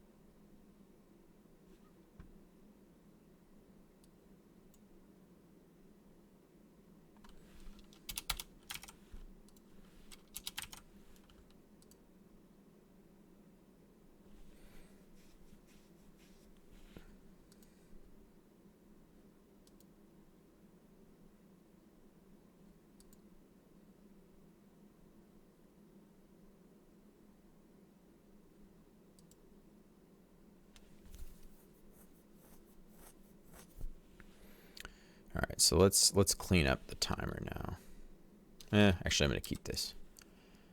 I'm going to keep that. So now,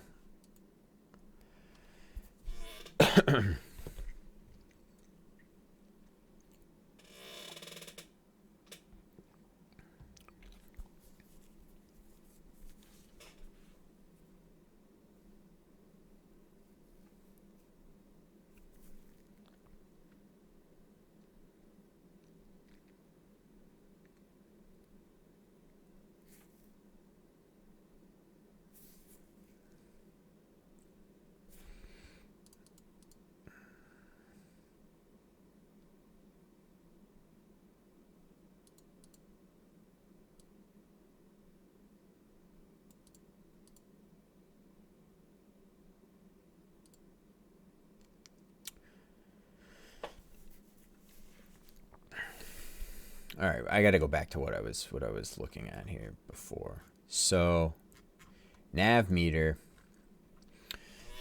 So nav meter has a special animation called move destruct anim. So that gets initialized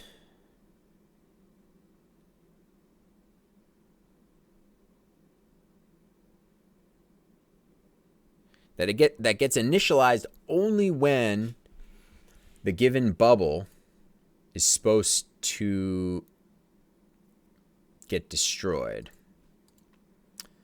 So I have this check here to see if the player hit a new checkpoint. Then if they did, we need to destroy the old bubbles, right? But we animate those bubbles out off the screen and then we destroy them. Right? So that's what this move destruct anim is. So it gets set up, but it only gets initialized when it needs to be, because it's kind of initialized once and then destroyed, right?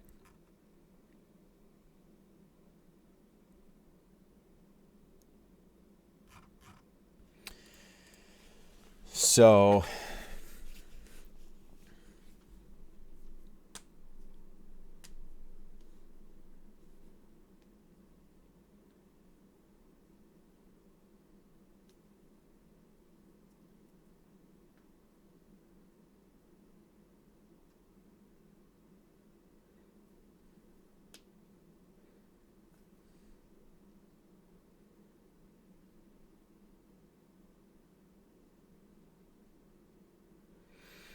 So the problem is that I hacked this method gets called from the marathon and the set target bubble ID, right? So when the player either pops a bubble or messes up and goes back to the beginning of the checkpoint, this function gets called on and then to let the nav meter know, okay, you need to update the bubbles in these new spots, right? So it passes the ID of the new target bubble. And then it passes a Boolean if on a new checkpoint or not, right? If the player hit a new checkpoint. If the player hit a new checkpoint, so the point of this Boolean was just to make it a little easier, or you just calculate that once and then pass it to this function. So this function doesn't have to calculate if it's on a new checkpoint, whatever. So this little if checks if we're on a new checkpoint and if the new bubble ID is equal to the previous bubble ID.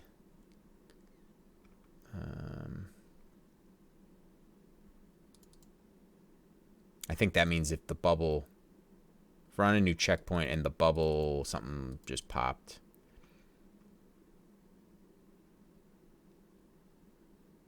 Oh, this is just to make sure that we don't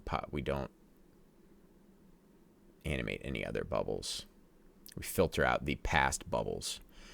So basically all the bubbles that are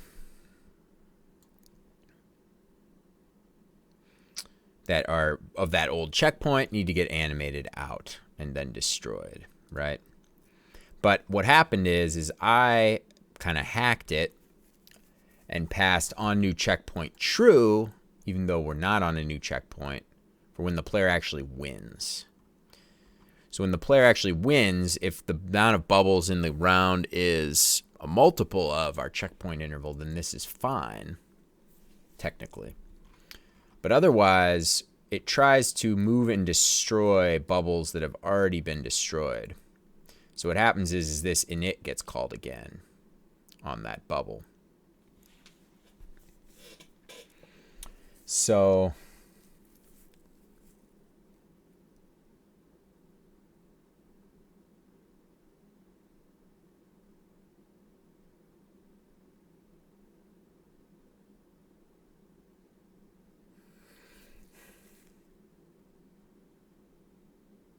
that's a problem.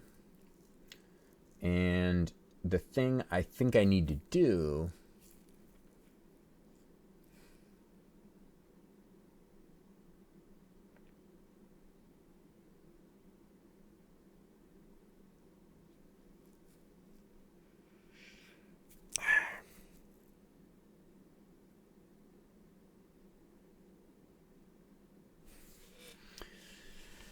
okay, so marathon. Yeah, so where I kind of hacked it is right here. We passed true. And what I was doing before was passing false.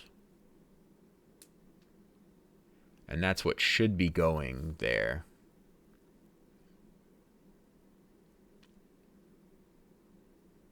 Because you're not, well, you might be on a new checkpoint.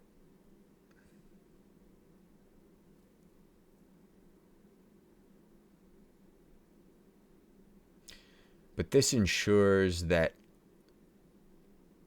the bubbles get popped at the end. Because if this were to be false, then these bubbles at the very end, so this is the last bubble, it wouldn't go away. It wouldn't fade out. So that's the issue. Because the command to fade out that little last pink bubble wasn't there. So that's why I kind of hacked it by just passing true into that function. But we need to say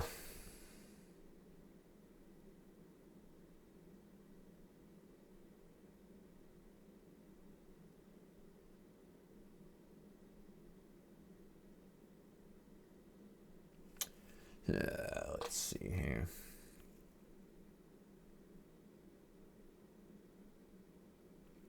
Set target bubble ID.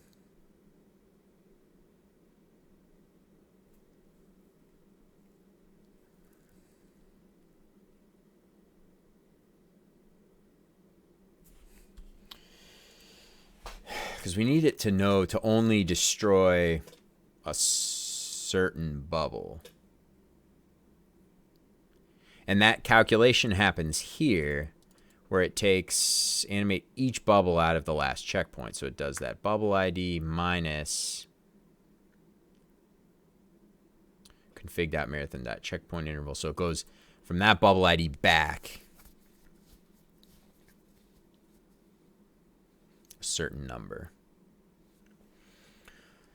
So it's a matter of calculating this loop to loop the correct amount of times. It might only need to loop once. It might only need to loop, twice or 3 times, just depending on how many bubbles we need to go back.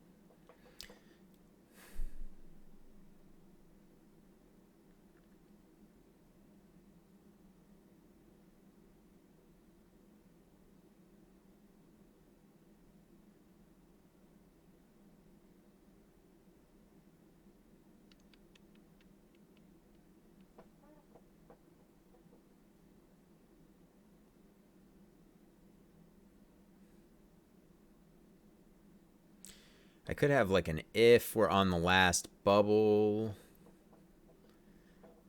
If the player popped the last bubble, then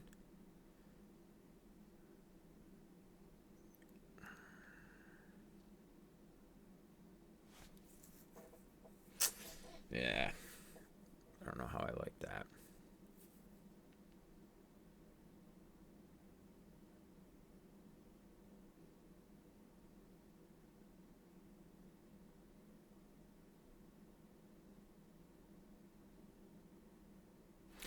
Animate each bubble out of the last checkpoint. I mean, we could say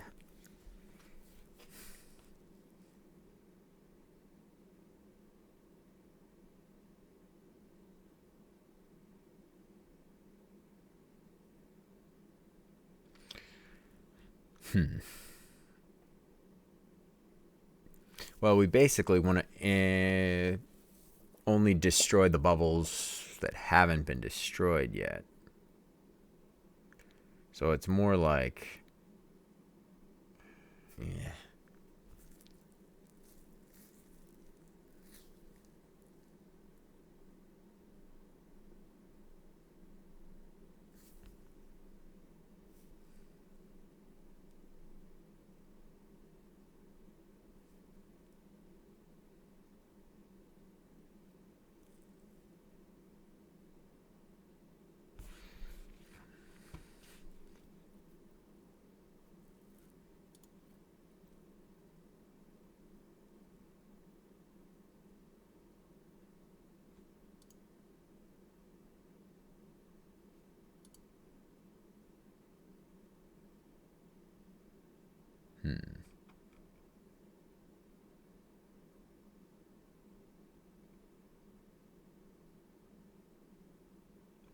For each nav bubble prop.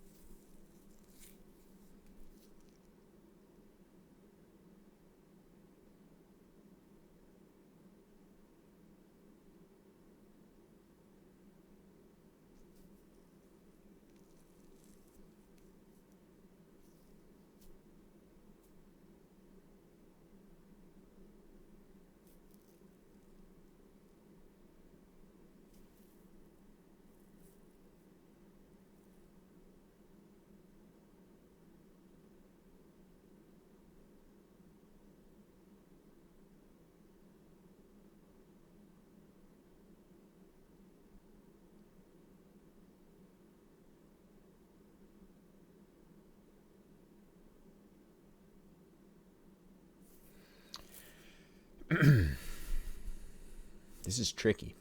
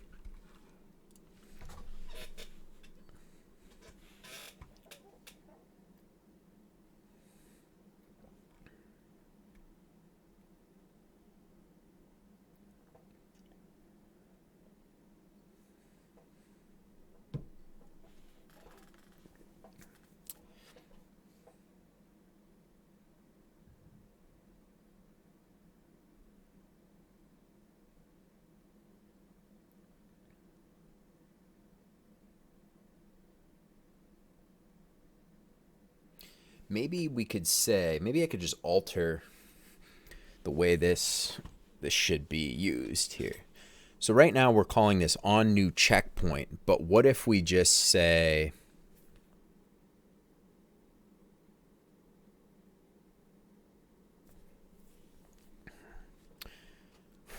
if on a new checkpoint?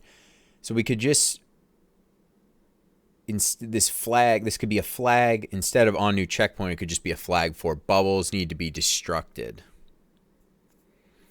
because that way it could apply to both a new checkpoint or the player just winning the game, winning the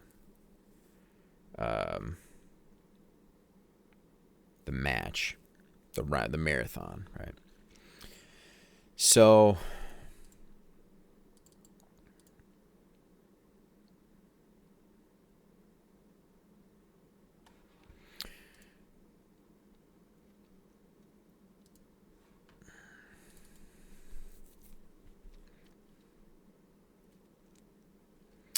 we could have on new checkpoint be just bubbles need to be destructed. And then we would basically, if this is true, we would just destruct any bubbles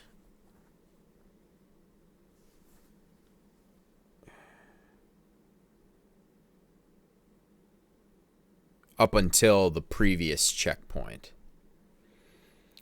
right? Right? I don't know. I don't know anymore.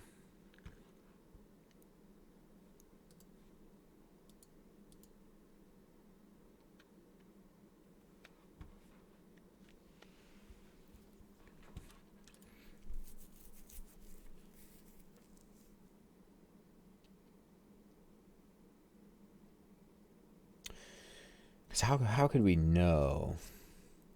Well, in this case, bubble is always the nav bubbles. Okay. So we're looping for each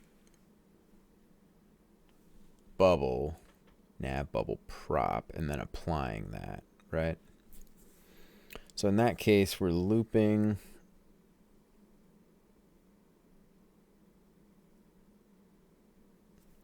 if we're on a new checkpoint. Oh, this thing does the calculation, right, for how far back to go.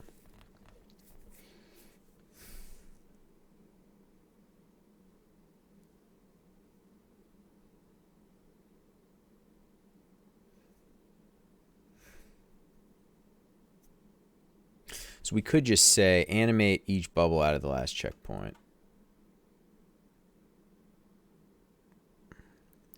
We could just say animate all bubbles until the previous checkpoint.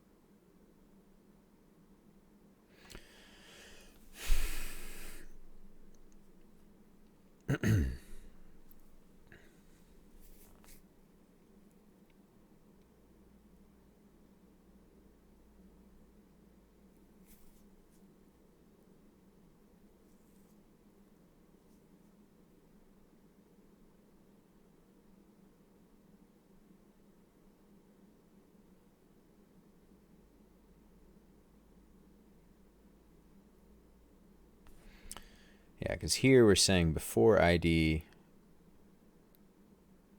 is equal to the bubble ID minus the checkpoint interval.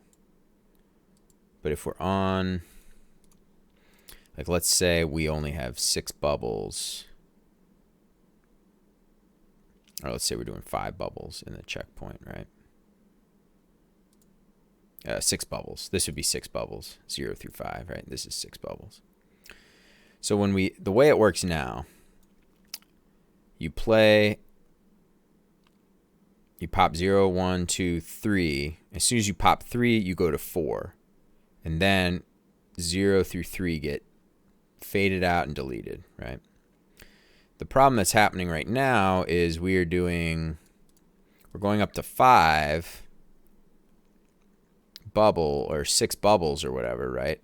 So you start this checkpoint and then you pop 4 and 5. But the way this method is working is it's going back to, it's taking the current ID, which would be bubble 5, and then it's subtracting the checkpoint interval, which is 4.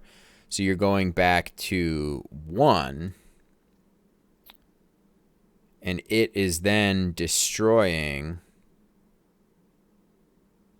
bubbles 2, 3, 4, and 5. But 2 and 3 have already been destroyed. So there move destruct anim.init is getting called. That's the problem. And that's why we're getting 2 when we have 6 bubbles. When we have 5 bubbles, we're getting 3 because we're going all the way back. We're destroying 1, 2, and 3 again. So what we need to do is, instead of, I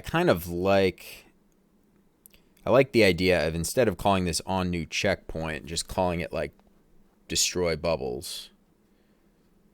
Destruct bubbles need destruct. We'll call it that. So if bubbles need destruct, then this should just calculate how many bubbles. It's always going to be something in the current checkpoint. Just bubbles from this current checkpoint need to be destroyed, right? So we need to calculate, so in that case, like if we're 5 bubbles in, we're taking 5, well, we're on bubble 4 then. So we're doing bubble 4 minus 4, and we're looping down to that, but not including that. So we're looping from here down, right? We're destroying 4, 3, 2, and 1. And those 3, 2, and 1 have already been destroyed. We just needed to destroy 4. So we need to say like BID mod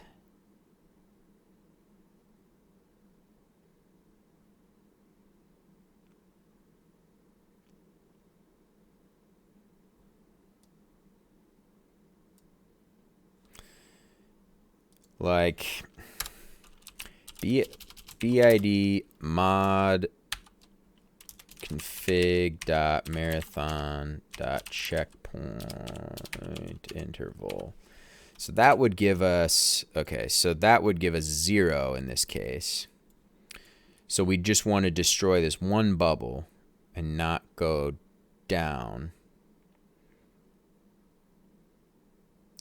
So then before ID needs to be like this number mod 0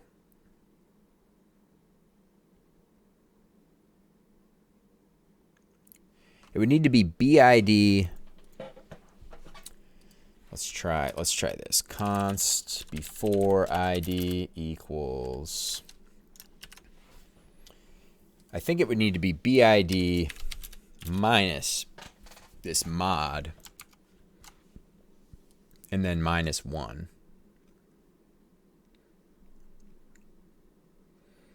Right? Because we do 4. We'd be on bubble ID 4.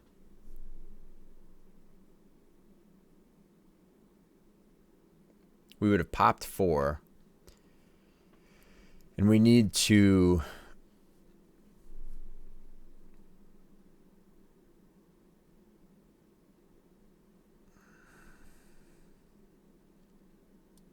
yes, we popped bubble 4, and that was the last bubble of the game. So we only need to destroy 4. So we should do 4 minus 0 would be 4 minus 1. And I'm going to put these in parentheses and then minus 1 on the end.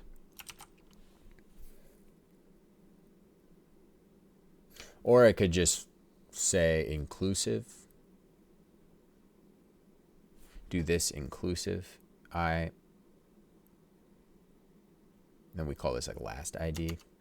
Yeah, we might do that actually. Let's see. So then, okay, so let's step this to the scenario of 6 here and see if this works as well. So if we have 6 bubbles, 0 through 5. If we have 6 bubbles, 0, 1, 2, 3 are already destroyed. So we would do, we just pop bubble 5. So we do 5 mod 4. And that would be 1. So bubble ID 5 minus 1 is 4. Minus 1 again is 3. So that would work as well. So that would be what we want.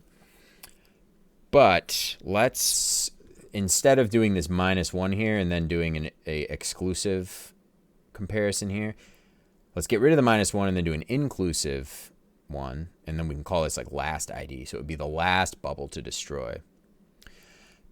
But let's make sure this works still for our checkpoint cases. So when we actually do go to a new checkpoint. So if we pop bubble 3 in that case, if we pop bubble 3, we need to make sure that we get 0 as the last bubble to destroy, right? So that we can tick down and destroy each one of these. So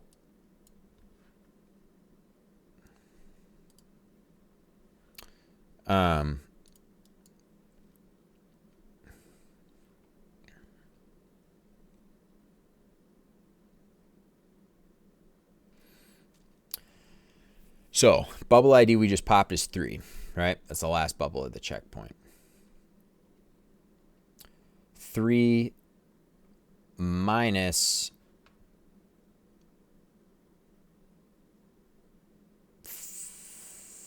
3 mod 4, which would be 3.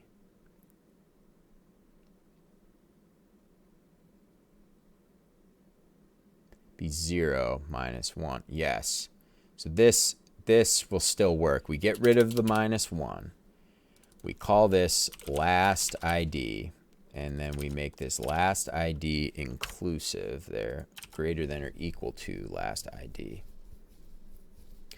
And then we say, instead of on new checkpoint, we call this bubbles need destruct.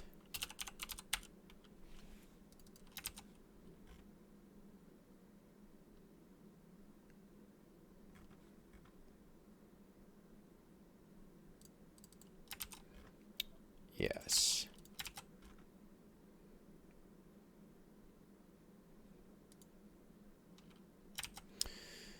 All right. So that is, in theory, what we want.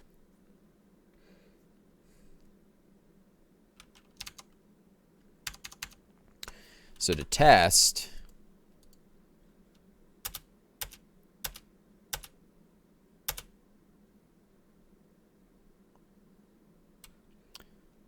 I think I stopped.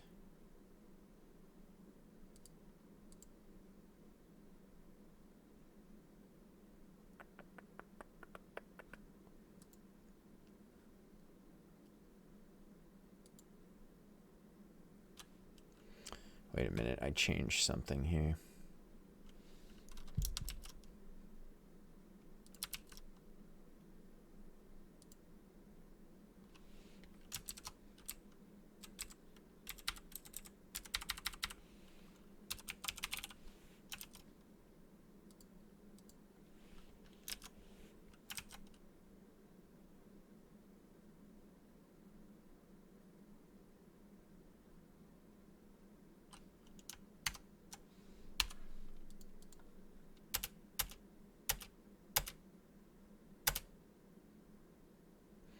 Yeah. Okay. So oh, I know what I did. Yes, I started passing false again here. So this should be true now. So this is if bubbles require destruct now. Okay.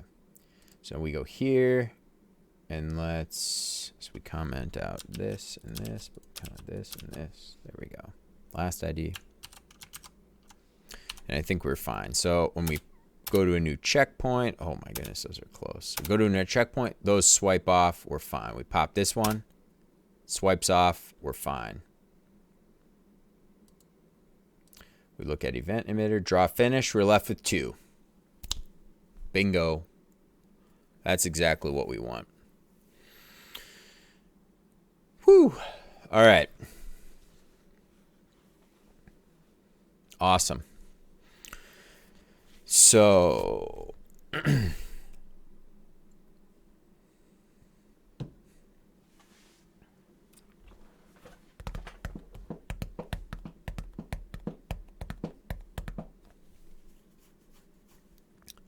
So I think we've got stuff figured out here.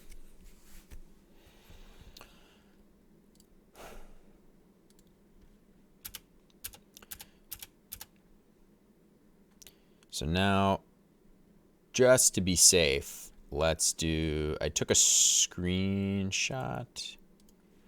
I took a little snip of our events here.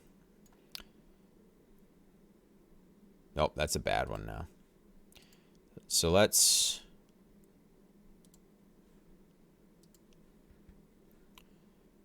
we look at our event emitter.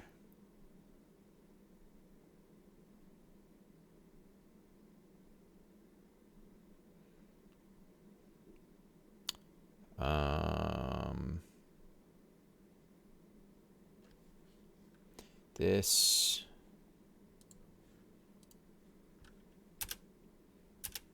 Let's just do one match. Okay, we'll do one match, and I want to take a screenshot of this.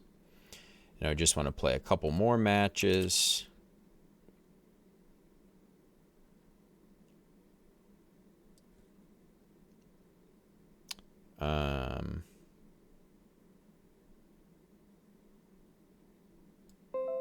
Nice, okay. So we got that, took a little screenshot, and now I just want to play a couple more matches. Just the quick, we'll just do the quick, just these little 5 round ones. And then I want to just compare to make sure we're not getting any more ghostly kind of events happening. Cool. Oh.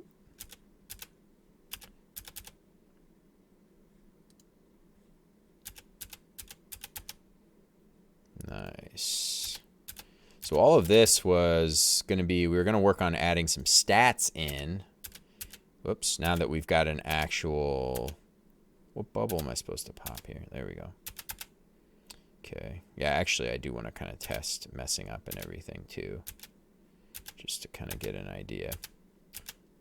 That sort of thing. Pop the wrong bubble a bunch of times, right?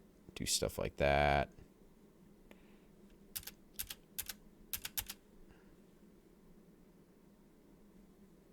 Okay, game ended there. Nice. Oh. That's another thing. That's another thing that I would like to fix there. I'll take a note to work on that to probably next stream. Because I could still, once I pop the last bubble, we're waiting for it to animate out, this one, but I can still crash into the wall while that's happening, and it's throwing the little crash indicator. So that's something that requires a little fixing. All right, so we just played a bunch of games there. So let's just, we played a bunch of 5 bubble games. So let's just make sure that all these event things match what our screenshot is, because that way we'll know that we're destroying everything properly. So we've got match started 2, match started 2, match ended 3, match ended 3, player quit match 4, 4, 1, 1, 2, 2, 2, 2, 1, 1, 1, 1, blah, blah, blah.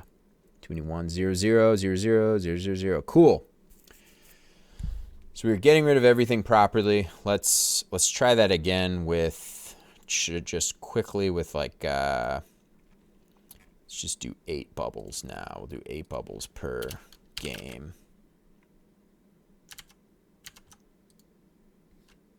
Refresh. There we go. Okay, cool. Oh, yeah, I gotta hit the button again. I'm not used to that yet. I'm not used to the game actually ending properly now. Oops, wrong one. Colors, still gotta fix colors at some point. We're still getting there. Don't worry. All right.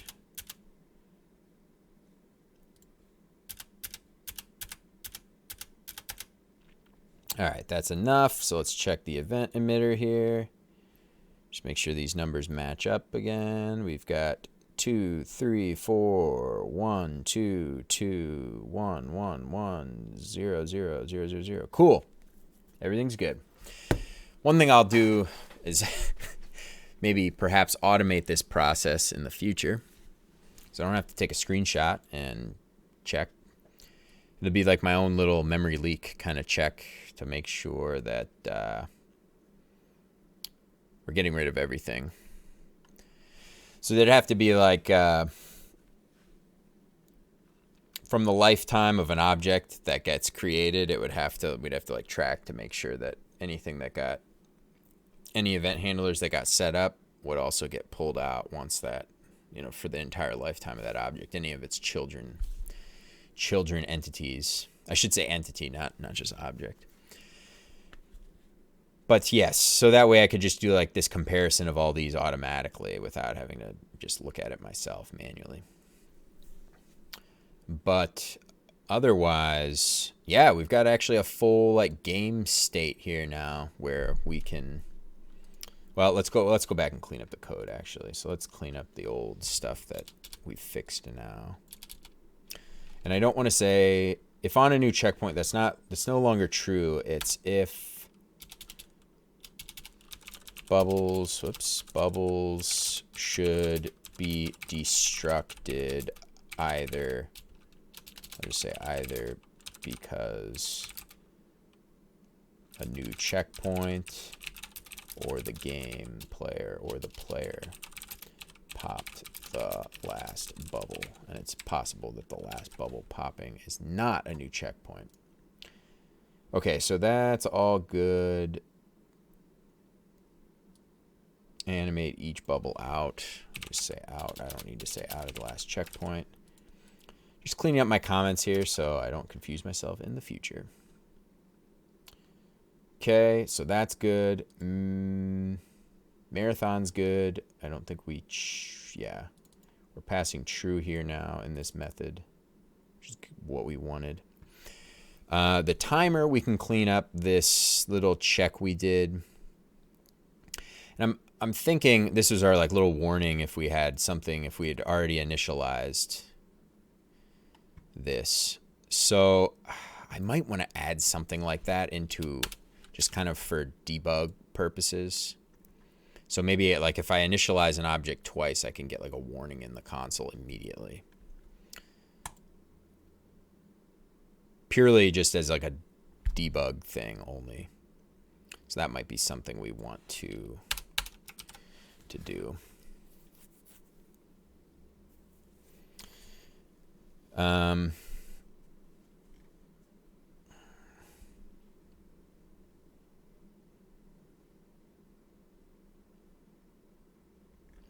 I think we got that stuff straightened out there.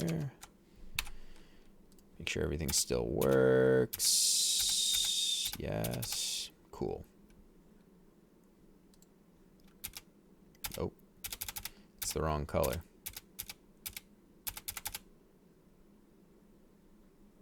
Awesome. All right, so all of that was to be able to start.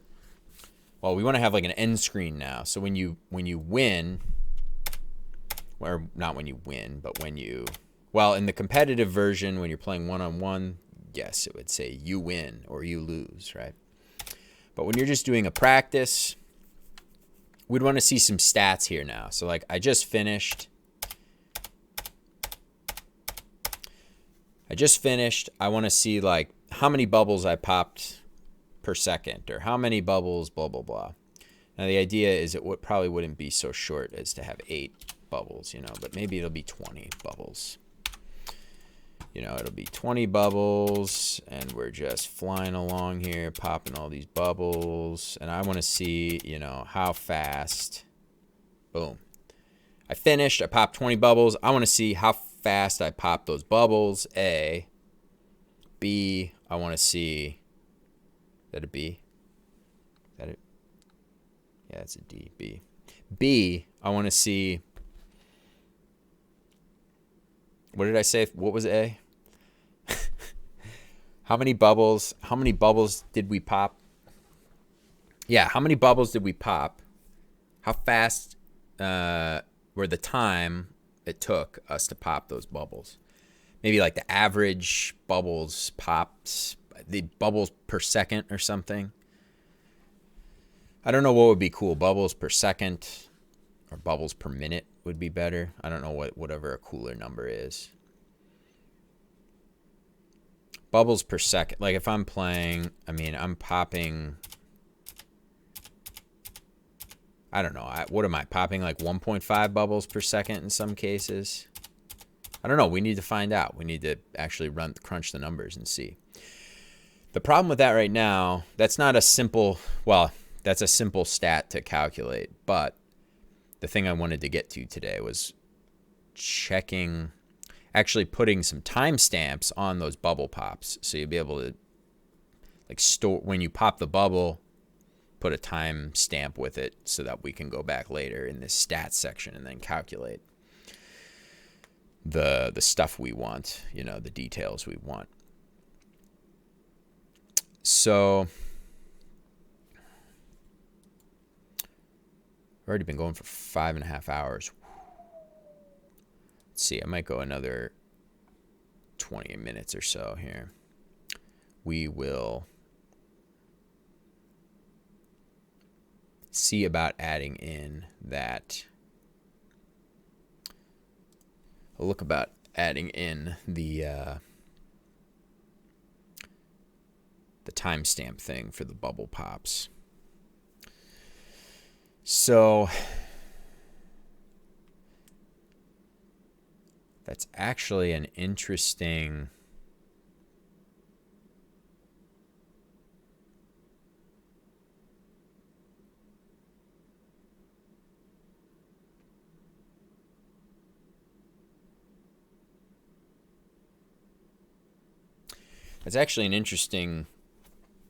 thing to get. And well, it's because I haven't done a lot of stuff like that. Haven't really needed to do a lot of stuff like that. But actually, I think I can do that pretty easy, because in our canvas wrapper, our canvas wrapper is a singleton object, canvas wrapper. And this basically, it's a class. It's got some properties. It's got last frame time. It's got last frame start time, last frame time, run time.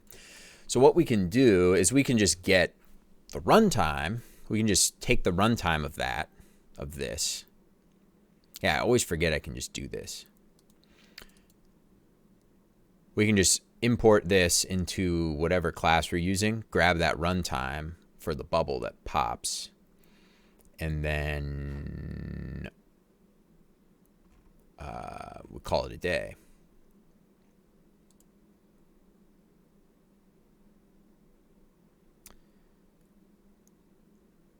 Oh, but it's not that simple. Can't be that simple. Because what happens if you pop a bubble? What should happen stats-wise if you pop a bubble? Okay, so we popped purple, right? So it shriveled up there. But now we crash into the wall. So it came back. So we popped purple again. It came back. We popped purple again. We popped the wrong bubble. It came back. So which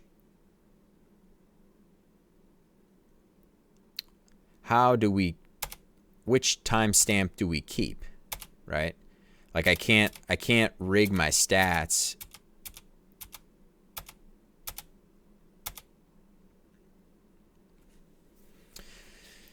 Do we have an array of timestamps for how many times you pop it?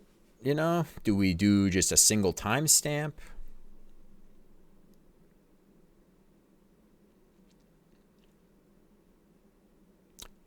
And also, I'm wondering, how should we keep track of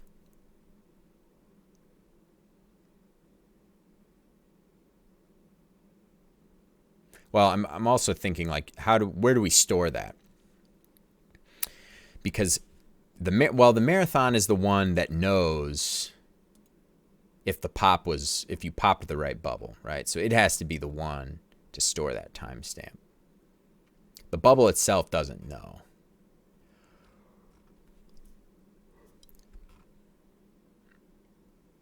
Oh, actually, the bubble itself does know. It does have the pop method. I forgot we added that now. Etwan. What's going on, man?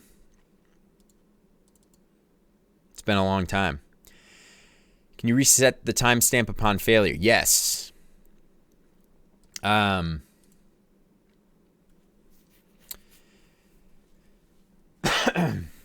Yes, you're very right. I can do that, but I'm trying to think of from a statistics standpoint, is that what I should do?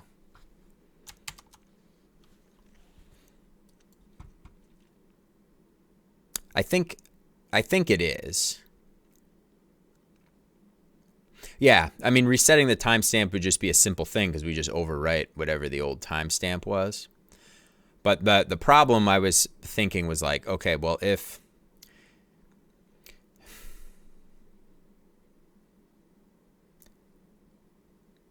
because the problem is, I'm trying to just think of a nice way to explain it without sounding like an idiot. So we pop these two bubbles.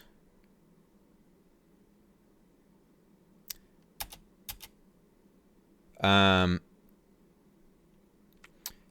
so in this case here, like let's say we're just resetting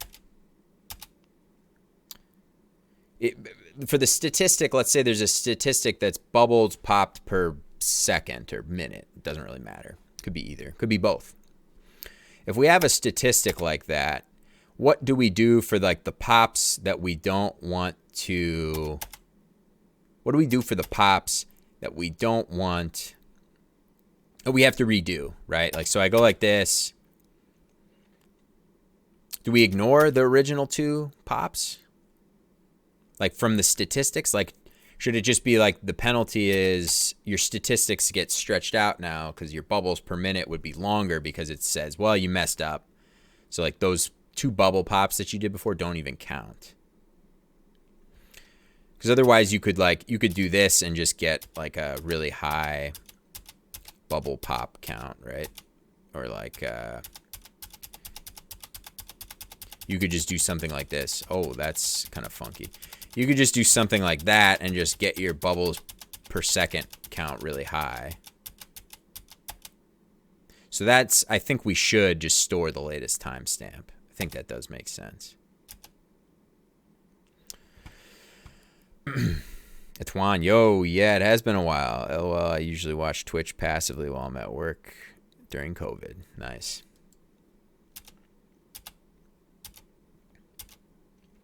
Working from home these days? Everybody at home? Is that how it's working?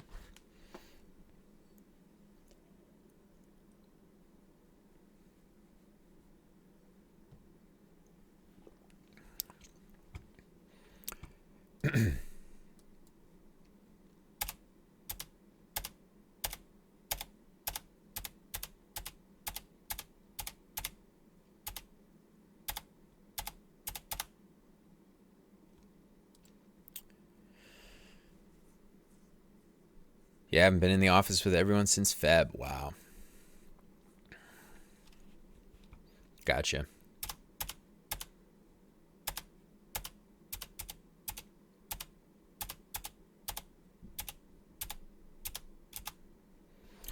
Nice. Well, congrats on the job and everything there. I won't say I won't say where you're working on stream, but congrats on everything with that. I ran into somebody way back who said you weren't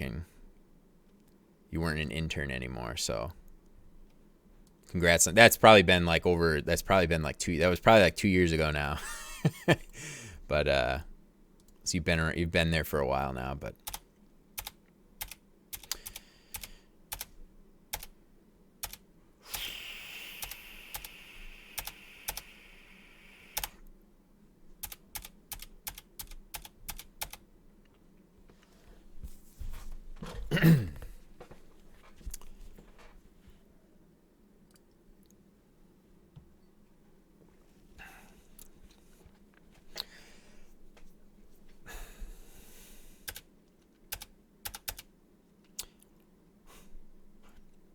yeah, let's just say,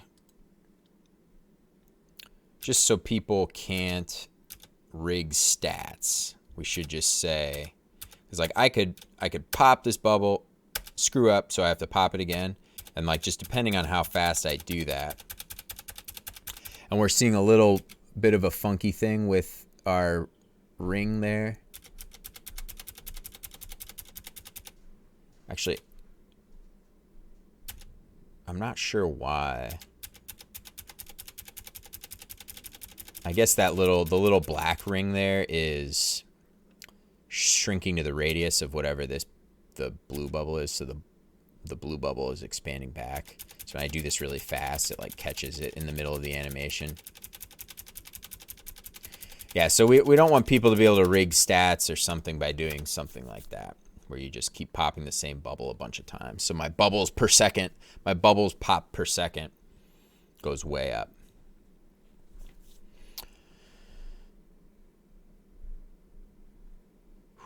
Thanks. Yeah, I went from intern to contractor. Now I'm doing identity and access management. I like the idea of the stat reset. Otherwise, you can just cheese it.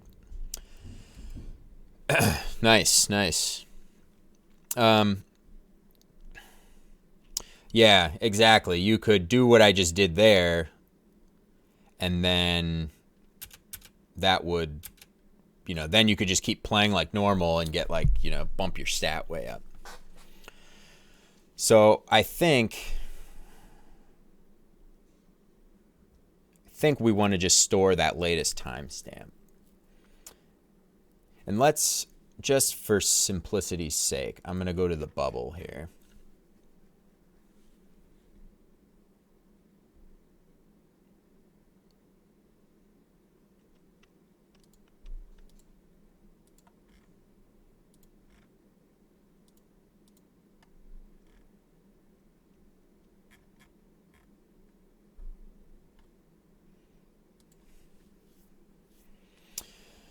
And this isn't very well thought out, but I'm just going to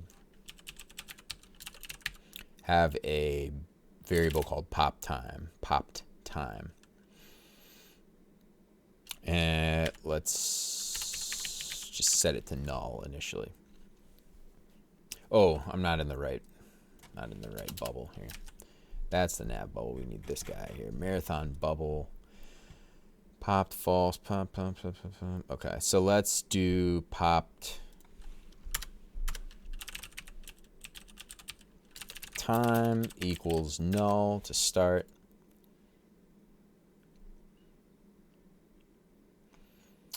And that way, okay, so we've got a pop method here, and this is when,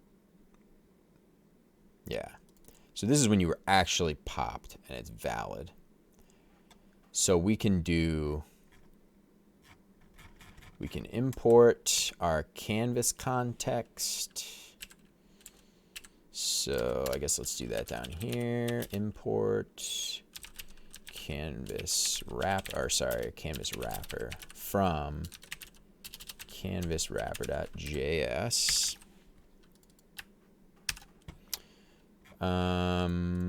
Canvas wrapper, and then we do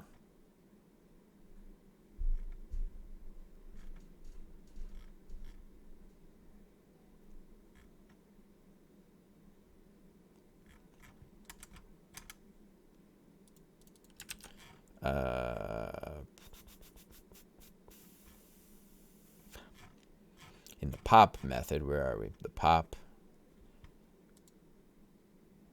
method, we will set, I'll just do it right here, canvas wrapper dot runtime. That should be what we want. So then we do this dot popped time equals canvas wrapper dot runtime. Cool. And then now, yeah, actually, let's do that. I don't want to print the event emitter anymore. Let's get rid of that. I'm doing that somewhere else too, aren't I? Oh, yeah. Get rid of that. Get rid of that. All right. And then we're printing our marathon object right at the end. So we've got, so once we finish, we should be able to see all the timestamps.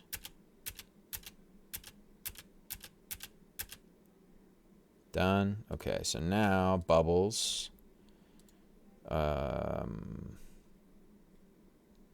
Popped time 0. Oh, maybe I'm not using runtime in the canvas wrapper here. Bet you I'm not. Bet you I set it up because I thought it would be cool and then never actually used it. Nope.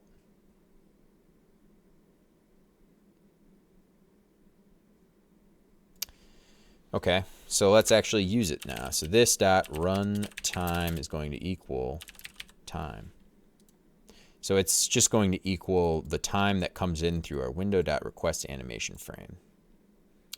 And then let's actually just tidy that up there.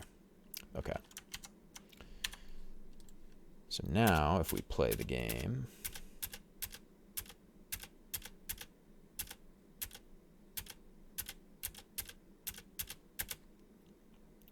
nice. Bubbles there. We should have some actual time there. Pop time, nice. 1,833 milliseconds. And that's from the time the browser started. So that's, which may be another thing. I might like localize this time to just the time that the match started. Weemy, how's it going, man?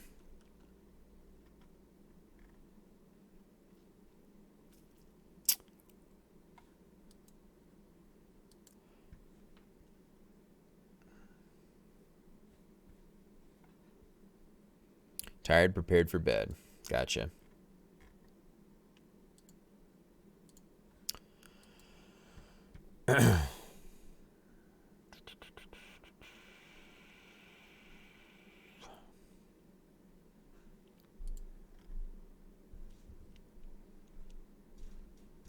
Yeah, so here we've got between our first popped bubble, we've got 1,833 milliseconds. And then here we've got 2250 milliseconds. So we've got, 400 milliseconds, a little more than that between bubble pops. So that's pretty good. So one thing we could do,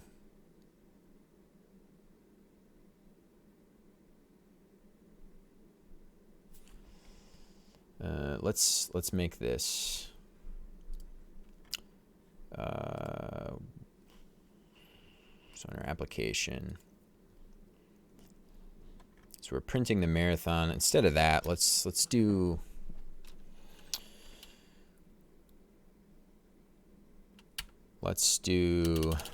this dot marathon dot bubbles dot for each, and then we'll do ID, or wait a minute, whoops, bubble,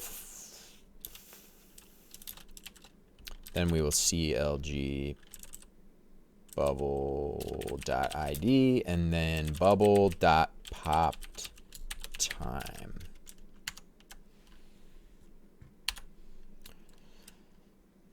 Weemy BRB, no worries, man.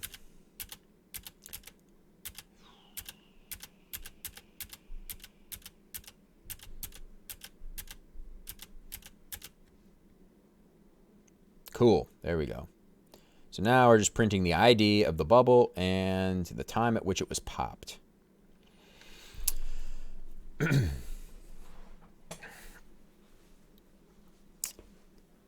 And once again, these times are all localized to when the page, technically when this window.request animation frame would have been set up, I think. Would have been called for the first time. So it took a few seconds before we actually started the game. But then, yeah, that's kind of cool. So we could do something simple like,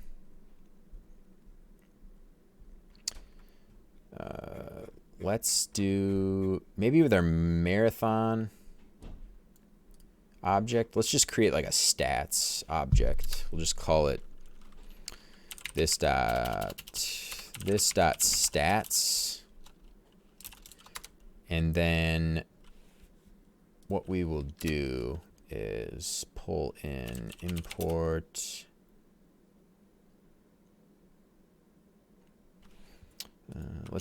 let's do start time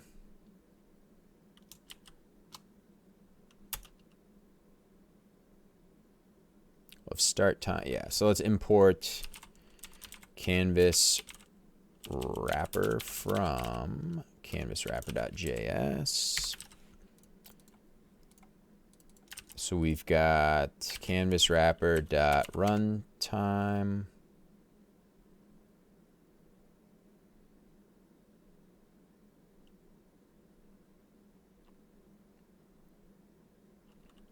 Right.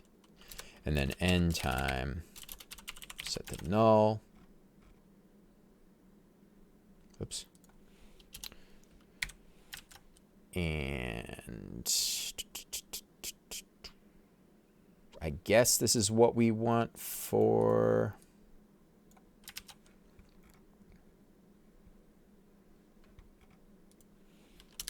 wait a minute here. Import canvas wrapper.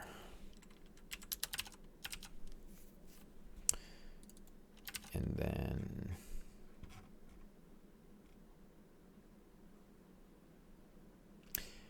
no, actually, no, I don't want to do that here. That would have been bad. Let's do canvas wrapper.runtime. So we'll do this dot stats. Yeah, so we'll kill it before that animation finishes. The animation running, we'll let the animation run. But we won't count that at the end of the match. So then we'll have this, the final animations that are happening with the UI and everything. We don't want the end time to be after that point. That'd be kind of dumb. Not that the one animation 1 second long, takes 1 second to complete, so it would like add a second of time after you pop the last bubble. This dot stats dot end time equals yes. Okay. So this would be the current runtime at that point in time, and then let's see, we can print here. We could just do.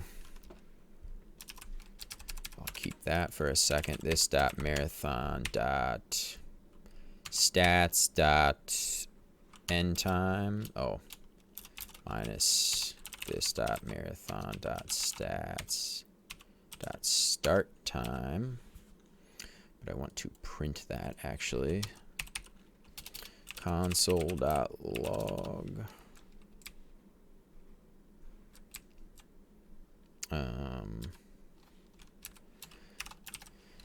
okay. So now we should actually print how long it took us to play.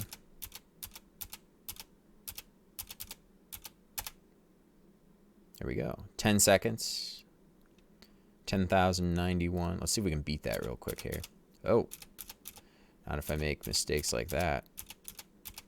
Ah. Bunt. Oh. Just putting a timer on this already makes it more fun. Oh, 13 seconds.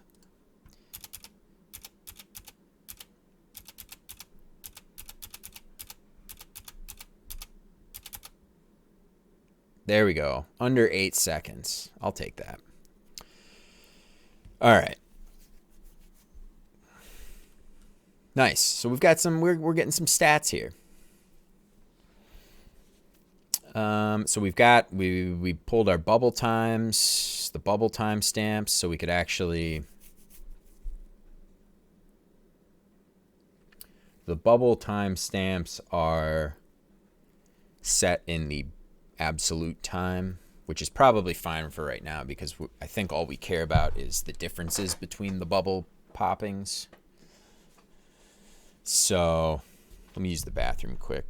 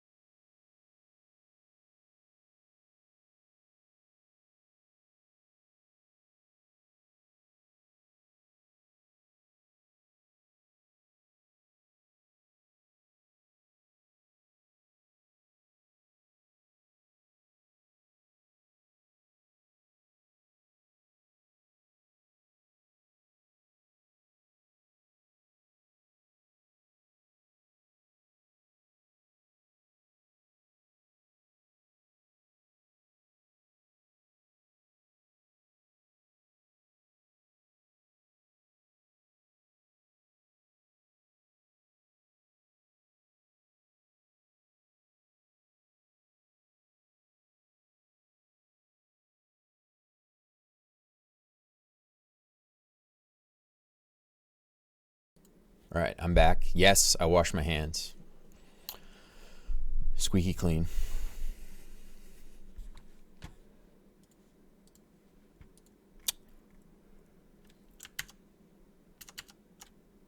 Okay, so we're getting some reasonably nice stats here.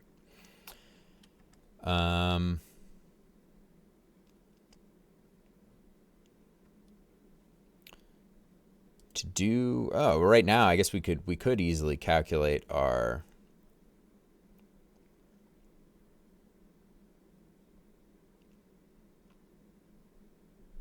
bubbles per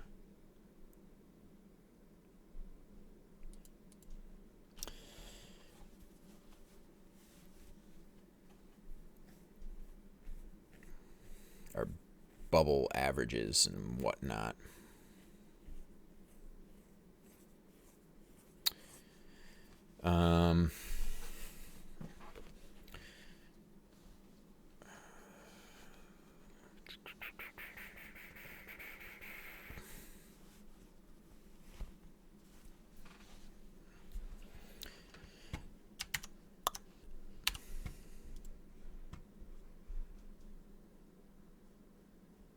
Oh, that was a weird thing right there, wasn't it? Oh, maybe not.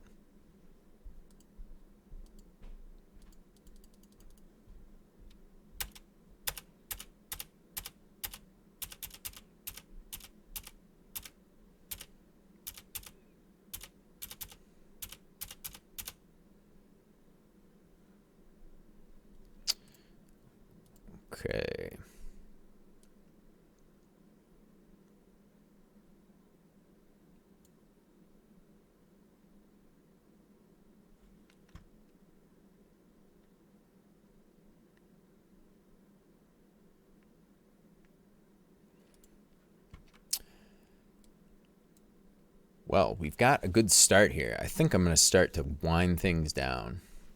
So I've been streaming for now 6 hours. It's a lot. It's a lot of time to be talking and explaining things. So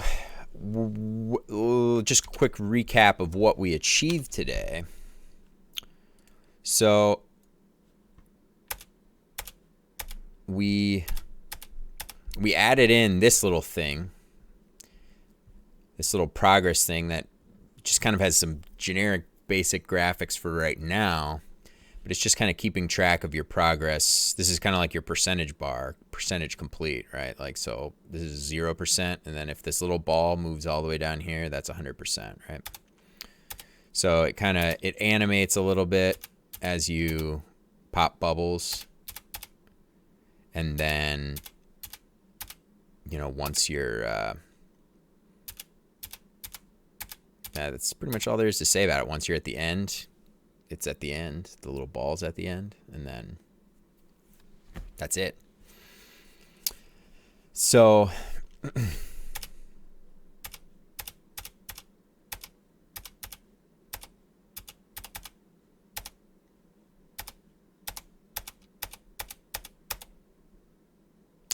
that's cool. What else did we do today? I think after that,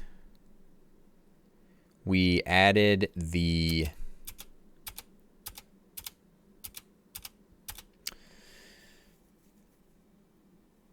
I can't remember what else we did. We did some other stuff. What I was working on before the stats thing.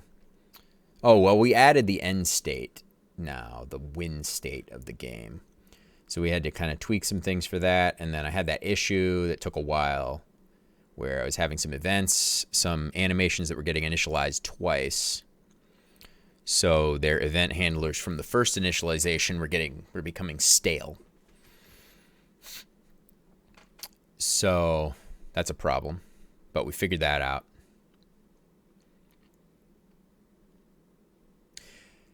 That was one of those things where it was a problem, and I knew it was a problem.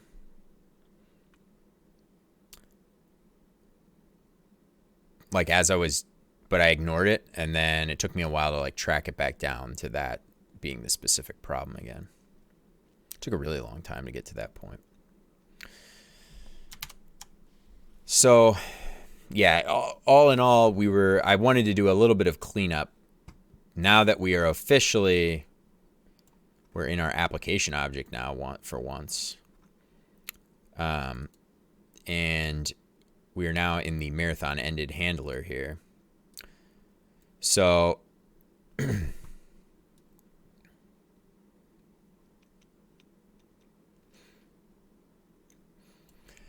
yeah, I wanted to start figuring out how we were going to handle kind of statistics, because it would be nice to have after you play a game, right? And to see your stats, right? You know, how long it took, how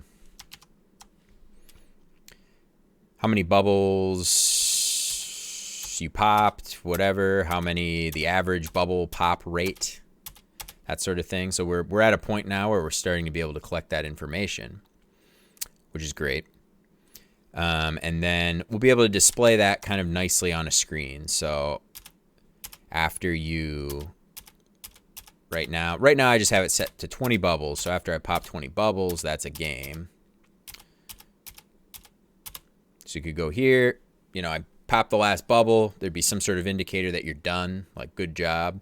And then like here, I'd see some stats, you know, made to look nice. Maybe some pie charts and bar charts and stuff.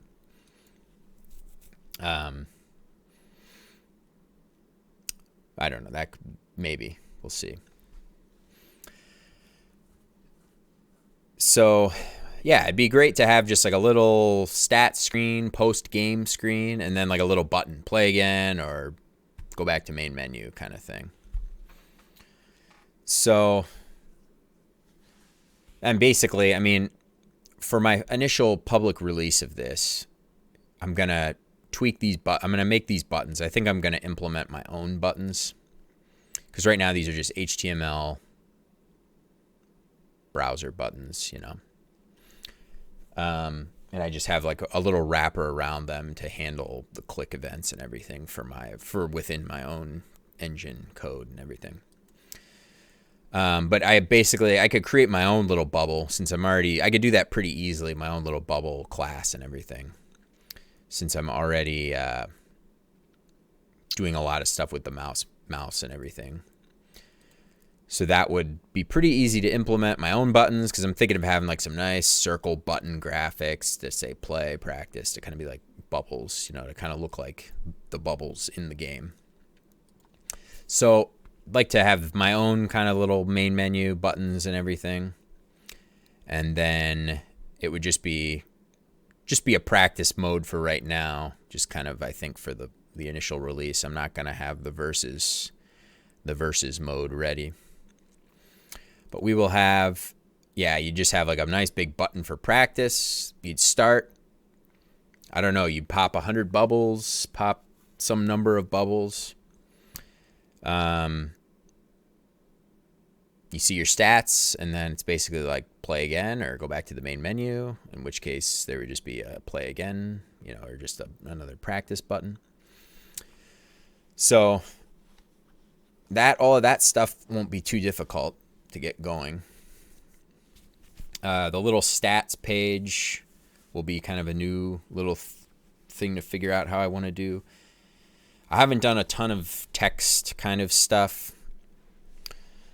I mean, there's some text here for this debug stuff, but otherwise I haven't done a lot within the game itself yet of any sort of text, really. I do have a text class, and it works. In fact, that's what this is.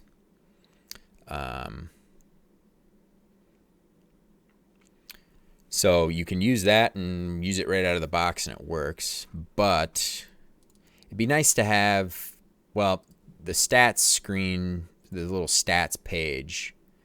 Well, first I have to figure out all the stats that I want to have in there initially, and then kind of figure out how they'd be shown on screen, you know, like in some sort of grid-shaped space, I think. Would be best. And then, we might straighten this little guy out here, or figure out maybe a more clear thing, because I've caught myself even tricking myself into thinking this was like a timer. Because I used to have, in my previous game mode, I used to have a timer off to the side here.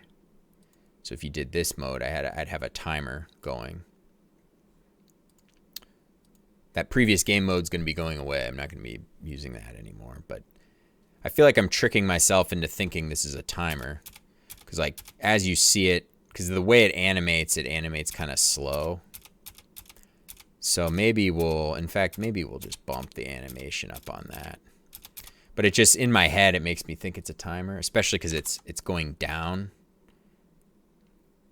I mean, I liked the way it looked going down, but maybe it'd be better to have it somewhere else, going some other direction. Oh. Maybe it'd be better to have it horizontal or something underneath. I don't know. We'll see. But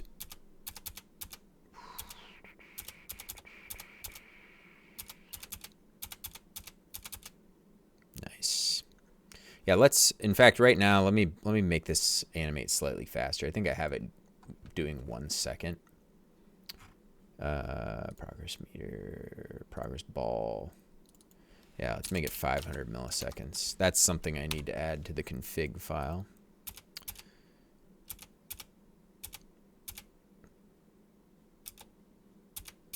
Oh. Yeah, so now the little ball is moving a lot slower. Oh. Nice.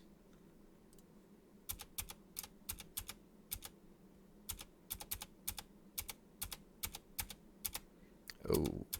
Oh.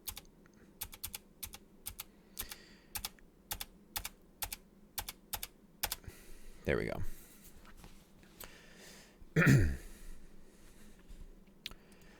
Yeah, so there might be some tweaks I do to this. I'll sleep on it. I just came up with the idea of it. I mean, I knew I wanted something like this, where it just shows you moving throughout the progress of the whole, you know, this is like your percentage complete kind of thing. But I also wanted to kind of show checkpoints as well, like how many checkpoints have you hit, or, you know, when the next checkpoint is. But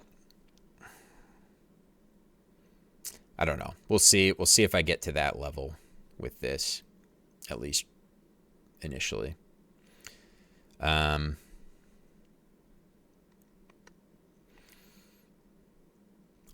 But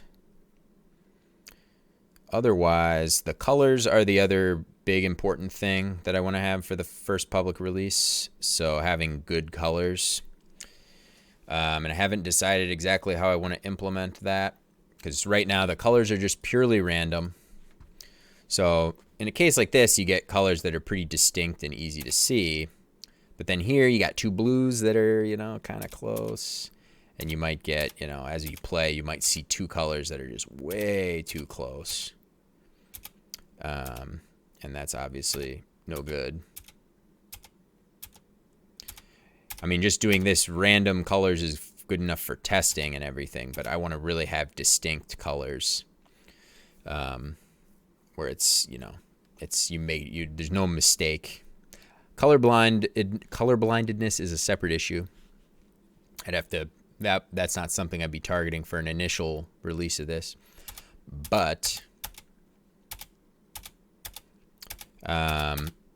there's a white bubble. I have rarely seen any bubbles that are lighter than the background color. The background color is like FA.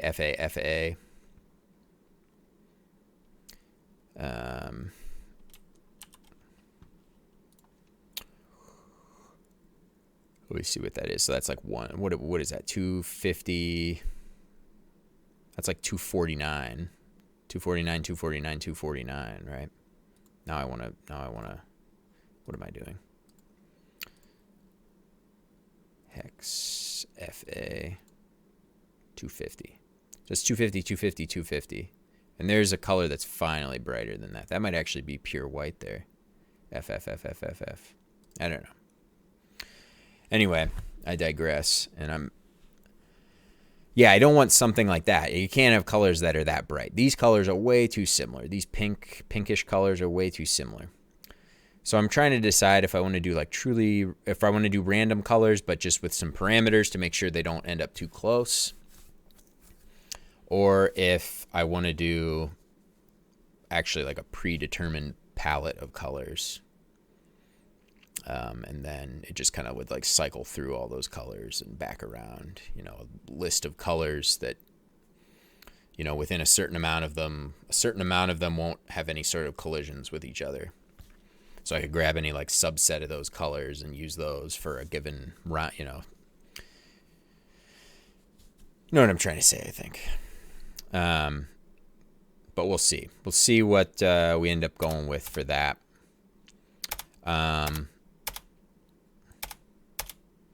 But otherwise, we're getting pretty close. The other big thing I want to have is the screen resizing. So that it's something that people wouldn't do too much. But if you resize, for the people who would try to resize their screen after they do it, and they find out that it does this, and it's like, what? Nothing happened. I figure I'd fix it. And it gives you the ability, because right now the whole game scales up. So if I scale this all the way up, I mean, this is a big space now, and it might be interesting to kind of see the differences between playing. Well, there were two colors that were extremely close. It might be interesting to see the differences in like your own stats between playing it really big like this or playing it really tiny. You know, I mean, you could bring it down to like, that size. And you know, just play, you know, the bubbles are smaller, you have less distance to move your mouse, but are you any faster because you have to be way more accurate because the bubbles themselves are that much smaller? I don't know. We'll see. We'll see how that goes. That might be another interesting statistic. That might be more like a server-side stat to collect or something. Bubble size and screen size and whatever. But yeah, I think I'm gonna shut her down for now. I will probably be back. I mean, I stream Mondays and Tuesdays. Pretty much kind of the whole, usually 5 to 6 hours. I will stream Mondays and Tuesdays. That's usually starting at 10 a.m. Central Daylight Time. But otherwise, I try to squeeze in a weekend stream or two if I can on Saturdays or Fridays. I think I might have some time on Friday to do a stream. And possibly Saturday as well. So I might actually do two streams over this weekend. But otherwise, worst case, I'll be back on Monday. But yeah, I think I'm shutting her down for now. So thanks for watching. We'll see you guys back next time. Adios.